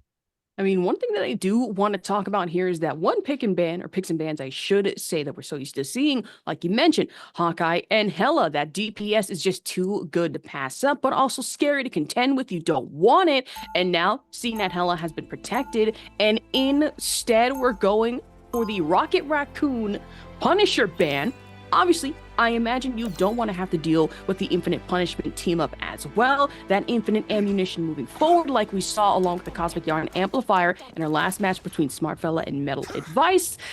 I understand. I understand it now. It's too painful to have to witness moving forward and then having to really subject your front line too, especially now that you have a Doctor Strange. Shield would just be shredded within an instant? More than likely in an instant, but it's kind of interesting. No team is deciding to go for the Mantis. I could be wrong, but I'm pretty sure the Mantis is still up and available. As we see Dora, they're trying to do a counter play here. Are they actually going to be able to get some sneaky picks here? If anything, they could use this portal to try to stop the enemy team from using theirs, but Dora's not going to get any value. Polo Tens, they're going to decide to not use the portal instead, so they're going to get, you know, a little bit of value there. As Dora trying to get some sneaky damage in, but not much is going to be done. Okay, I'm just going to rip the Band-Aid off of this one, and I don't want to be mean, but a bit of a questionable portal to hit. Perhaps it was for information, or maybe they were just trying to at least gauge, trick somebody up to fall through portal. But now, kind of a bit of a waste to have to wait 156 seconds on that cooldown. Imagine for shit not waiting whatsoever. Finds Polo, the Doctor Strange. Magnetic Spear as well. Good heals coming in off Jeff the Land Shark, which kind of the makeup for the missing Rocket Raccoon. Chico finding one. Batusha. No more Loki, at least for the moment. Chico doing an amazing job of getting this top damage, getting one pick here, and that's going to be exactly what they need to hold down Equal Squad. They got to be careful though. It's a 1v1. That Moon Knight has a lot of presence with the Onk, but Dora coming in for the flank, and that was perfectly executed, being able to take down Romsock right away. Now, they are going into this fight with a 6v5. Very interested to see Equal Squad still deciding to fight that, although they're down a DPS, and the Iron Man node is going to come into play. They are going to be able to get a pick Dora as well. It's going to be good maximum pulse from Artiad, even better AoE damage off the Dark Cape coming in from Dora. Shielding at that one, really making it an effort. Push back against Equal Squad, kind of nullify anything way, shape, or form. With Shimonandros kind of leading the line here. That's strategist on strategist violence. And of course, having to make a point of getting rid of the Onks. That Moon Knight damage to be just as accurate, just as deadly. A small amount of time. Love seeing that little shark swim around. It's not every day, or really just in this tournament, that we've seen a lot of Jeff. And when we have, it's kind of been a mixed bag of results, Elvin. Definitely.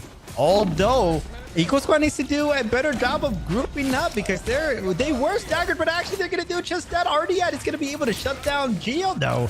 Getting a lot of value out of this Iron Man, already at 60% on the ultimate. They literally just used it in the last fight, and they might potentially get it back for this next one. If they're able to get another pick, that's going to be another solid at least 40 seconds for them that they're going to be wasting. And look at that Unibeam putting so much damage, and there it is, the ultimate. Are they going to use it? They are. They're going to get a pick. No, they swing and a miss. And a big miss at that one. I understand even trying to get in with a chip damage, but if you want chip damage, that is going to be Dance of the Butterfly. And as I speak on that, might have been all for naught. Revive from the Adam Warlock should be coming in short time, and no time at all. Adam Warlock, Amnet, taken down by Romzak off the Crow Blade. Now back into another quick engage. There's one kill, there's a second. Make that a triple, quadruple coming out here. Pyro Alpha for Jeff the Land Shark. Just can't keep swimming for too long. Wow, Romzak just getting so much value off the Helipick. It's no wonder why they saved this character. Getting so many kills after kills. Having that ultimate as well for this next fight. And this is very bad for Circa. We got two people on the right side of the map. They need to regroup, or else they're going to give up too much space. I'm not a big fan of holding that right side. The point is going to the left. So what are you really doing in the right unless you're going for a flank? But it's a Magneto. How are you going to flank? That frontline presence is being wasted. They need to regroup right away before Equal Squad takes some kills. But talking about kills, talking about flank, Artiad is gonna come in. I love the way Iron Man is playing right now, playing super ratty, and oh no, they were looking to get a lot of value there for Romzak being able to shut them down. An amazing play. Man, might have just flown too close to the sun in that situation. Just flown too close to quite literally the remaining enemy team. I understand they were trying to get aggressive with it. Did not pay off as well as they initially thought. And now Polo in full advantage. Dark Magic Cape at full charge, but has to be careful considering they don't exactly heal off of that as long as they're carrying on. But Romzak finds it another one against Hero, which I will say, Jeff, a little bit underwhelming, and I would like to see more presence, but the It's Jeff would not be the best idea. I want to explain that. Those spider mines are going to make it an absolute nightmare for any dive potential moving forward, especially the web snares, so anyone that gets swallowed is still just going to get spat back up. Jeff would go down almost immediately here. Yeah, more than likely, now that they secure the second point, the Jeff is not really going to get that much value. Even if they're able to swallow up a lot of people, there's no really any place where they can just throw them down to the abyss. So I would like to see a Jeff swap. Maybe try to get value with the ultimate right now, but if you can't, you need to switch to maybe a Loki to be able to handle these Psylocke ultimates, as they're going to be able to get 2 picks here. Jeff the Lab Shark being picked up as well. Straight domination coming in from Equal Squad, being able to pick everybody off one by one. But the Adam Warlock ultimate being able to revive almost the whole team. But it's just not enough heals. And that's going to be Equal Squad cleaning them up yet again one by one.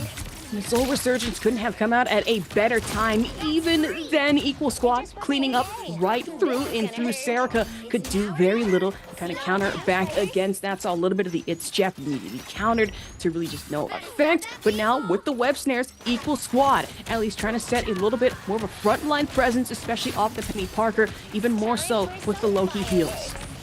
Exactly, Cammy trying to provide a lot of value with those mines, making sure nobody can flank. Exactly what you want to see from your Penny. Hitting those hooks back to back as well. That's a lot of value coming in for Cammy. As Gio once again in the backline, trying to look for a pick. Does not have their ultimate, but they don't need it. As they're going to get a pick on Artia, and the Eye of Akimoto might be able to do it. No, Romzak with a pick, coming with another one as well. And just like that, Equal Squad being able to take it home with 1 minute and 49 seconds left on the clock.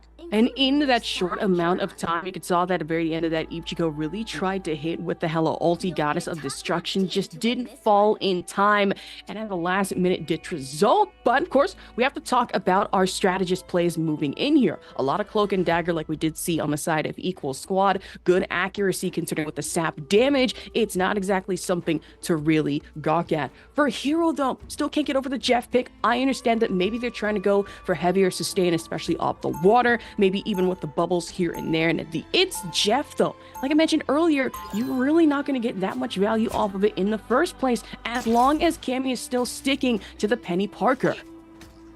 Exactly, and it does look like they're gonna have a little bit of a switch up here. Hero was on the Jeff last round, but now on the Squirrel Girl.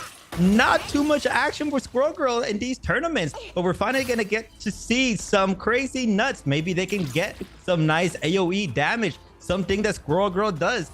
Kind of similar to Moon Knight, is they're able to charge up their ultimate extremely fast because they're able to hit multiple enemies. And Cammy, there is no way Cammy's gonna get killed. Don't you this, dare! Right? Don't you dare! Surely, Serica they can hear you outside this. A Cammy. Surely they can hear it. If Oh, no. Serica dies to these mines, No. I might lose it. And okay, okay. It looks like Thank they God. are pretty much aware. I did see a portal being used from Polo. My heart was going pitter patter, because I was sitting here thinking, surely they're not going to just all run right into the spider mines. But as I say that, running right in, Loki Decoy gets taken out, having to find the real one. General, but now good Doctor Strange teleport and back on top. Seems that Serica really wants to take advantage of the point situation. We are going to have a disconnect coming in from one of our strategists. That's out of Puerta, down and out, and Romzak going down to Hero Alpha, now having swapped from the Jeff onto Squirrel Girl. How he each go to take the reins. DPS Jeff potential, as well as the full health coming out. All the damage off top from Artiac. Yeah, not much Equal Squad can do there to hold it down. I mean, they're down a support, a strategist. So, I mean, obviously, they kind of just have to give it up. What they need to do right now is try their best to just hold down the second point for their team to come back. And they're actually back. Our Fureta coming back extremely fast. Amazing to see. Something that's not really spoken too much about. The fact that Marvel Rivals on release has these features where you can just join back right away is amazing and playing in a big part here. So Equal Squad back to a 6v6 and they're going for the fight right away. kind of interesting to see, but Dora in the high ground trying to get some sneaky picks, not being able to do much though. Not do much for now, at least. The one thing that I really like about Dora, really going from treating Doctor Strange as more of a frontline Vanguard, now to kind of a weird, little interesting hybrid of that in ambush, trying to catch at least a few stragglers off guard, use the shield to intimidate, and then hit the Dark Magic Cape AoE to follow suit. But Fuerza holding their own Cloak and Dagger DPS, and Squirrel Girl starting to ramp up a little scary here, more than I'd definitely like. Romzak following up against Dora and Ichiko. Just Jeff cannot catch a break today, especially against the Hella plays with the Hella on Hella violence. Already at 1 up on Romzak. Usually when you lose the first point, people like to back up and kind of just hold the steps on the left side of the map, but Equal Squad, as soon as they got their 6th player back, they're aping like the first point was never took. This is quite insane because they're literally in front of their spawns, which is very scary. If one of them gets picked off, that's going to be a very unfortunate pick. But look at Beretta. They're playing DPS. They're not even healing. They're literally in a 1v5 right now. They're not scared. They have their ultimate as well, just in case if they get scared of anything. And with the health sap coming in from Aura that has the ulti up and readily available if need be for the extra sustain. But now Hell Unleashed, seeing Romzak to have to fly in here off the crow, and now where there's one goddess of death, there is another off the LT as well. The web snares are everywhere, so it's gonna be the spider sweep in from Cammy. Trying to contend against this. No more dive potential from Serica. It's starting to dwindle just a little bit as Dora down and out with Doctor Strange and no more hero. Switch down from below on the Psylocke. At least having to play in the front line. No flanks just yet. Gotta be very careful though. Geo already has their ultimate and Eye of Agamotto being used, and they're gonna use it in conjunction with the Geo Psylocke. Oh, being able to get one, being able to get two. Can they get the third? No. Jeff being able to just have that mobility is very massive, but look at the clock. It's going down. 2 minutes and 50 seconds left now, and Geo just pushing up. No. They're just not afraid of anything. Their whole team literally in their spawn still for about 2 minutes. Just straight domination. Also, the butterfly just a little bit earlier, but speaking of domination, at least 2 going on the board for Serica before they lose another Romzak, though. Kind of flipping things back onto their hand before once more we lose out on Dora and Ichiko. So very pissed off and an aggressive Psylocke now. Equal Squad, full dominance here, especially coming in from Polo. You gotta be very careful. Right now, I want to see Serica just kind of regroup. They're just getting picked off. I mean, look at the Cloak and Dagger, kind of alone right there. Gotta be very careful, but as I see that, they're still gonna get a lot of value. Actually being able to pick up Polo. Maybe that's exactly what they need to be able to bring this back. I mean, 2 minutes is still anyone's game. It can do anything here as they do have 3 ultimates as well. Almost 4. Cloak and Dagger used to get that space, but there's people in the back line, so you gotta be very careful about that. Dora trying her best to provide that value, but here comes the Magneto Meteor providing even more damage as well. Shin being able to get another pick on the Geo, and Ardiet as well with his double. That is exactly what you want to see. They still have their ultimate as well. Being that frontline presence, having that bubble, they're not afraid of anything right now. They need to get this pick on Polo. They have to get this pick on Polo. Are they going to be able to do it? Missing a lot of shots. They need to get that kill, but they're not. Equal Squad all of a sudden are going to make a comeback here because they're all regrouped. All right, might have pushed a little too close to the sun, or in this situation might have been Polo, who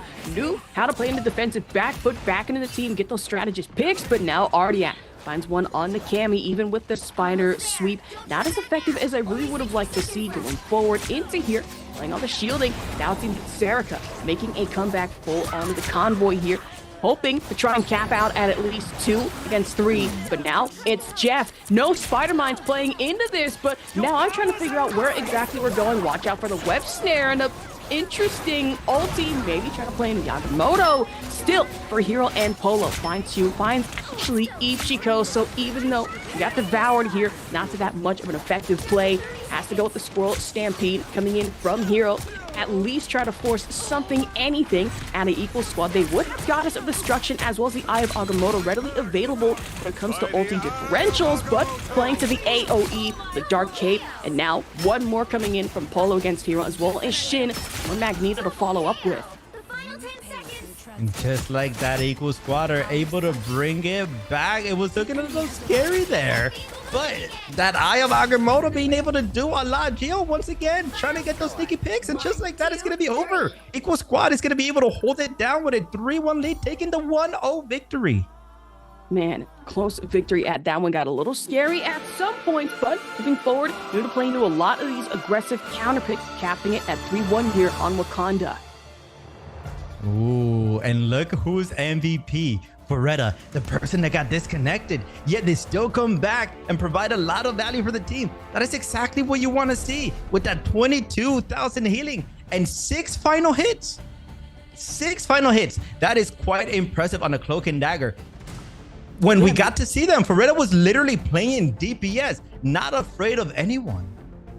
Yeah, you do love to see it, like really thinking about it when it comes to Cloak and Dagger. That is a DPS and strategist rolled into one sweet bundle, especially coming in off the Shadow's Embrace as well as the Terror Cape. Really good stuff to see, even with the sustain as well. Kept the team running and healthy, and then of course getting the MVP off the DPS damage at bat here. Yeah, honestly, I want to see a Hella ban coming in here. That Hella was providing way too much value. We cannot see that character go through again. Time and time again, we're seeing a lot of Hella divs in these matches. But talking about Hella divs, we might be able to see some Hella divs in the highlights as we're going to be going into a break right after.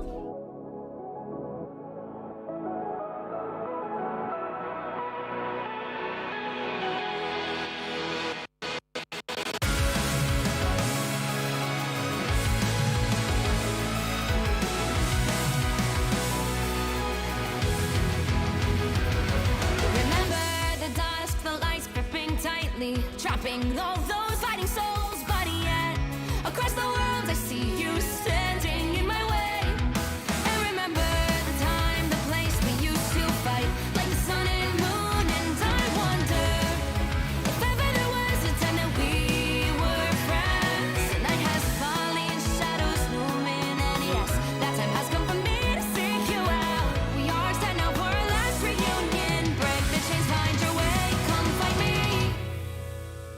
Do you remember who you really are? Show me that you are still the only one for me. I'll be waiting for you. Blink and open your eyes, raising up your fists and smashing through time walls. Before the rift splinters again, we are rebels till the end. Rise and open your mind, hold on to your powers. No one can stop us. We are rivals till the end of time. We will clash, no matter where. We will fight, reaching across time and space. 'Cause you are my destiny to the end.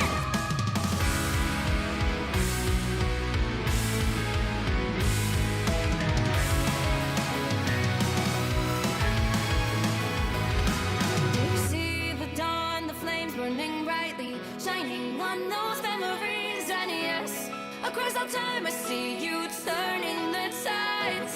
And do you see now our time, our turn? We can still fight like the wind and fire, and wonder no more that now is the only time your heart is mine.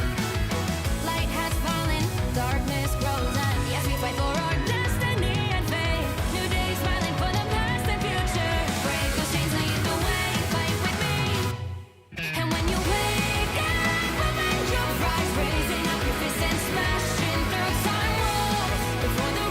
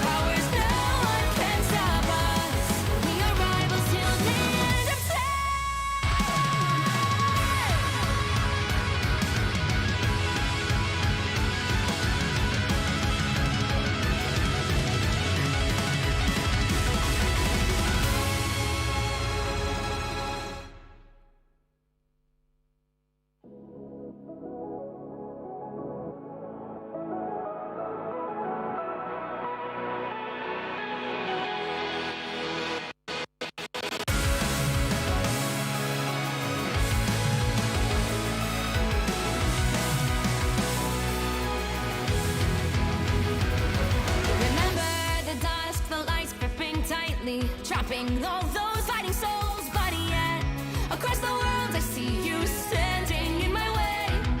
And remember the time, the place we used to fight, like the sun and moon. And I wonder if ever there was a time that we were friends. The night has fallen, shadows looming, and yes, that time has come for me to seek you out. We are set now for our last reunion. Break the chains, find your way, come find me. Do you remember who you really are? Show me that you are still the only one for me. I'll be waiting for you. Wake up, open your eyes, raising up your fists and smashing through time walls before the rift splinters again. We are rebels till the end. Rise up, open your mind, hold on to your powers. No one can stop us. We are rivals till the end of time. We will clash, no matter where. We will fight, reaching across time and space. 'Cause you are my destiny to the end.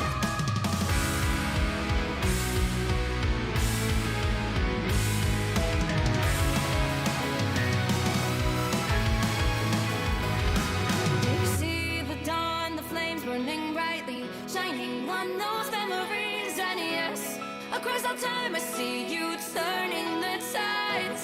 And do you see now, our time, our turn, we can still fight like the wind and fire. And wonder no more, that now is the only time your heart is mine. Light has fallen, darkness grows, and yes, we fight for our destiny and fate. New days smiling for the past and future. Break those chains, lead the way, fight with me.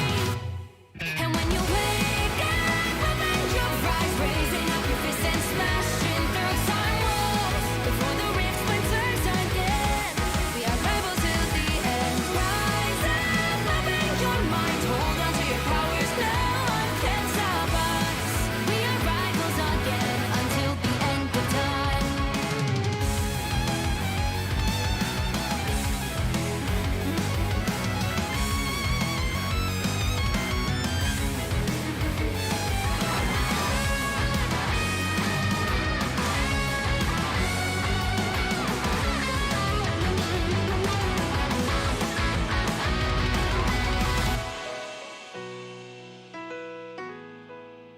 Show me that you are still the only one that matters for me. I'll be waiting for you. Wait up, open your hands, holding on to your heart. Look inside you. Can you feel it? The sparks in you. Add it up, unleash it up. Wake up, open your eyes, raising up your fists and smashing through time walls before the rift splinters yet again. We are rivals till the end. And rise up, open your mind, hold on to your powers. No one can stop us. We are rivals till the end of time.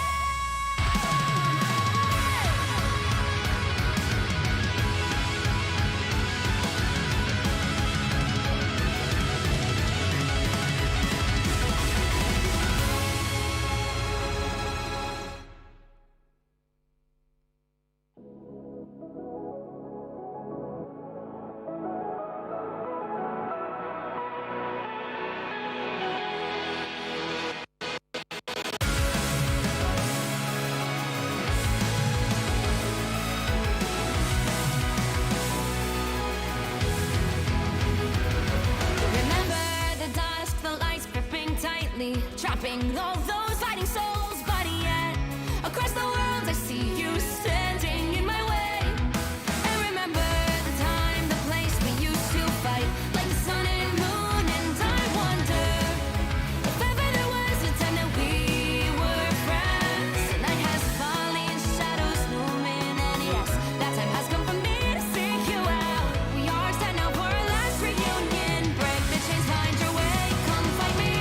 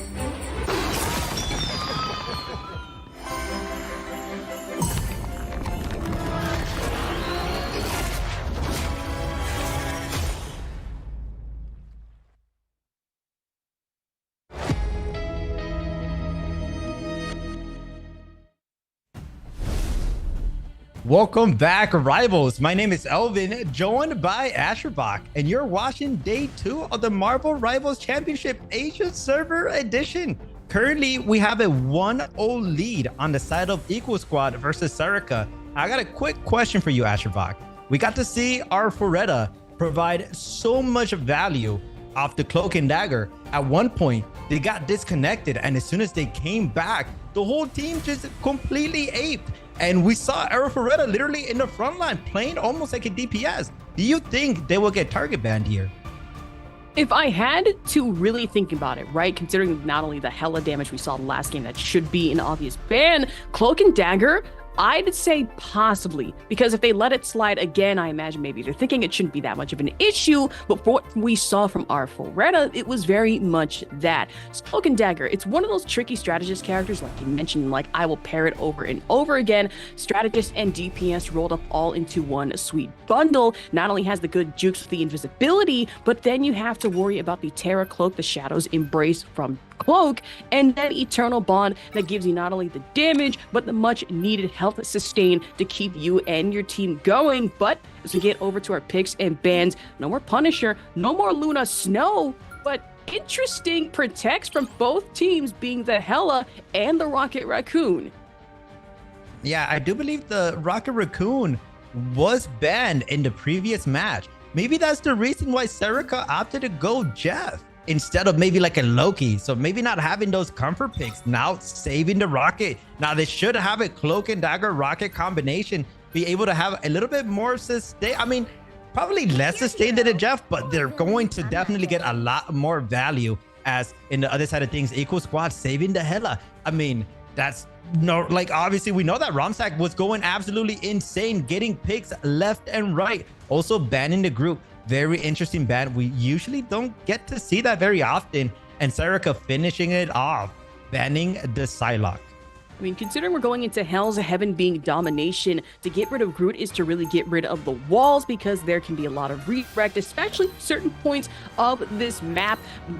For me personally, being the Super Soldier Factory, and then going into the other one, which is heavy configuration, where everything is shifting, it would just be a nightmare to have to navigate around the Thorn and the Ironwood walls from the group. So the ban is understandable, but then focusing on our other picks, of course, we're seeing the Hawkeye, which should be a menace yet again next to the Hela. Who would have seen this coming? I sure as hell didn't, but now both sides here, Equal Squad and Serica, opting to run with the double Cloak and Dagger on either team here.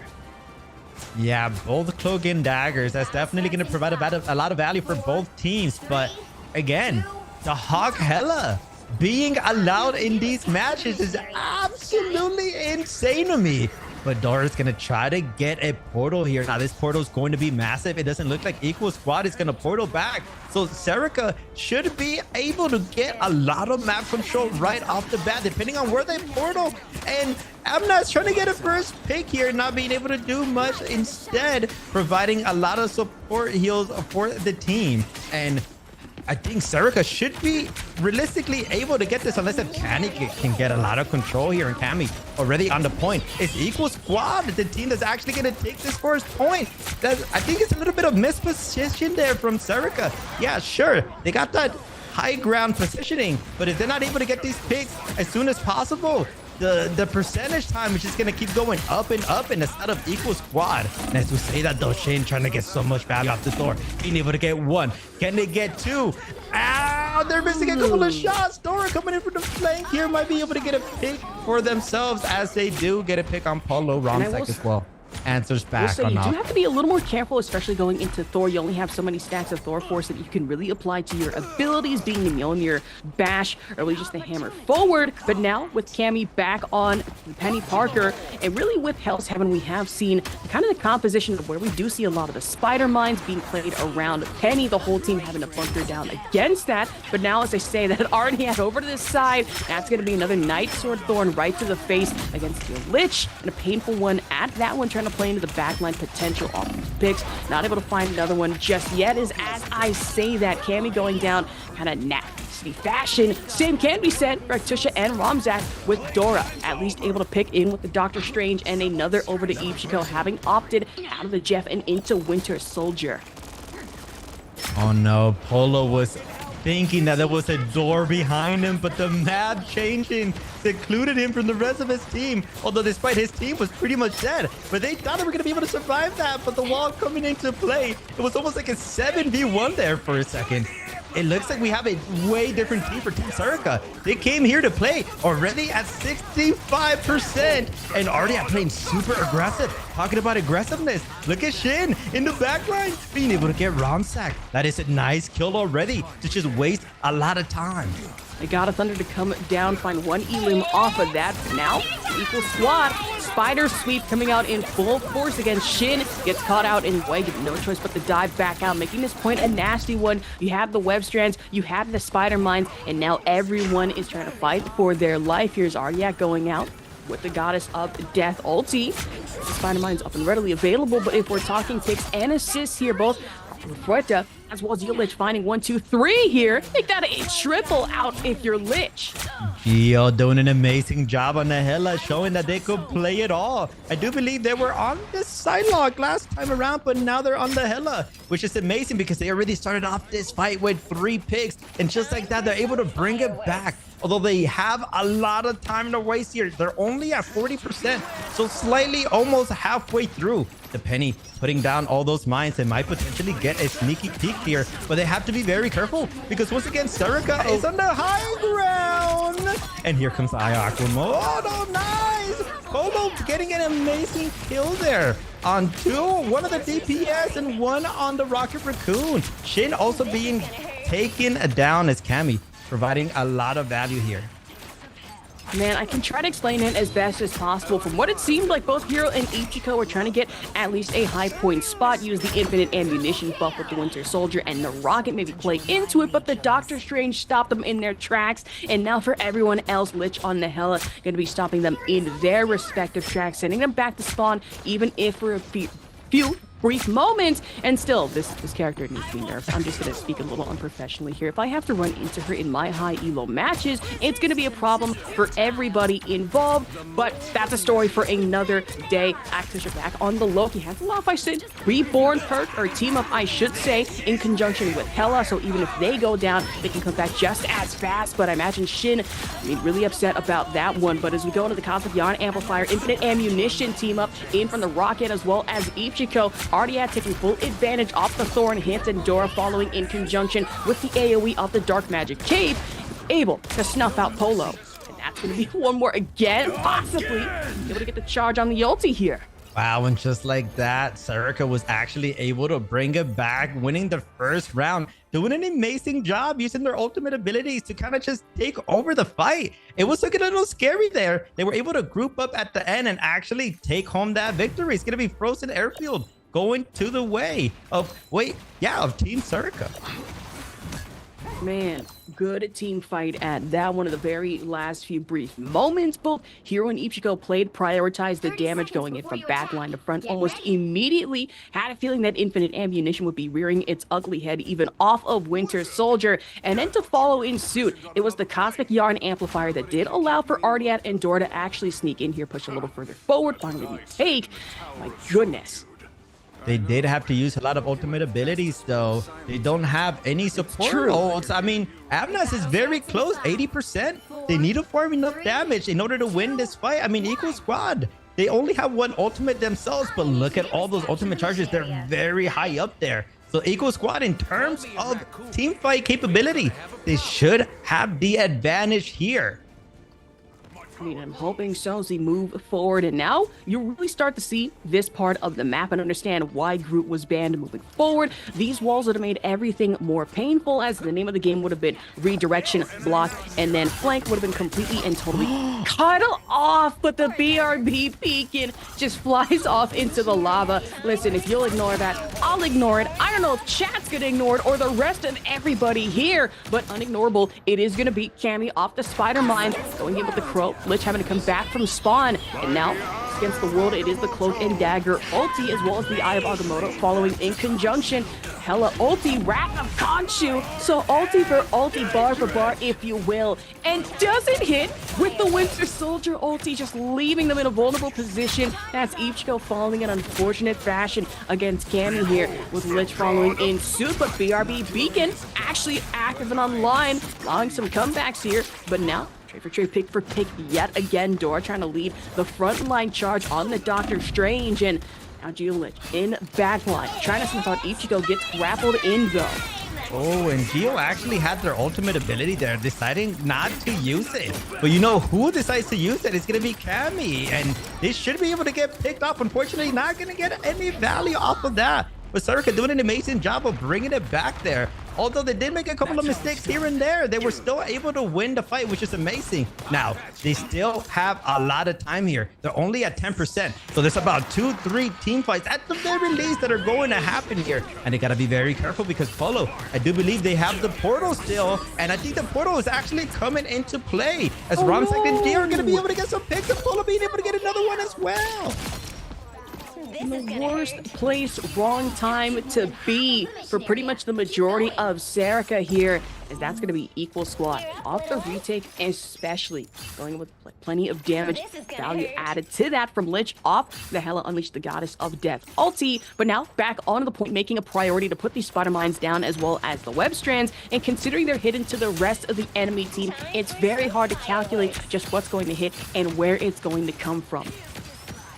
Exactly. 73% now. Equal squad in a very good position as well. Geo falling off that. Maybe looking for a flank. Are they going to be able to get any value though? They're going for a very, very long flank. Trying to find any stranglers around. But still going very, very slowly. Are they going to be able to get a pick here? Going to try to hit some basics. The combo going in, but not being able to get much. Ichigo still alive. Oh no! Ichigo getting picked off. Cammy with the double whammy as well. This might be Eagle Squad taking this home. And Tainted Voltage right into the uppercut, and a good play at that one from Ichigo, but trying to prioritize, caught in the middle of the Winter Soldier ulti, and unfortunate that, but no more again. That's just gonna be once and done. Just cut off right in the middle. Hero gone down and out. No more Rocket Raccoon and no more Artiad. Cammy taking full play advantage. The Penny Parker here on Hell's Heaven Eldritch Monument.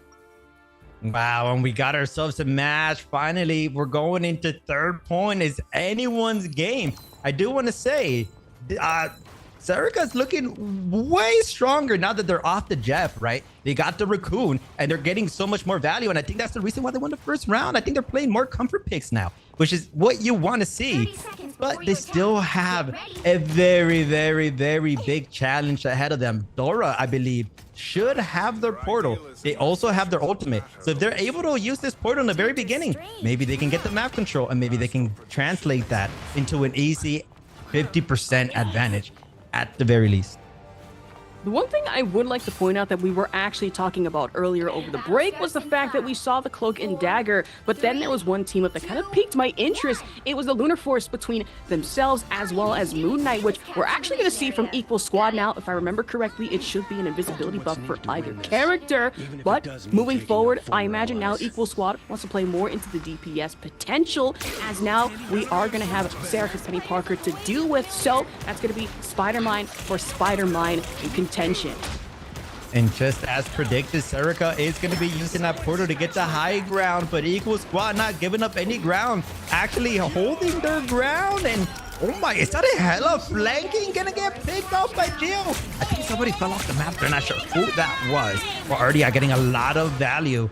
Needs to use their ult potentially here to win at this point. They do have to wait because Cammy is in full effect here, using their Penny ultimate to get a lot of value. But Shin is going to be able to shut that down, being able to web them and then shutting it down. Ramsek as well, trying to get enough value, but might not be enough. And there goes the team of ability. All of a sudden, Ramsek just went invisible, and they're quite literally still alive. Still alive for now. I mean, have to go with the Eye of Agamotto. If anything but Ramsek gets taken out, the AoE damage coming in from the Dark Magic Cape.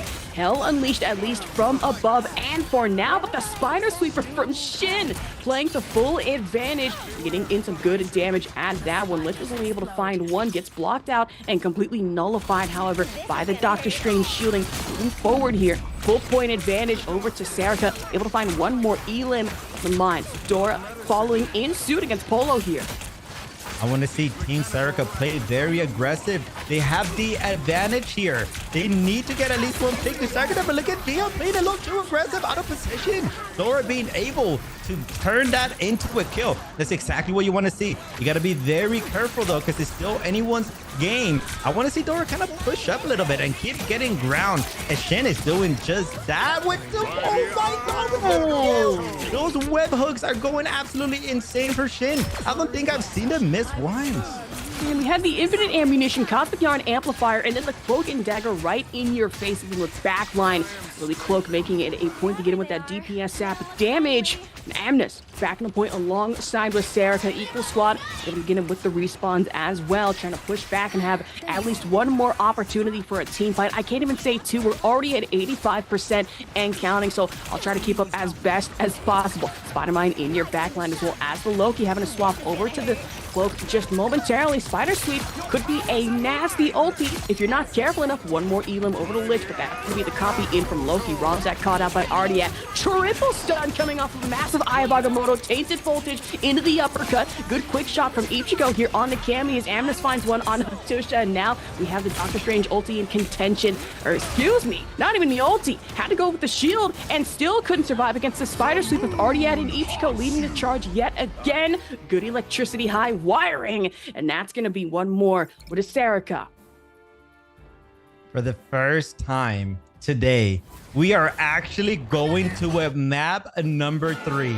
Serica somehow, some way being able to bring it back and take that victory. That's exactly what you want to see. And Dora again with those portals providing so much value in the very beginning. Getting that space was definitely one of the main reasons why they were able to win that point at the very end there.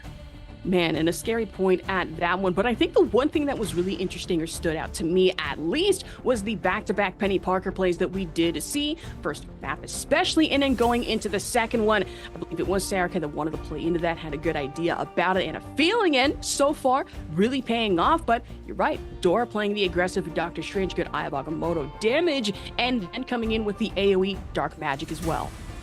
Exactly. I can't even tell you who's going to win this because both teams are providing so much value. Every single player are playing their hearts out. And you can kind of just see so much momentum, so much motivation from every single contestant here. Now, as we say that, we're going to be going into the highlights, followed by a 5-minute break.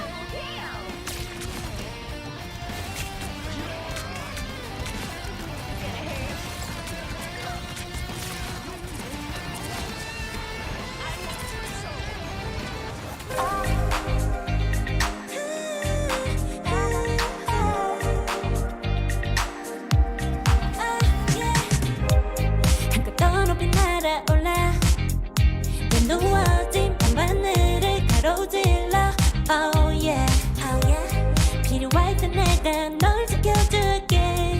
간절히 바라면 이루어지는 마법인 거야. 운명의 소리 들려 여기서 저기서 날 찾으면 달빛이 날 비춰와. 시작해야 let's go. 아급고 흘러는 우주 따뜻한 눈으로 감싸나 순간 신비롭게 녹아내릴 거야. 좀 더 기다려. 쓰러지지 마 끝까지 일어나야 해. 어딜 가든지 극복해. 힘은 너에게 있는 걸. 소리 높여 노래를 불러. 작은 걱정 따윈 던지고 최선을 다해 작품을 쳐봐. 어둠이 떠 날 때까지 아름다운 꿈을 밝혀봐. 우리에게 달렸어 그 세계 운명.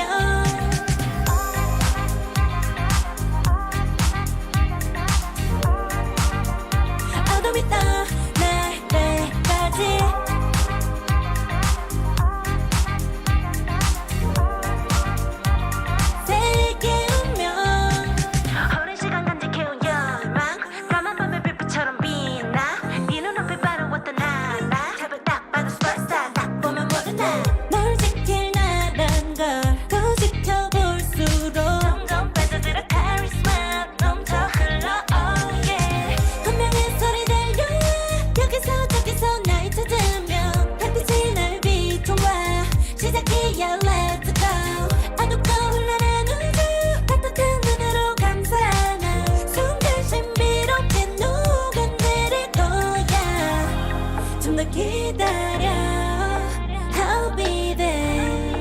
빠지지 말 끝까지 일어나야 해 어딜 가든지 극복해 힘은 너에게 있는 걸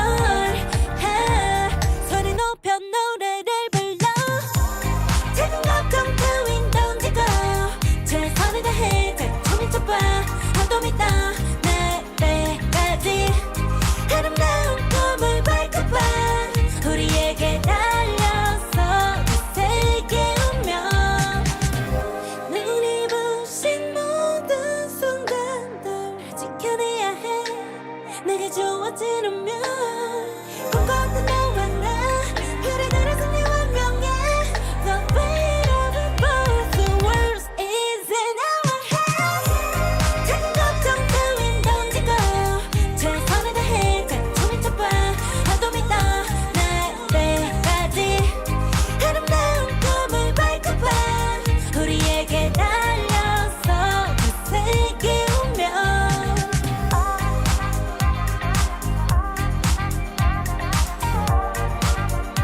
어둠이 떠날 때까지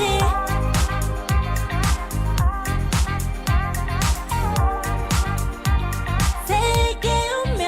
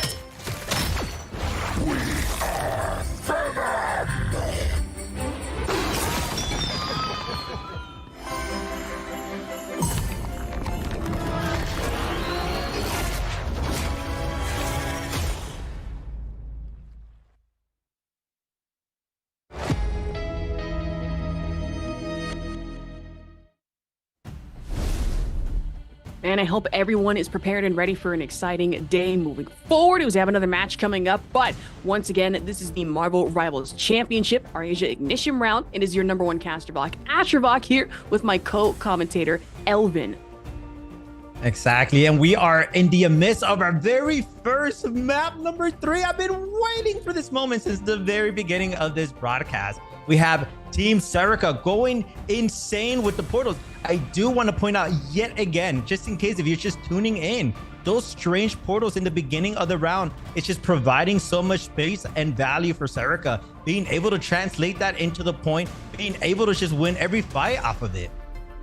Yeah, not only that, another key point I would like to talk about here is that when it comes to team composition, right, the traditional 2-2-2, we're used to that. But if you notice at the very end of this map on Hell's Heaven, both teams playing into almost the exact same comp with a very few exceptions. On one side, we had the Moon Knight and the Cloak and Dagger, and then on the other side, we had the Rocket Raccoon and the Winter Soldier, with Hero and Ichigo playing into that. But now we move on to round 3, Spider Islands Convoy this time around. In regards to our hero picked in bands, to no surprise, Luna Snow as well as the Punisher gone and out of there, with Rocket still on the Protect list. Yeah, this is exactly the same things we have saw. The only difference now is that Equal Squad is deciding to save the Psylocke, and that might be the difference that they needed in order to take this home. Now, I would imagine Serica, they are probably going to be banning either a Hela. I would imagine the Hela is getting too much value, although Artiad is also getting a lot of value off it. But maybe banning the Hawkeye would also make sense. Oh, the Grill being banned from the Equal Squad, but I kind of want to see a Hawkeye be a ban, because no way we're going to see a Hawkeye Hela once again, are we? I mean, not seeing There it a is. Hella. I imagine Hawkeye might come out to play. Wouldn't be surprised by that one. But the group ban, yet again, I wanted to play into the walls of redirect and blocking any flanks, especially with Equal Squad themselves. Ara Fuerta running the Cloak and Dagger and Romzak running the Moon Knight as well. So I imagine we might be getting a little bit of a backline dive, especially with Lich involved on the Psylocke. And we have an Iron Man coming into play. Now, this is the first for Ardia in this showing. Actually, no, I think they pulled that out in the very beginning. Not getting too much value off of it, though. It's interesting to see and note that an Iron Man is being ran without a hook. Usually you see that team up ability because that Gamma just does a little way too much damage with the Iron Man. But they're still going to be running it. Honestly, for this map, this is perfect. There's so many buildings, so much cover that Ardia can use to charge up that ultimate. And they should be able to play very sneaky here and get a lot of value. About to say that Pulse Bomb ulti could not come at a better time, especially in key situations and around the bend. You are going to have to worry about it as it kind of leads to a lack of cover. And in the final phase of this map, if I remember correctly, it's all indoors. It's going to make it a nightmare for you and really the rest of your team to have to navigate, worry about flank pushes, and really try to watch everything while in the skies. Iron Man is still up there flying, putting everyone on the ground. Stark terror! But as I say that, the more terror you need to worry about is the fact that these spider mines are out to get you. We can't keep running into things like this.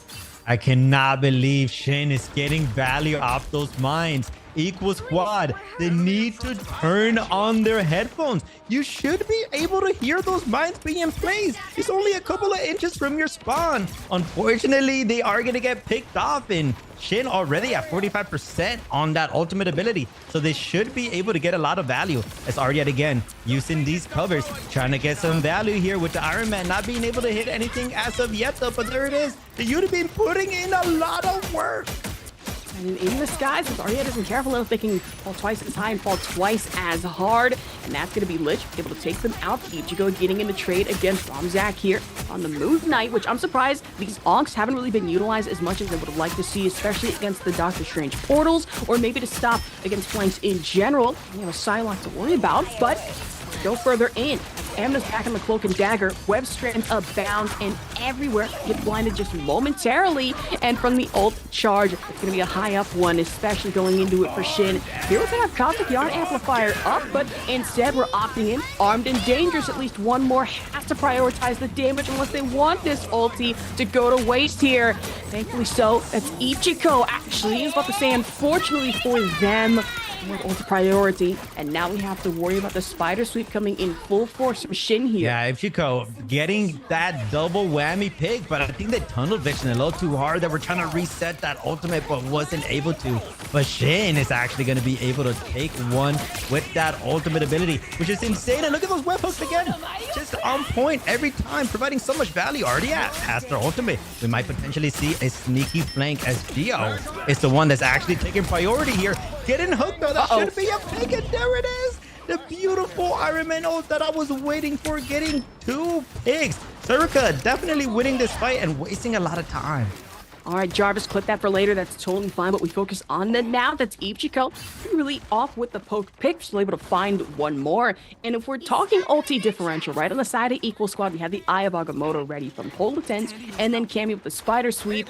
Lich has it saved a little bit for later, 20% in counting, but the Cloak and Dagger ulti as well as Romzak off the Rapid Conchu. This would be a very good time to really use it, considering how clumped together we are, but instead opting in for the Spider Sweep, trying to get in more. The front line push, the web strands are everywhere and abound, and already about to go down and out. Utilizing, however, the Eye of Agamotto for quick and easy stuns, trying to get the sap damage. Red is just really uncontested here against both Amos and Ichigo, as well as Polo, finding in the last stick kill against Dora. And this is the Ferretta that I want to see. This is the first map Ferretta that we saw where they were just in the front line doing damage. And as we saw, they literally just charged up their ult immediately because they got maybe around 2 to 3 picks, which is what you want to see. But from a strategist, usually you don't see a strategist doing that much damage unless it's a Mantis. But Cloak and Dagger can do basically the same thing. Geo once again in the backline. Are they going to be able to win this 1v1? Yes, they can. Where are the heals for Sarika? Unfortunately, already being taken down. That's a beautiful opportunity for Equal Squad as they're about to get their ultimate again. Geo might potentially be the clutch saver here for Sarika. And Ardiet back on the Star-Lord, so I imagine it's going to be a much more blaster barrage type play with the ambush picks as well. And then if you're not careful enough, Galactic Legend is just going to sneak up on you and take pretty much everyone out to a point. It's like, wait, why is Ardiet on my MVP screen? Just absolutely stole it right from under me. But of course, speaking of the steals, try to go for Dance of the Butterfly. Also sneak kill, finds one against Hero and Ichiko, so Cosmic Yarn Amplifier not going to play to intended effect, or really such value as most would say here. Cammy gone down and out to Ardiat, and now we are just going to have to worry about the shadows even for a brief few moments. Ardiat, however, finding two, getting a good charge on Galactic Legend. Team Serica doing an amazing job of holding their ultimates, being able to win that fight without using much. And the other side of things, Equal Squad, they wasted so much and they got so many picks but weren't able to prioritize on anything. And now they're down by a lot, although they do still have 1 minute and 50 seconds, so it's still anyone's game. Cammy trying their best to get value here, not going to be able to do much as for now, but the portal coming into play, getting that high ground, getting a little bit more positioning. If she goes though, has that ultimate ready for whenever, gonna be able to get one pick. Can they get the second? Here comes Gio again in the flunk line, but not able to find a squishy. Instead, just doing damage, getting that ultimate back as soon as possible. They might be able to pick up the Strange, but talking about picks, it's already at in the flank. Once again, doing the Lord's work. For Romzak able to hit the Crescent Blade, but now we have the Eye of Agamotto in conjunction with the Spider Sweep really playing in. So really not even that much of a team up here if we're talking Doctor Strange and Penny Parker, but still works nonetheless the same as the Dark Magic Cape. AoE pushing forward. Now Serica, we take off the payload, pushing it a little further back. An Equal Squad going to kind of re-strategize and make the comeback here. Yeah, but this is the perfect time. They pretty much have every single ultimate with the exception of Loki. So they definitely need to prioritize this. This might potentially be the last fight. Only 45 seconds left on the clock. Gio, of course, is going to look for a flank line here. But oh my lord, that eye, that ultimate ability, the combination with the Moon Knight, that's exactly what they needed. And that's going to be Equal Squad with a dominant fight, being able to get that second point. A full team wipe. Equal Squad making the comeback of the map. If not, that is absolutely going in somebody's highlight reel, whether it be our own or maybe another to watch over a little bit later. Definitely clipping that and sending it over to Tetcher when I can. But speaking of more clippable moments, that's Lich finding out Shin. And now it seems Equal Squad finally back on their footing, especially with the Spider Mines, Web Strands. Now it's Tusha on the Loki as well. They need to do a good job of staying grouped here. There's still only 1 minute left, so it's not that much time. They got to be very careful here because Cammy trying their best to get those webhooks, not going to be very successful. Talking about that they're actually going to get Dora, but not much was able to be done as the infinite ammo is being placed. Huerta has that ultimate, going to be using it right away. This should provide a lot of space, a lot of value. I want to see it DPS, Cloak and Dagger here. Are they going to be able to get a pick? Doesn't look like they will, as Mchiko is going to be hitting a couple of people with that ultimate, but not translating into kills. Ardiet as well, wasting their ult. Actually, not a complete waste, as they're actually going to be able to get two. I mean, for a brief few moments, it was just too much sustain, especially thanks to Actisha with not only the decoys, but then the health that we had to worry about. So for a brief few moments, Equal Squad was safe until Serica came out with a few last-second kills off of Ardiat's Galactic Legend. But now we have to focus on the Eye of Agamotto at hand. Cammy and Polo playing the front line again, finding the Raccoon and finding Doctor Strange. AoE damage off the cape again to find Ichigo. To snuff out off the Elim as well. Spider Sweep playing big plays here. Just a Cloak and Dagger trying to make a quick escape. Not going to be enough for Amnes to try and contest against. Well, those ultimate abilities, those eyes of, oh my god, those eyes of Agamotto going insane. Well, you're doing an amazing job. Literally every single time when they were winning a fight, it was because there was an amazing ultimate. And you can't sleep on Cammy as well. Getting those last two picks at the end, that was insane. That means Serica wasn't able to hold them back. All of a sudden, we got ourselves a match. And doing a little bit of analysis going into our last team fight, what really had me worried was maybe I was thinking that RDI might have popped off with the Galactic Legend too soon. As we look down below, not only did Beretta pop off, especially with an ulti of their own, Us Against the World off a Cloak and Dagger, and Octisha pretty much keeping everybody in front and back line alive off of Loki, as annoying as they are. Still couldn't avoid, of course, getting taken down, but nonetheless, equal squad putting themselves up by 3-0 here against Serica. Yeah, and they got 14 seconds left on the clock. That pretty much might as well be overtime. So it's still anyone's game. If Serica is able to bring it to the 3rd point, they could still take this home. It looks like they're still going to be going for the same exact comp. Very interesting to see. I mean, both teams often go the penny. I mean, I understand for defense, but for offense, to me, it doesn't really make that much sense. But you know what? I think it's more of a comfort pick. They've been playing penny throughout the whole match, and they've been getting a lot of value. So, hey, to each their own. But look at the way Romsack is playing. This is very, very sneaky. No. Look at the way JO's playing as well. They're all playing up. They're looking for sneaky picks. And here it comes. Fedora is going to try to take advantage of the missed position. Might be able to get that kill. But the invincibility with the team up with the Cloak and Dagger is going to keep Romsack alive. Thankfully, that Lunar Force team could not come at a better time. Gives you the invisibility perk, but now still have the Loki to kind of contend with. Decoy's about really deceptive, very much deceptive with that one.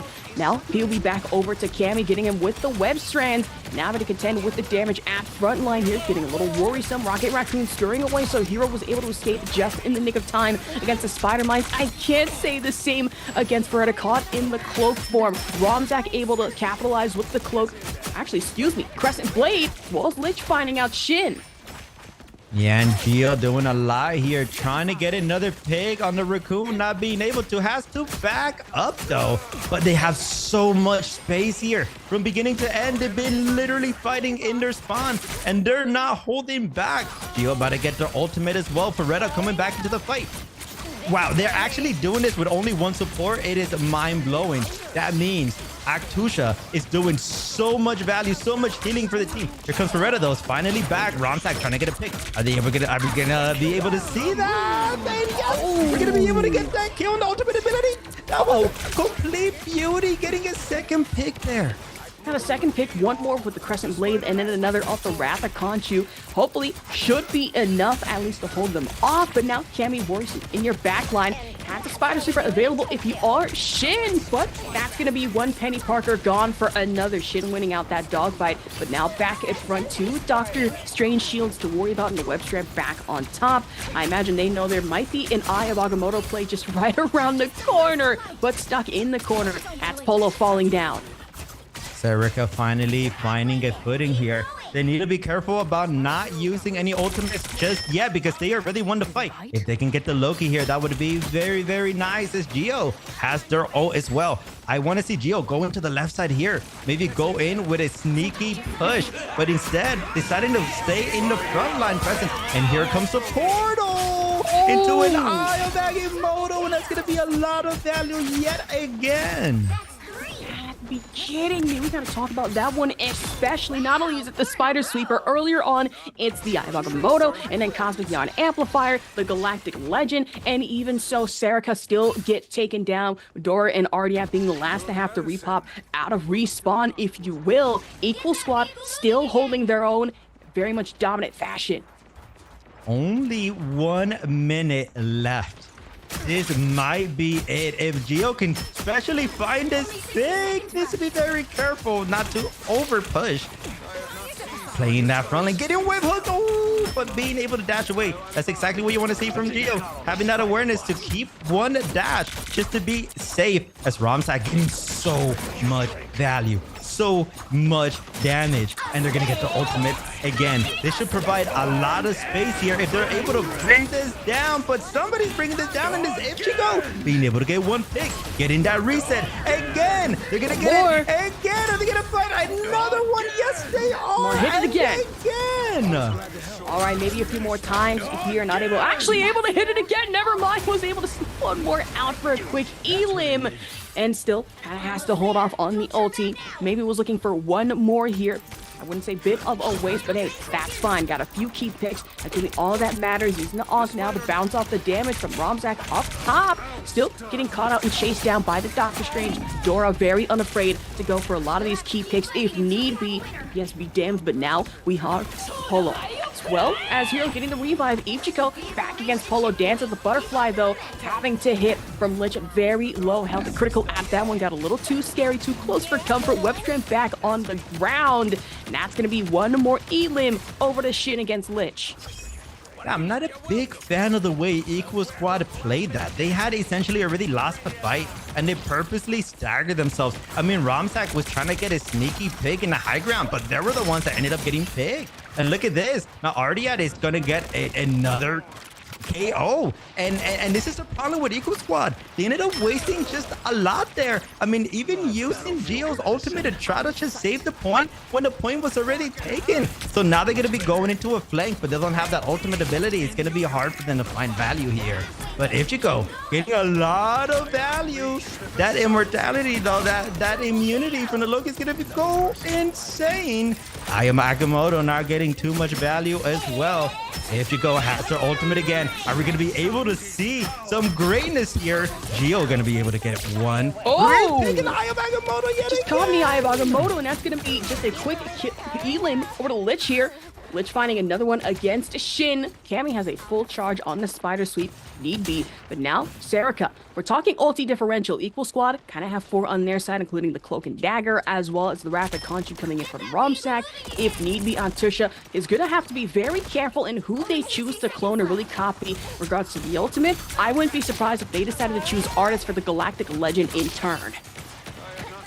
Wow, Shin on point with that web, being able to get the first blood on deal. That's exactly what they need. Already in the back line, but that is a clone that they're doing damage to. Now that is a plenty as well, not getting any value. The sustain is coming in. But if you go, sustain doesn't matter. And notice how they actually use their ultimate on a clone. It actually resets. So if you go being fully aware of that, if they can get another pick, that would be intense. But talking about picks, it's going to be Geo the one that gets it, and Cammy wants some of that as well, getting a lot of value. Equal Squad all of a sudden being able to win this fight. Only 15 seconds left on the clock.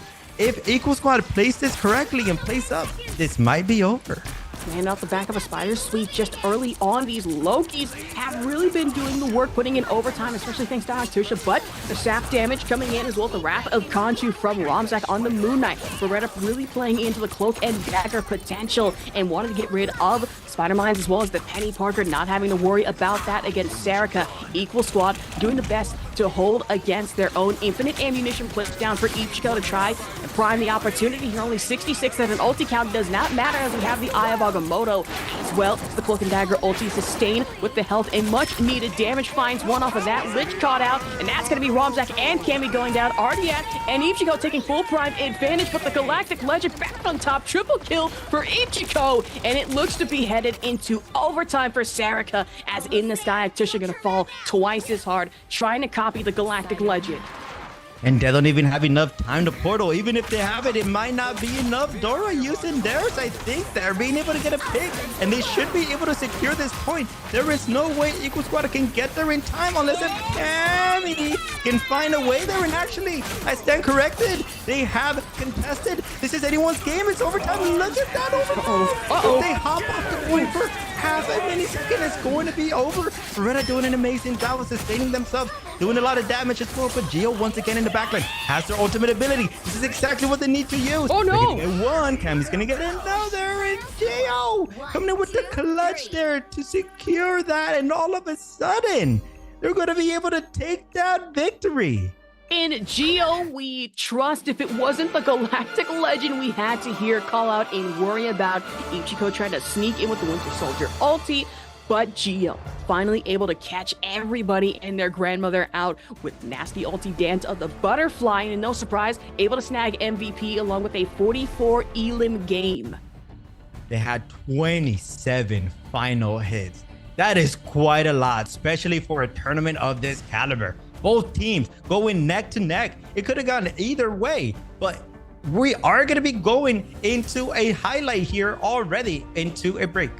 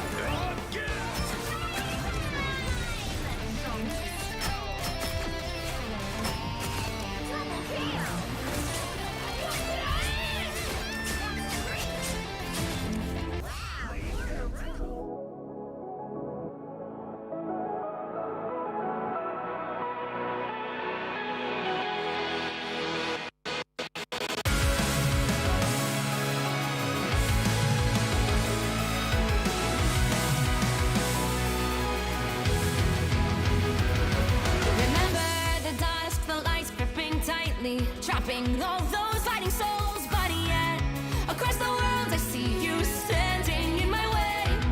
And remember the time, the place we used to fight, like the sun and moon. And I wonder if ever there was a time that we were friends. The night has fallen, shadows looming, and yes, that time has come for me to seek you out. We are set now for our last reunion. Break the chains, find your way, come find me. Do you remember who you really are? Show me that you are still the only one for me. I'll be waiting for you. Wake up, open your eyes, raising up your fists and smashing through time walls before the rift splinters again. We are rebels till the end. Rise up, open your mind, hold on to your powers. No one can stop us. We are rivals till the end of time. We will clash, no matter where. We will fight, reaching across time and space. 'Cause you are my destiny to the end.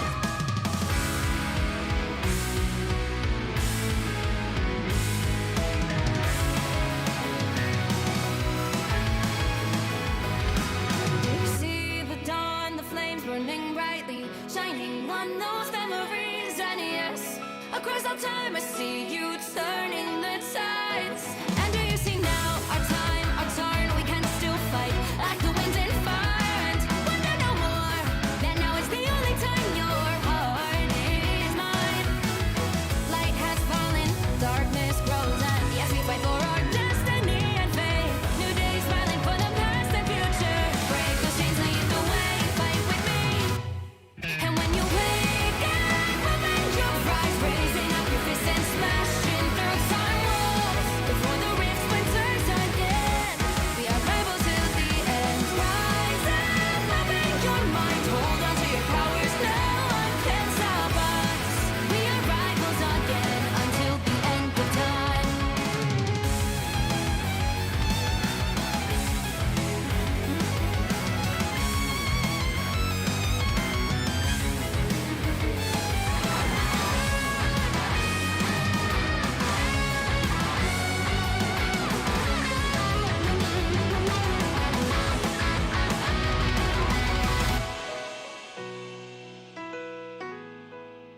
Show me that you are still the only one that matters for me.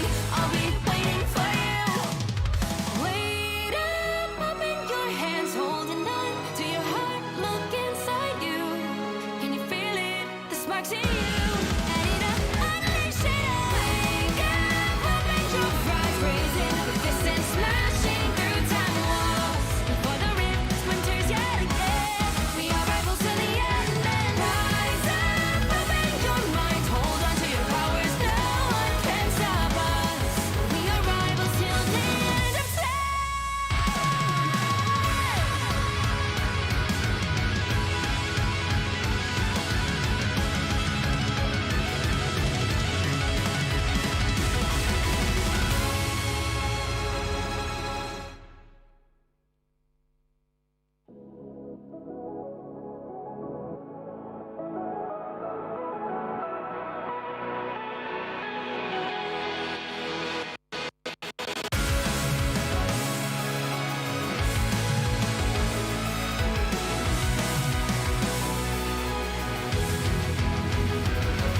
Remember the dusk, the lights gripping tightly, trapping all those fighting souls. But yet, across the world, I see you standing in my way.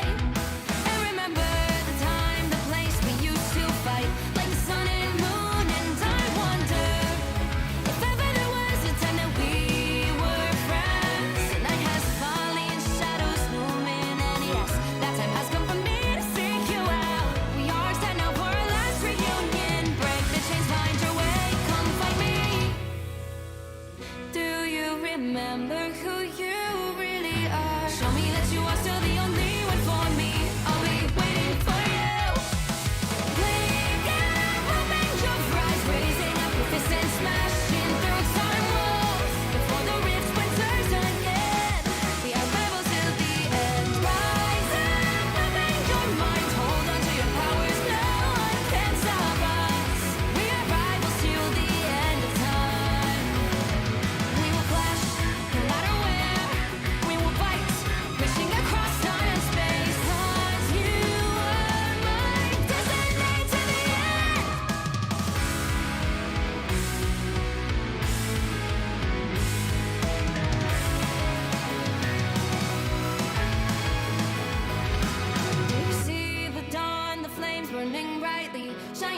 on those memories, and yes, across all time I see you turning the tides. And do you see now our time, our turn? We can still fight like the wind and fire, and wonder no more that now is the only time your heart is mine. Light has fallen, darkness grows, and yes, we fight for our destiny and fate. New days smiling for the past and future. Break those chains, lead the way, fight with me. And when you wake up, open your eyes, raising up your fists and smashing through time walls. Before the rift splinters again, we are rebels till the end. Rise up, open your mind, hold on to your powers, no one can stop us. We are rivals again until the end of time.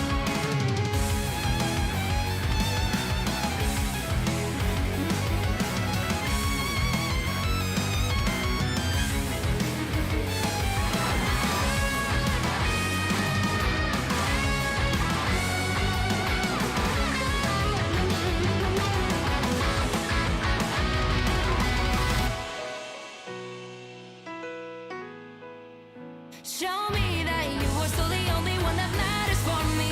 I'll be waiting for you. Wait up, open your hands, holding on to your heart. Look inside you. Can you feel it? The sparks in you. Add it up, unleash it. Wake up, open your eyes, raising up your fists and smashing through time walls. Before the rift splinters yet again, we are rivals till the end. And rise up, open your mind, hold on to your powers, no one can stop us. We are rivals till the end of time.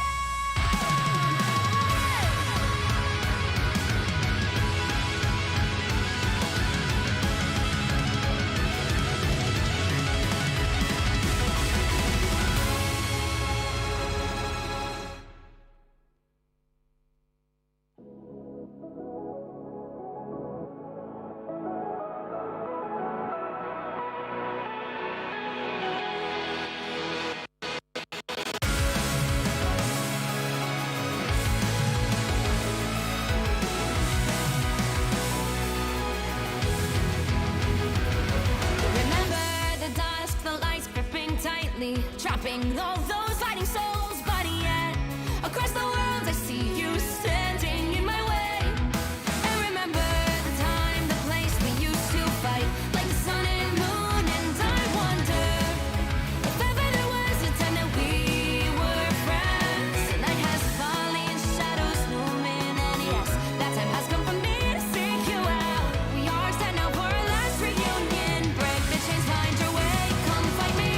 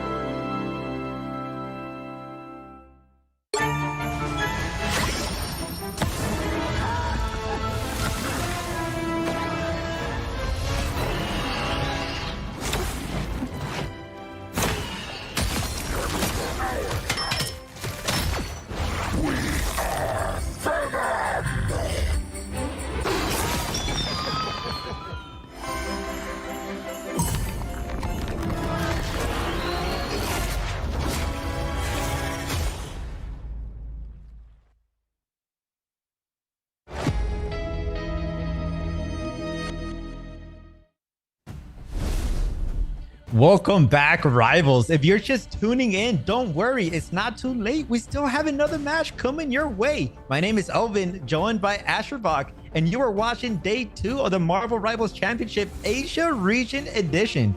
We just got off our very first map 3 match where Team Equal Squad managed to get a last second hold. Highly recommend to watch it back if you missed it. Asherbach, how are we feeling? Honestly, feeling really great, really excited to get even more on the way with matches. But we have to talk about that last one. Like you said, the Equal Squad versus Serica. Last couple of rounds were a doozy, and we finally broke the caster curse of only getting through 2 O's into a map 3, finally putting us on the Spider Islands. But still, that last second play coming in from our Psylocke, but then we also had our to worry about, and then the Winter Soldier ulti that played a little bit to an effect. But if anyone's the hero, Psylocke, that's 100% guaranteed. Yeah, exactly. They were able to get that through. I think they did save that character. And we mentioned that earlier before the match started. I was like, Psylocke is going to be into play here. They saved it. This might be the differential between the 2 teams. But talking about 2 teams, we're going into our next match. We got Over Timico. I'm pretty sure I butchered that, or Over Timeco, going up against Sped Nations. Now, we are going to be seeing a Psylocke ban, so no more sneaky flanks coming in. Over Timeco does not want anything to do with that. And the other side of Sped Nations, this is the first time I've ever seen this. A Loki ban. This has to be a target ban. I mean, I wouldn't be surprised. Let's talk about it in our last game. It was the Equal Squad who actually ran the Loki, Factusha, and as well as it went, you can make good use of the decoys and then pop wherever with Deception, get plenty of healing, or even triple the healing, if you will, across the map. But as we talk about our other bans, that's going to be Groot gone out the window, along with the Spider-Man ban. We haven't seen that exactly in a hot minute, but I imagine with Overtime hovering over the Venom and the Penny Parker, they don't exactly want the triple touch of Clintar team up, especially with the suit and armor expulsion. Yeah, they definitely do not want that, but it looks like both teams do want the Hawk Hela again. I do want to say and point out, I'm pretty sure 90% of our matches, we have seen a Hela or a Hawk putting in massive work for either team. But we got a very interesting composition for Sped Nation. It's starting to go on the Venom. That is going to be an amazing pick if Overtime Code does decide to go on the Hawk, but they don't. Instead, they're going to prioritize the Neymar here, which is going to be very interesting because they're not running Hela or Hawk. They have their own composition here. Man, I was going to mention with the Namor, I feel can do a little bit to kind of offset the loss of Hela if you don't want to run it, or maybe if she's banned in this situation, not banned whatsoever. But you do have the Trident of Neptune that can get in with really good accuracy, and then the Horn of Proteus that can make for the good AoE splash damage following after the fact. But for Overtime Co, really playing heavily into a good chunk of these team-ups, especially the Namor Luna Snow with the Frost Icicles, and then going into it again with the Venom Penny Parker, the touch of Clintar into the suit expulsion. But on the side of Nations here, they have the Venom as well, so I imagine we're going for dive backline picks, even with the Moon Knight in tow. And here comes the Portal play, and that's exactly what this team needed. They're gonna get the first pick already. Sped Nation starting this match very strong, and that might be another pick on the Venom. If they can secure this, this would be insanely huge. And I just noticed the name of Neymar's Overtime Co is the same name of the whole team. That might actually be the IGL and the team captain, but that is going to be another kill. All of a sudden, Overtime Co, although they lost the very first person, they were still able to bring it back. And in the accuracy off not only the Tridents, but then we have to worry about full power, not letting any stragglers go, using the Penny Parker exactly for that extra bit of damage, diving right after and inward with the Venom tendrils, and then picking them off from there. But we have Fluke on top, waiting for at least a good couple of flank opportunities. And Meccan going in the back line as well with the rest of Sped Nations, trying to sneak in here through the wall damage as well. I'm a big fan of this positioning for Sped Nations. They're not going through main, they're going through the building. And I believe it's Kusuke that is not with the team. If there's one person that you want to just kind of do their own thing, it is Kusuke on the Venom. And that's exactly why they're going to do that. They're going to be able to get one pick, but their whole team is falling apart in the backline. They need to do a lot of damage if they want to bring this back as Source is going to be able to take down that Venom as well. Length missing that webhook, but no problem because Overtime Co is here trying to provide a lot of damage. And wow, the Squid is actually going to get a pick there. And that's the thing when it comes to the Namor Luna Snow team-up, is that you can actually have not only the regular squids, but then the ice squids that hit for not only that extra bit of damage, but if I remember correctly, it's also splash damage based off the ice in turn. But overtime kill. POV focused back on them. I imagine just waiting on the opportunity to use the Horn of Proteus, but now Sped Nation's having to push in here with the Mantis ulti for the health sustain popping up in the sky. It's the Goddess of Death, but I imagine trying to get it with the K-pop tunes, not good enough. Taken down and out the Luna Snow, as well as the Namor. So overtime kill and falling one by one, even more so against Nations here in another team fight, getting in with good health sustain, keeping Mecha alive just long enough, get at least one extra kill here. Another one, the Venom and Venom violence yet again. And they might actually want to fight this back. Do they even have the sustain to keep this up? No, they kind of just throw their life away. Not a big fan of what I just saw. Time Knight kind of just gave over Timco, it's Sped Nations, a lot of just ultimate charge there. And oh my lord, Jaesoon being on point, getting 2 picks. They were kind of the reason why they won the first fight, but may cancel with an amazing IO Nakamoto there as well in the back line. Being able to pick up over Timco, re-realizing as well, getting a pick on full power attack. Now this is exactly what you want to see from Sped Nations. They have full control. They are pushed up all the way to the second point, but their point is all the way in the back, so they have to be very careful. Jaesoon doesn't really care about being careful though. In the front line alongside their Venom. That's the thing about Jaesoon, you have all room and opportunity to be as intimidating as possible on the Hela, and that's Fluke got in the way of a nasty blade. Cotton pays the consequences very dearly for it, and now forces the Namor to have to travel up here, go in the bubble, save themselves some time, effort, and the health as well. I thought I saw the Feast of the Abyss. Nope, it's just a regular octopus. Now Jaesoon has the ultimate up, ready, and charge, and that's exactly what's going to happen. Goddess of Death in the skies. Now kind of forcing everybody to play from buildings. Trying to get the Venom pick, and that's full power as well. So time going down. Kukusei and Mecha leading the charge in eliminations for Nations. Exactly, and although Jaesoon didn't really get any picks off the Hello, it managed to seclude the whole team of Overtimeko, and that's kind of the reason why they were able to win that fight. They kind of were able to just pick off the Venom, but the fight is not over yet. Overtimeko using that ultimate ability. Hawkeye showing what Hawkeye does best, being able to pick off a Luna off their ultimate. Of course, that's going to be the touch of Kuntar hitting from the suit expulsion, or armor expulsion, I should say. This is Penny Parker, but Feast of the Abyss to try and put in at least a bit of extra chip damage, lead the team charge. But Jaesoon and Mecha obviously are going to let that happen to themselves, taking down very members of Overtime Co., including the Namor as well as the Luna Snow. So Time Nat having to be sent back to spawn, come back momentarily. And even though Karen tried to fight back and scurry away off the Rocket Raccoon dash, still wasn't enough to try and fight off the tendrils here.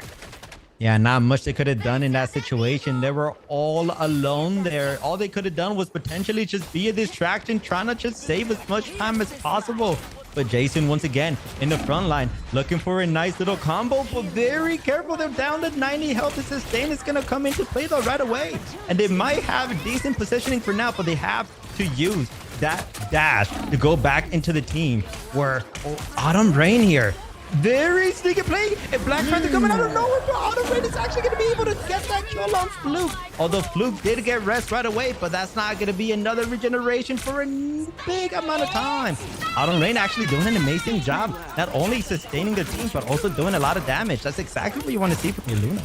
A good sustain, and now having to force the team fight, coming in with the Spider Sleep, a fast ascent in the back line. We have a Black Panther to worry about. Had a Black Panther to worry about as Fluke goes down. Spawn at least just for a few brief moments, and Time Nat taking a good chunk of damage, especially off the arrows coming in here. The Hawkeye, so a good couple of team switches, but not able to get out of the way of the Horn of Proteus before overtime. Has to go down and out to Mecha. Overtimeko hit a really nice. Oh, unfortunately, they did get traded right away, though. All of a sudden, Fluke coming in, being able to get that AoE damage and getting a pick full power, not afraid of being in Hela's face. Gonna get rewarded for that as well. And this should be Overtimeko's fight to win, but maybe not. As Kusuke is going to be able to get a pick on Fluke. That is an amazing pick. Re-realizing back in the fight. They also have their ultimate ability. Are they going to be able to use this? I would like to see a Hawk ultimate, but maybe they just know better. They're actually saving it, and they're still getting a lot of value here. I mean, at that one, but that's going to be Namor right in the sky, able to heal his bubble even for a few brief moments, but Time Matches can't escape, nor can anyone else escape, both Jason as well as McKenn's Soul coming in with the Eye of Agamotto. Now, the Snow trying to hold on their own right now, does so successfully. Autumn Rain snuffing out full power ATK, and Fluke also getting eliminated here by Jason moving forward. Yeah, and that might just be it. It's going to be very hard for Overtime Co to touch that. And just like that, they're going to be losing that. They're going to be able to take it to the third point. 39 seconds left. Not too bad, actually. If they're able to take this to the third point, they should be able to bring this back. It could still be anyone's game. But I want to see Overtime Co just group up a little bit. I think I saw a lot of the time after losing a fight, they were just kind of throwing themselves one by one, and that just kind of allowed Spend Nations to just get even more map control, get even more space. I need to see Overtime Co just kind of regroup a little bit more. And I understand that Overtime Co is trying to play more into the team up of the Luna Snow and Namor as well. You know, the Venom and Penny Parker for a few brief moments. It was working out, but then the very end, especially against Sped Nations, kind of had that comeback off of Jason with the Hela, especially the Goddess of Death ultis. And then it was usually the Eye of Agamotto to really kind of deter against any dive potential. At full power was really trying to push off the Venom as well. And it looks like Overtime Co is going to be switching from the Neymar and going to the Hawk. While in the other side of things, Spend Nations are switching from the Hawk and going to the Neymar, which makes sense. I mean, those squids are going to provide a lot of defensive value, right? So they're looking into that versus like Hawk, very more aggressive, being able to get those sneaky picks, which makes sense why you want to run Hawk on offense more than defense. But the question is that composition going to be more than enough for Overtime Co to be able to win this? You never really know, and I say never. About 3 minutes left on the clock. 3 minute 50, really, for being accurate as possible. Full power with the overhealth. Just dove in just a little too quickly, just to teleport right in the middle of nowhere. I imagine either to get information, maybe to disorient, transport, but BRB Beacon in the corner just in case with the extra armor packs coming off of Karen, the Rocket Raccoon. Now that's going to be Venom trying to sneak in here, get cheeky with it. It's the Iron Man, Kosuke. Kosuke might be able to get his pick here on the Venom, as Fluke is going to be actually the one that gets that pick on the cancel. But June is going to be able to answer that back, realizing as well with the squid, utilizing that squid to the full advantage. But Karen is going to be able to get that rest. So still anyone's game. 5v5 here. Realizing, trying their best to get a pick, and no shots being hit as of yet. Lane going in though, playing very aggressive. Does have their bubble. Venom as well, playing in the front line, being able to get 2 picks. Fluke as well with the third. This should be Overtime Co's point to win. The heavy tendrils, especially into the overhealth, really adding the sustainability that Venom has, the abilities on top of that one. But Blaster Barrage, Overtime, wasting no time, having to get this in against Mech and Soul, leaving them down and out, without a Doctor Strange. Now, Overtime Co have the opportunity, put themselves up by 1 here, but still have a bit of a ways to go in the gauntlet. Yeah, but they do have 5 minutes left, so they got a lot of time to work with here. That's exactly what you want to see. Overtime Co switching over to the Star-Lord as well, getting a lot of value going for these off angles, but has to be careful. Star-Lord does a lot of damage if you're up close. From mid-range, if you hit a lot of shots, you could get a lot of value, but it's a little bit harder. They're just trying to get that ultimate charge, and the 1v1 is going to come into play. Overtime Co doesn't want anything to do with that. Just going to retreat back to the team, resustain, and then go back for the 1v1. But Fluke is not going to have any of it. He's going to be there to back up his Star-Lord, and they're going to be able to get 1 pick, make that 2, and that is a nasty shot coming in from Fluke. Not only 1 but 2. Jason just caught at the wrong place, wrong time, just making mincemeat of a lot of our frontline DPS players, main players, I should say. Of course, we're going to have the Luna Snow Fate of both worlds, maximum pulse ulti going down and out, not hitting the intended effect, but hopefully the Galactic Legend can do just that, catching everybody out, and even with the Cosmic Yarn Amplifier, can add to that damage as well. Nations. But 1 quick revive coming in from Fluke before Overtime was down and out. That's 1 well-timed blade coming in from Jason, and a good chase in from the Venom. Almost. Actually, it's about to say, narrowly escaped with the Hela, but Jason gets caught down and out. Fluke finding Mech and Soul as well before Kosuke had to get that back in blood, finding full power. Yeah, Jason just running for their life, not being able to stay alive. They were very close to being able to resustain, but not quite yet because Full Power was just all over that. But you know who else is all over this? It's Ben Nation with this defense. They have managed to regroup here, and this is anyone's fight. 3 minutes left on the clock, though. Length does have that meteor as well. They're probably just saving it for a very intense time with the maybe Iron Man. Oh, they're probably gonna try to stop the Iron Man with the meter, I would imagine, but that doesn't matter when Jason is gonna be able to get a pick here. Playing very aggressive, looking for the second one. Has an ultimate as well, looking to hit a combo here, looking to hit some shots, but a lot of resustain coming in from Overtime Code, doing a good job of just regrouping and just staying alive. But Jason, they don't care. They're playing hella. They're getting pick after pick, and that's gonna be yet another one. That's 3, maybe 4 picks already, and the aggression doesn't end there. Dashing in forward. Listen, you know I love to quote the great words of John Cena time and time again. It's that ruthless aggression you love to see, especially going into it from Jason. And nasty work at that one. Was able to catch out the Star-Lord. Overtime, give it no choice but to have to pull back here. Use the Blaster Barrage into shielding. And that actually forces Jason off their point and has to engage with the Hell Unleash, the Goddess of Destruction. Ulti, Goddess of Death, excuse me, finds one. Almost finds another here from the assist off of Namor, with realizing snuffing out even more competitors off the board, trying to get him with the damage off the Trident as well. Yeah, Spend Nation's doing an amazing job of holding them back. They did have to use the Jason ult there, but look at their ultimates. They have every single ult to work here. This should be Spend Nation's victory for this fight if they're able to just use their ultimates in conjunction. Here it comes. Old support, old being down, but the Agamotto's gonna be able to get 4 in the backline. They cancel, clutching up for the team. A drop in Portal Eye of Agamotto. And then here comes Tosuke with the maximum pulse bomb Cosmic Yarn Amplifier to try and give Overtime Co. a little more room to maneuver, maybe even the damage buff opportunity. But Sped Nation just took full advantage, locking down Overtime, really keeping them from even trying to touch Halo. They're stuck at 1! But they gotta be careful because Kusake is here and trying to do a lot of damage indeed. Was that Overtime Co's ultimate? I believe it was. That's gonna be on cooldown now for a very long time. That is not what you want to see if you're rooting for Overtime Co. They are struggling to find their footing here as McCancel is just a big force to be reckoned with here. And here comes Realizing as well, getting 1 pick. They still have their ultimate. Are they gonna use it yet? No, they decided to use the squid. I believe they're gonna save it for the very last fight. 40 seconds left on the clock. This is gonna be Overtime Co's time to regroup and try to find a way to get this victory. But Jason being able to get a pick on Overtime Co is exactly what you want. Being able to stagger them. Time that though, being able to respond back. Also has the ultimate. This might be the last fight. Goddess of Death from up top, not finding anyone.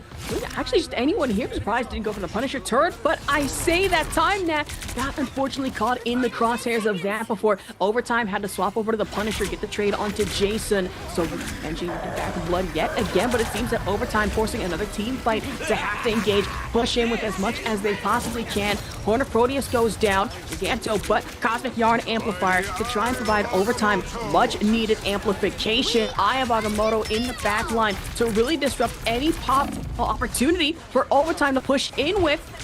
Still getting a little dangerous. Luna Snow, Fate of Both Worlds has to go down and out to add to the sustainability opportunity with the turret as well. Coming in from Punisher, trying to pack in the damage, packing a punch, if you will. Venom tendrils down and out, but with the stun and damage getting a little dangerous if you are Kosuke. And Overtime snuffs them out of the sky. Same can be said for Jason against Overtime. Trade for trade, blow for blow. Things getting a little too dangerous as Overtime coach doing everything possible to stick to the convoy. And I do like the Punisher switch, being able to handle the Iron Man. Overtime Co already being able to kill Iron Man twice. And Full Power also getting a kill on Jason. That's exactly who you want to pick up. Doing a good job of holding the chokehold there as well. And gonna get another KO. Length on Realizing. all of a sudden, we got ourselves a match. They should be able to push this back quite far because Sped Nations is quite staggered. I want to see them run away, but they just can't. Here comes the Punisher ultimate as well. And oh no, is that portal already used as well? Sped Nations will not have that portal to fight back for overtime.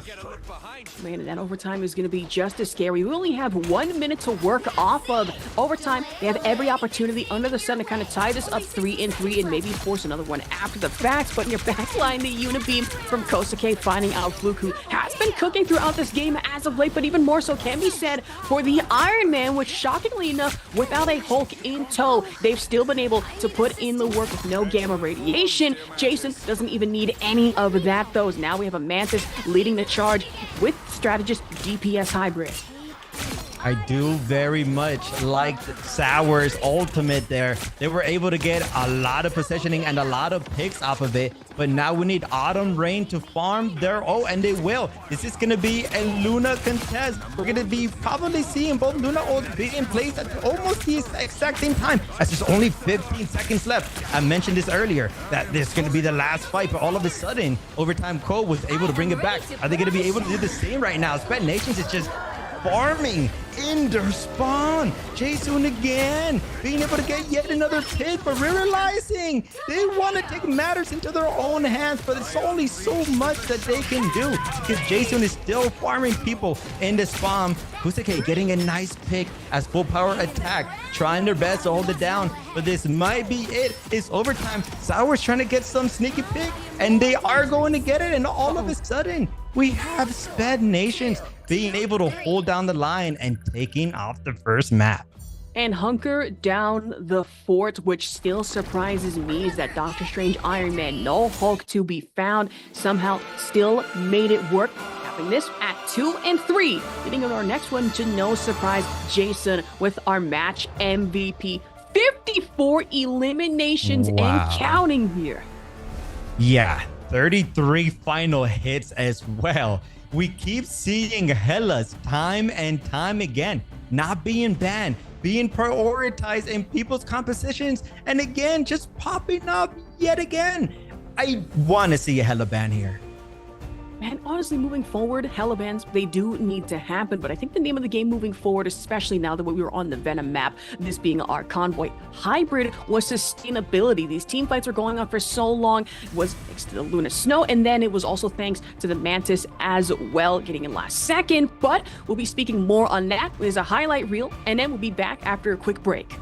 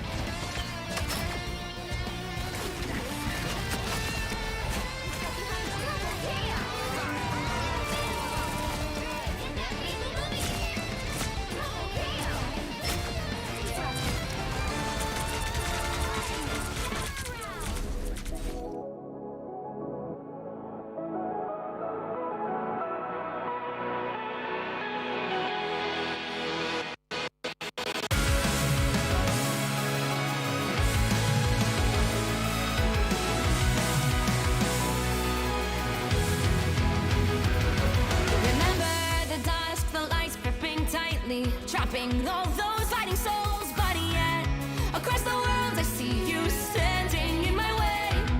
And remember the time, the place we used to fight, like the sun and moon, and I wonder if ever there was a time that we were friends. The night has fallen, shadows looming, and yes, that time has come for me to seek you out. We are set now for our last reunion. Break the chains, find your way, come fight me.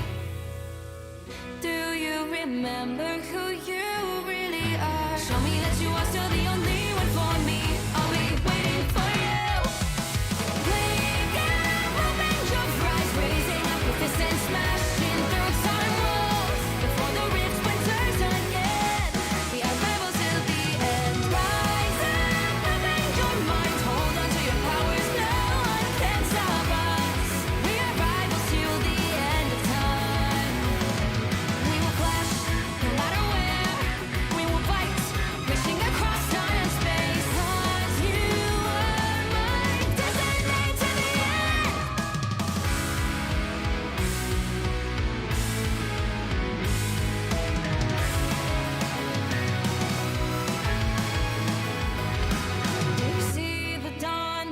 burning brightly, shining on those memories. And yes, across all time I see you turning the tides.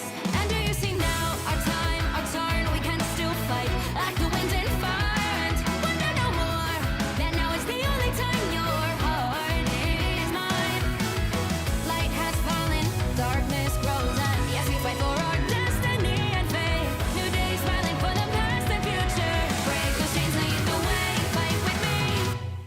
And when you wake up, open your eyes, raising up your fists and smashing through time walls. Before the rift splinters again, we are rivals till the end. Rise up, open your mind, hold on to your powers, no one can stop us. We are rivals again until the end of time.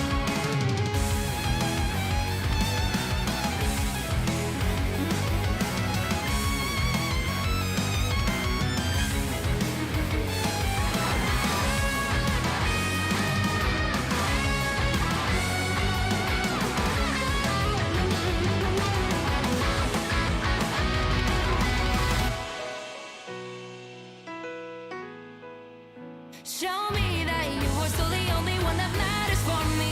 I'll be waiting for you. Wait up, open your hands, holding on to your heart. Look inside you. Can you feel it? The sparks in you. And it up, unleash it. Wake up, open your eyes, raising up your fists and smashing through time walls. Before the rift splinters yet again, we are rivals to the end. And rise up, open your mind, hold on to your powers, no one can stop us. We are rivals till the end of time.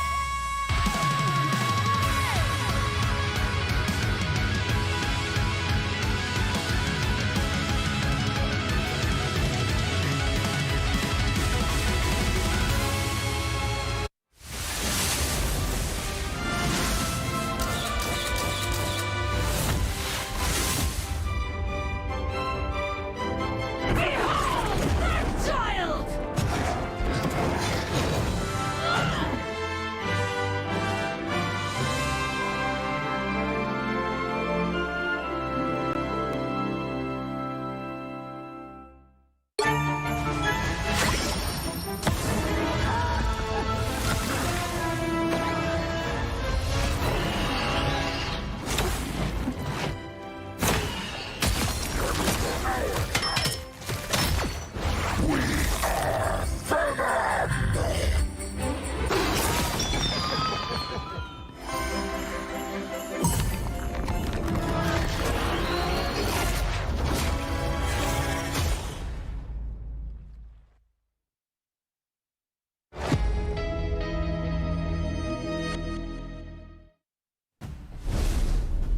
You know, now that I think about it, maybe the true rivals were the friends we made along the way. We'll have to find that out for later. But once again, welcome back to the Marvel Rivals Championship. It is our Asia Ignition round. And once again, it is your number one caster, Asher Vok, joined here by my co-commentator, Elvin. How we feeling after that last match?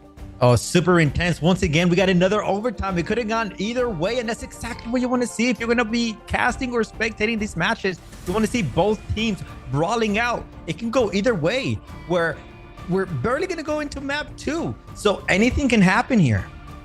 And truly at that. But of course, a couple of things that I would like to go over. First of all, starting us off, the Jason MVP should not surprise anybody. And another thing of, we need to nerf hell. I'm just saying, I want to be professional about it, but 54 elims later, still just as dastardly. And we were talking about this a little bit earlier, but Hela and Hawkeye, the reason they've been causing so much trouble is that with certain heroes getting a seasonal damage boost, aren't they sitting at 20% right now, those two? Yeah, exactly. So they're getting that seasonal buff, and like you mentioned, I just realized it. I didn't even know. I just happened to just stumble upon it. And I was like, wait, Asher Vok, is this true? Two of the highest DPS characters are still getting a buff. So players should be prioritizing this, right? If you're going into your quick play matches, if you're looking for a new character to pick up, maybe Hawk and Hela might be for you.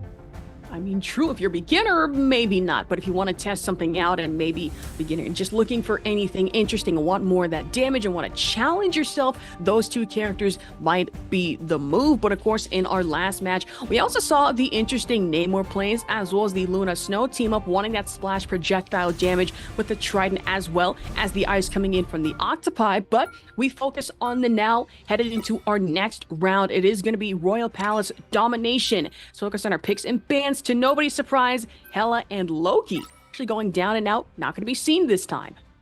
Yeah, the Loki is a consistent ban. We saw that last time around, but the Hela is new. And I am very happy that they're banning that because they just did way too much with the Hela.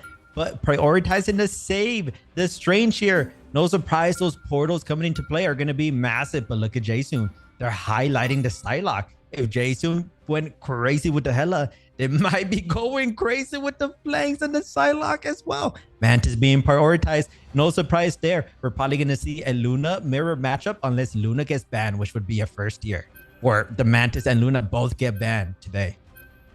Surprise, about 3 seconds left on the clock to figure out what our next ban is going to be in. It's actually Groot.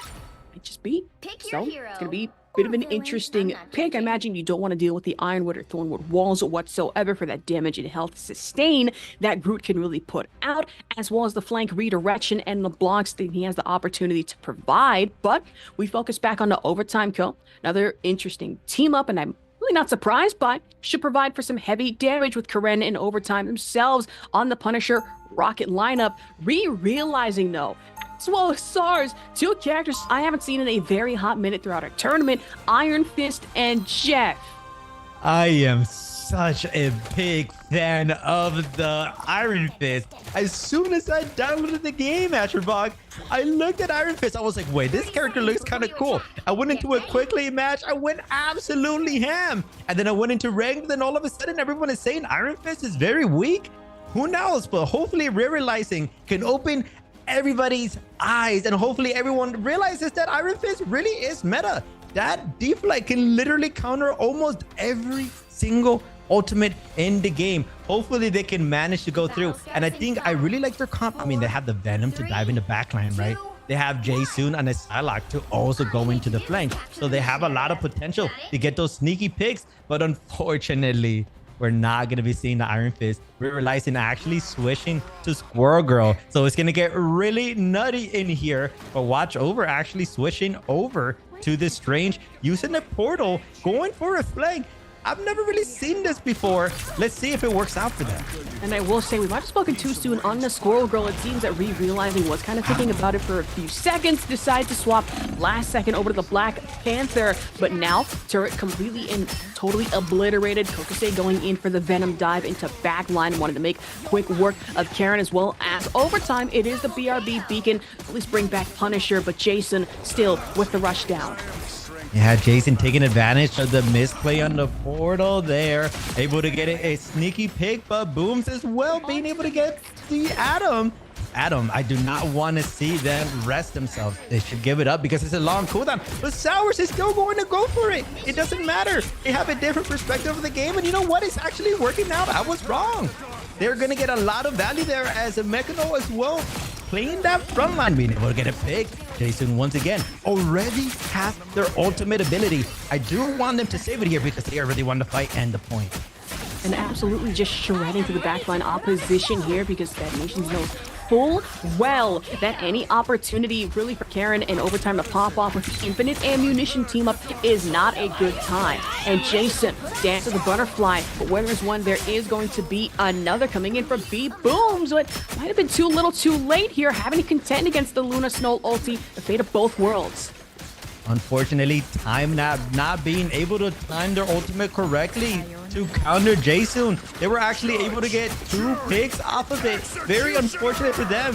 But Jason, once again, can they get the Punisher? Yes, they can. That's going to be an ultimate already used. And here comes the Eye of the Archivoto being able to get a pick. Jason taking advantage of this. Getting more picks and picks. 89% of the ultimate ability. They literally just used it. And they're about to get it back. Especially if they're able to get this pick on the Rocket here. Missing a couple of shots. Rocket doing a good job of just using that wall climb to their advantage. But as all of this is happening, Sped Nations already has almost 70% into this point. We need overtime code to fight back here. That's exactly what they're trying to do. They might be able to get a pick on the Punisher. Boom, playing very aggressive here. Has their ultimate. Are they gonna use it? This would be the perfect time. That's exactly what they're gonna do. Are they gonna be able to find one? Yes, realizing going down. Towers going down as well. And all of a sudden, overtime code finds a way to fight back. And these Dance of the Butterflies have really just been everywhere. Where there's one, there's usually another. This time, Jason following in suit. But now, Luna Snow forced to solo ulti on Fate of the Both Worlds for sustainability, as well for herself and the rest of the team. And Autumn Rain playing into it very well, putting us into overtime already. Sped Nations, and now dueling playlists. You love to see it. Autumn Rain, fortunately for them, also too soon. And that's going to be Feast of the Abyss, as well as Judge, Jury, Executioner from Final Judgment. The contend against Kokosei shouldn't have to worry about it whatsoever. But now enjoying the amplifier, it is a CYA Cosmic Yarn amplifier. Even though Adam Warlock got taken out, has the opportunity to respawn himself, possibly on point, and hopefully for a good, quick, concise retake, as that's another one over to B-Booms. And just like that, Sped Nations are almost about to win this. Autumn Rain doing an amazing job. They spend a lot of time. They were down 3 players. Autumn Rain was about to die. For a second, it looked like they were trolling with the ult, but it actually provided so much time for the team to come back. Here comes the portal into play. This is a miracle play for overtime code, but they're going to get off the point at the very last second. Man, and so far for them, Throne Room taken as now we move over to Bifrost Garden. Speaking about our interesting picks and plays in the beginning of this game, I should say, initially, I thought they were going to, commit to the Iron Fist, but let's be honest, just not exactly the most meta character right now, as there's just better DPS backline dives that you can consider moving forward. But as we focus on next match ahead, 30 seconds left, and it looks like overtime going to be swapping over to the Winter Soldier, or question mark, deciding either between both. I will say, either way, you still get the team up with Rocket Raccoon, with Karen. Cosmic Yarn Amplifier works well in all but the infinite ammunition. It's not something to scoff at.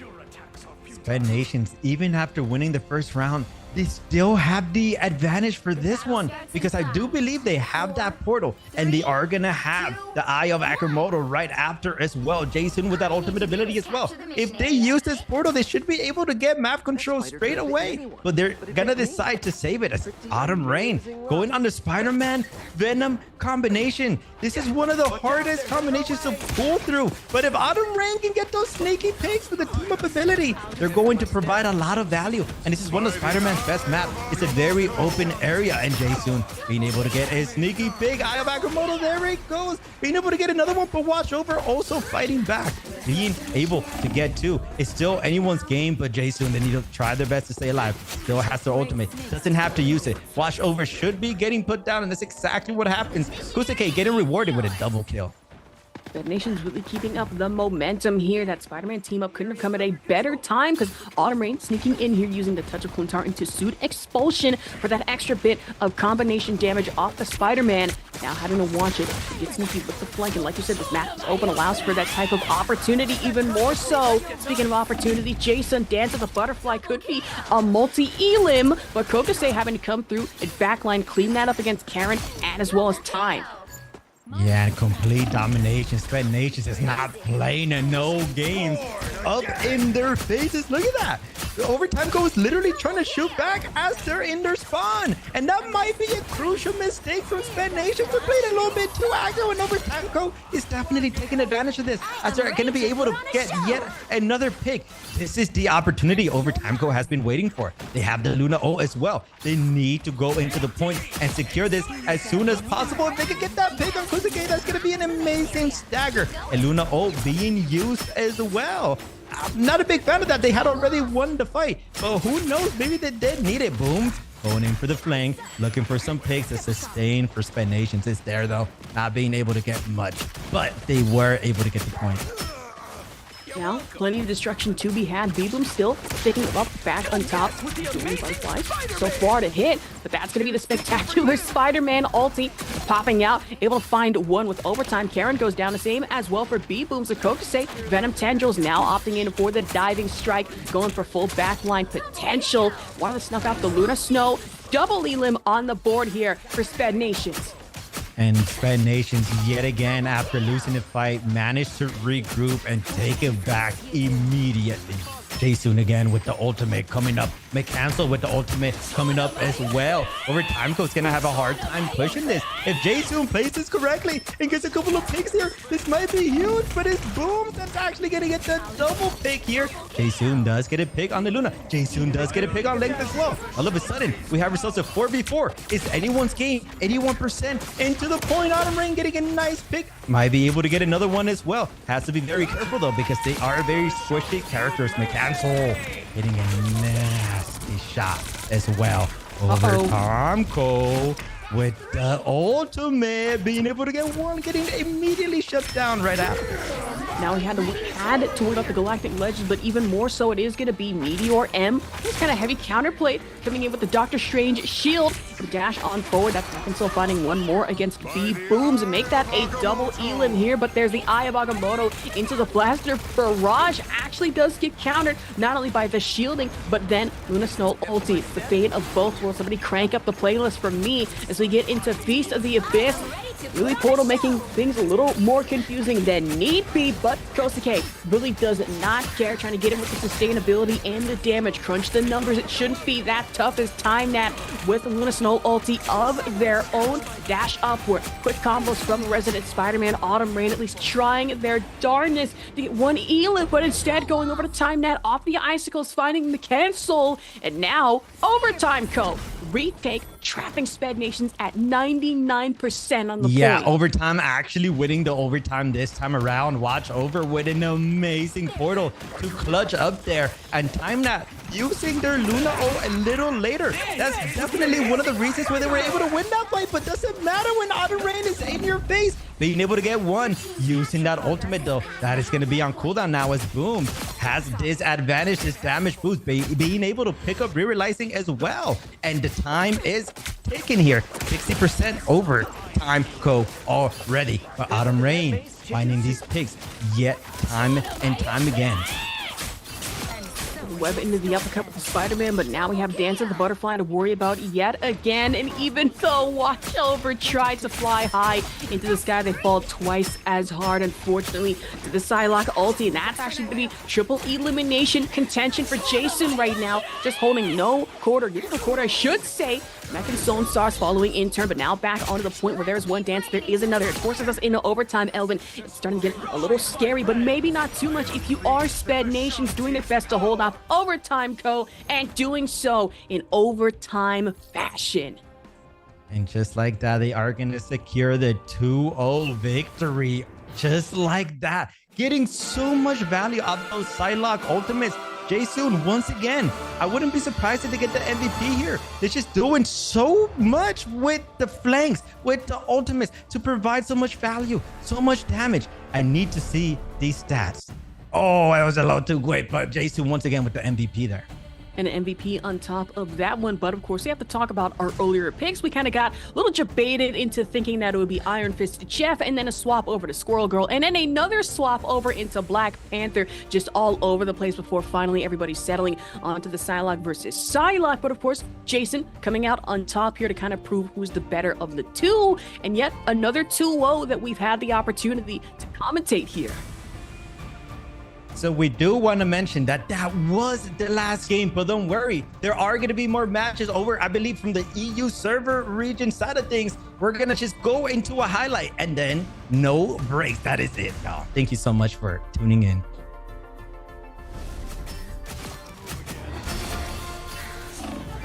I am ready to put on a show.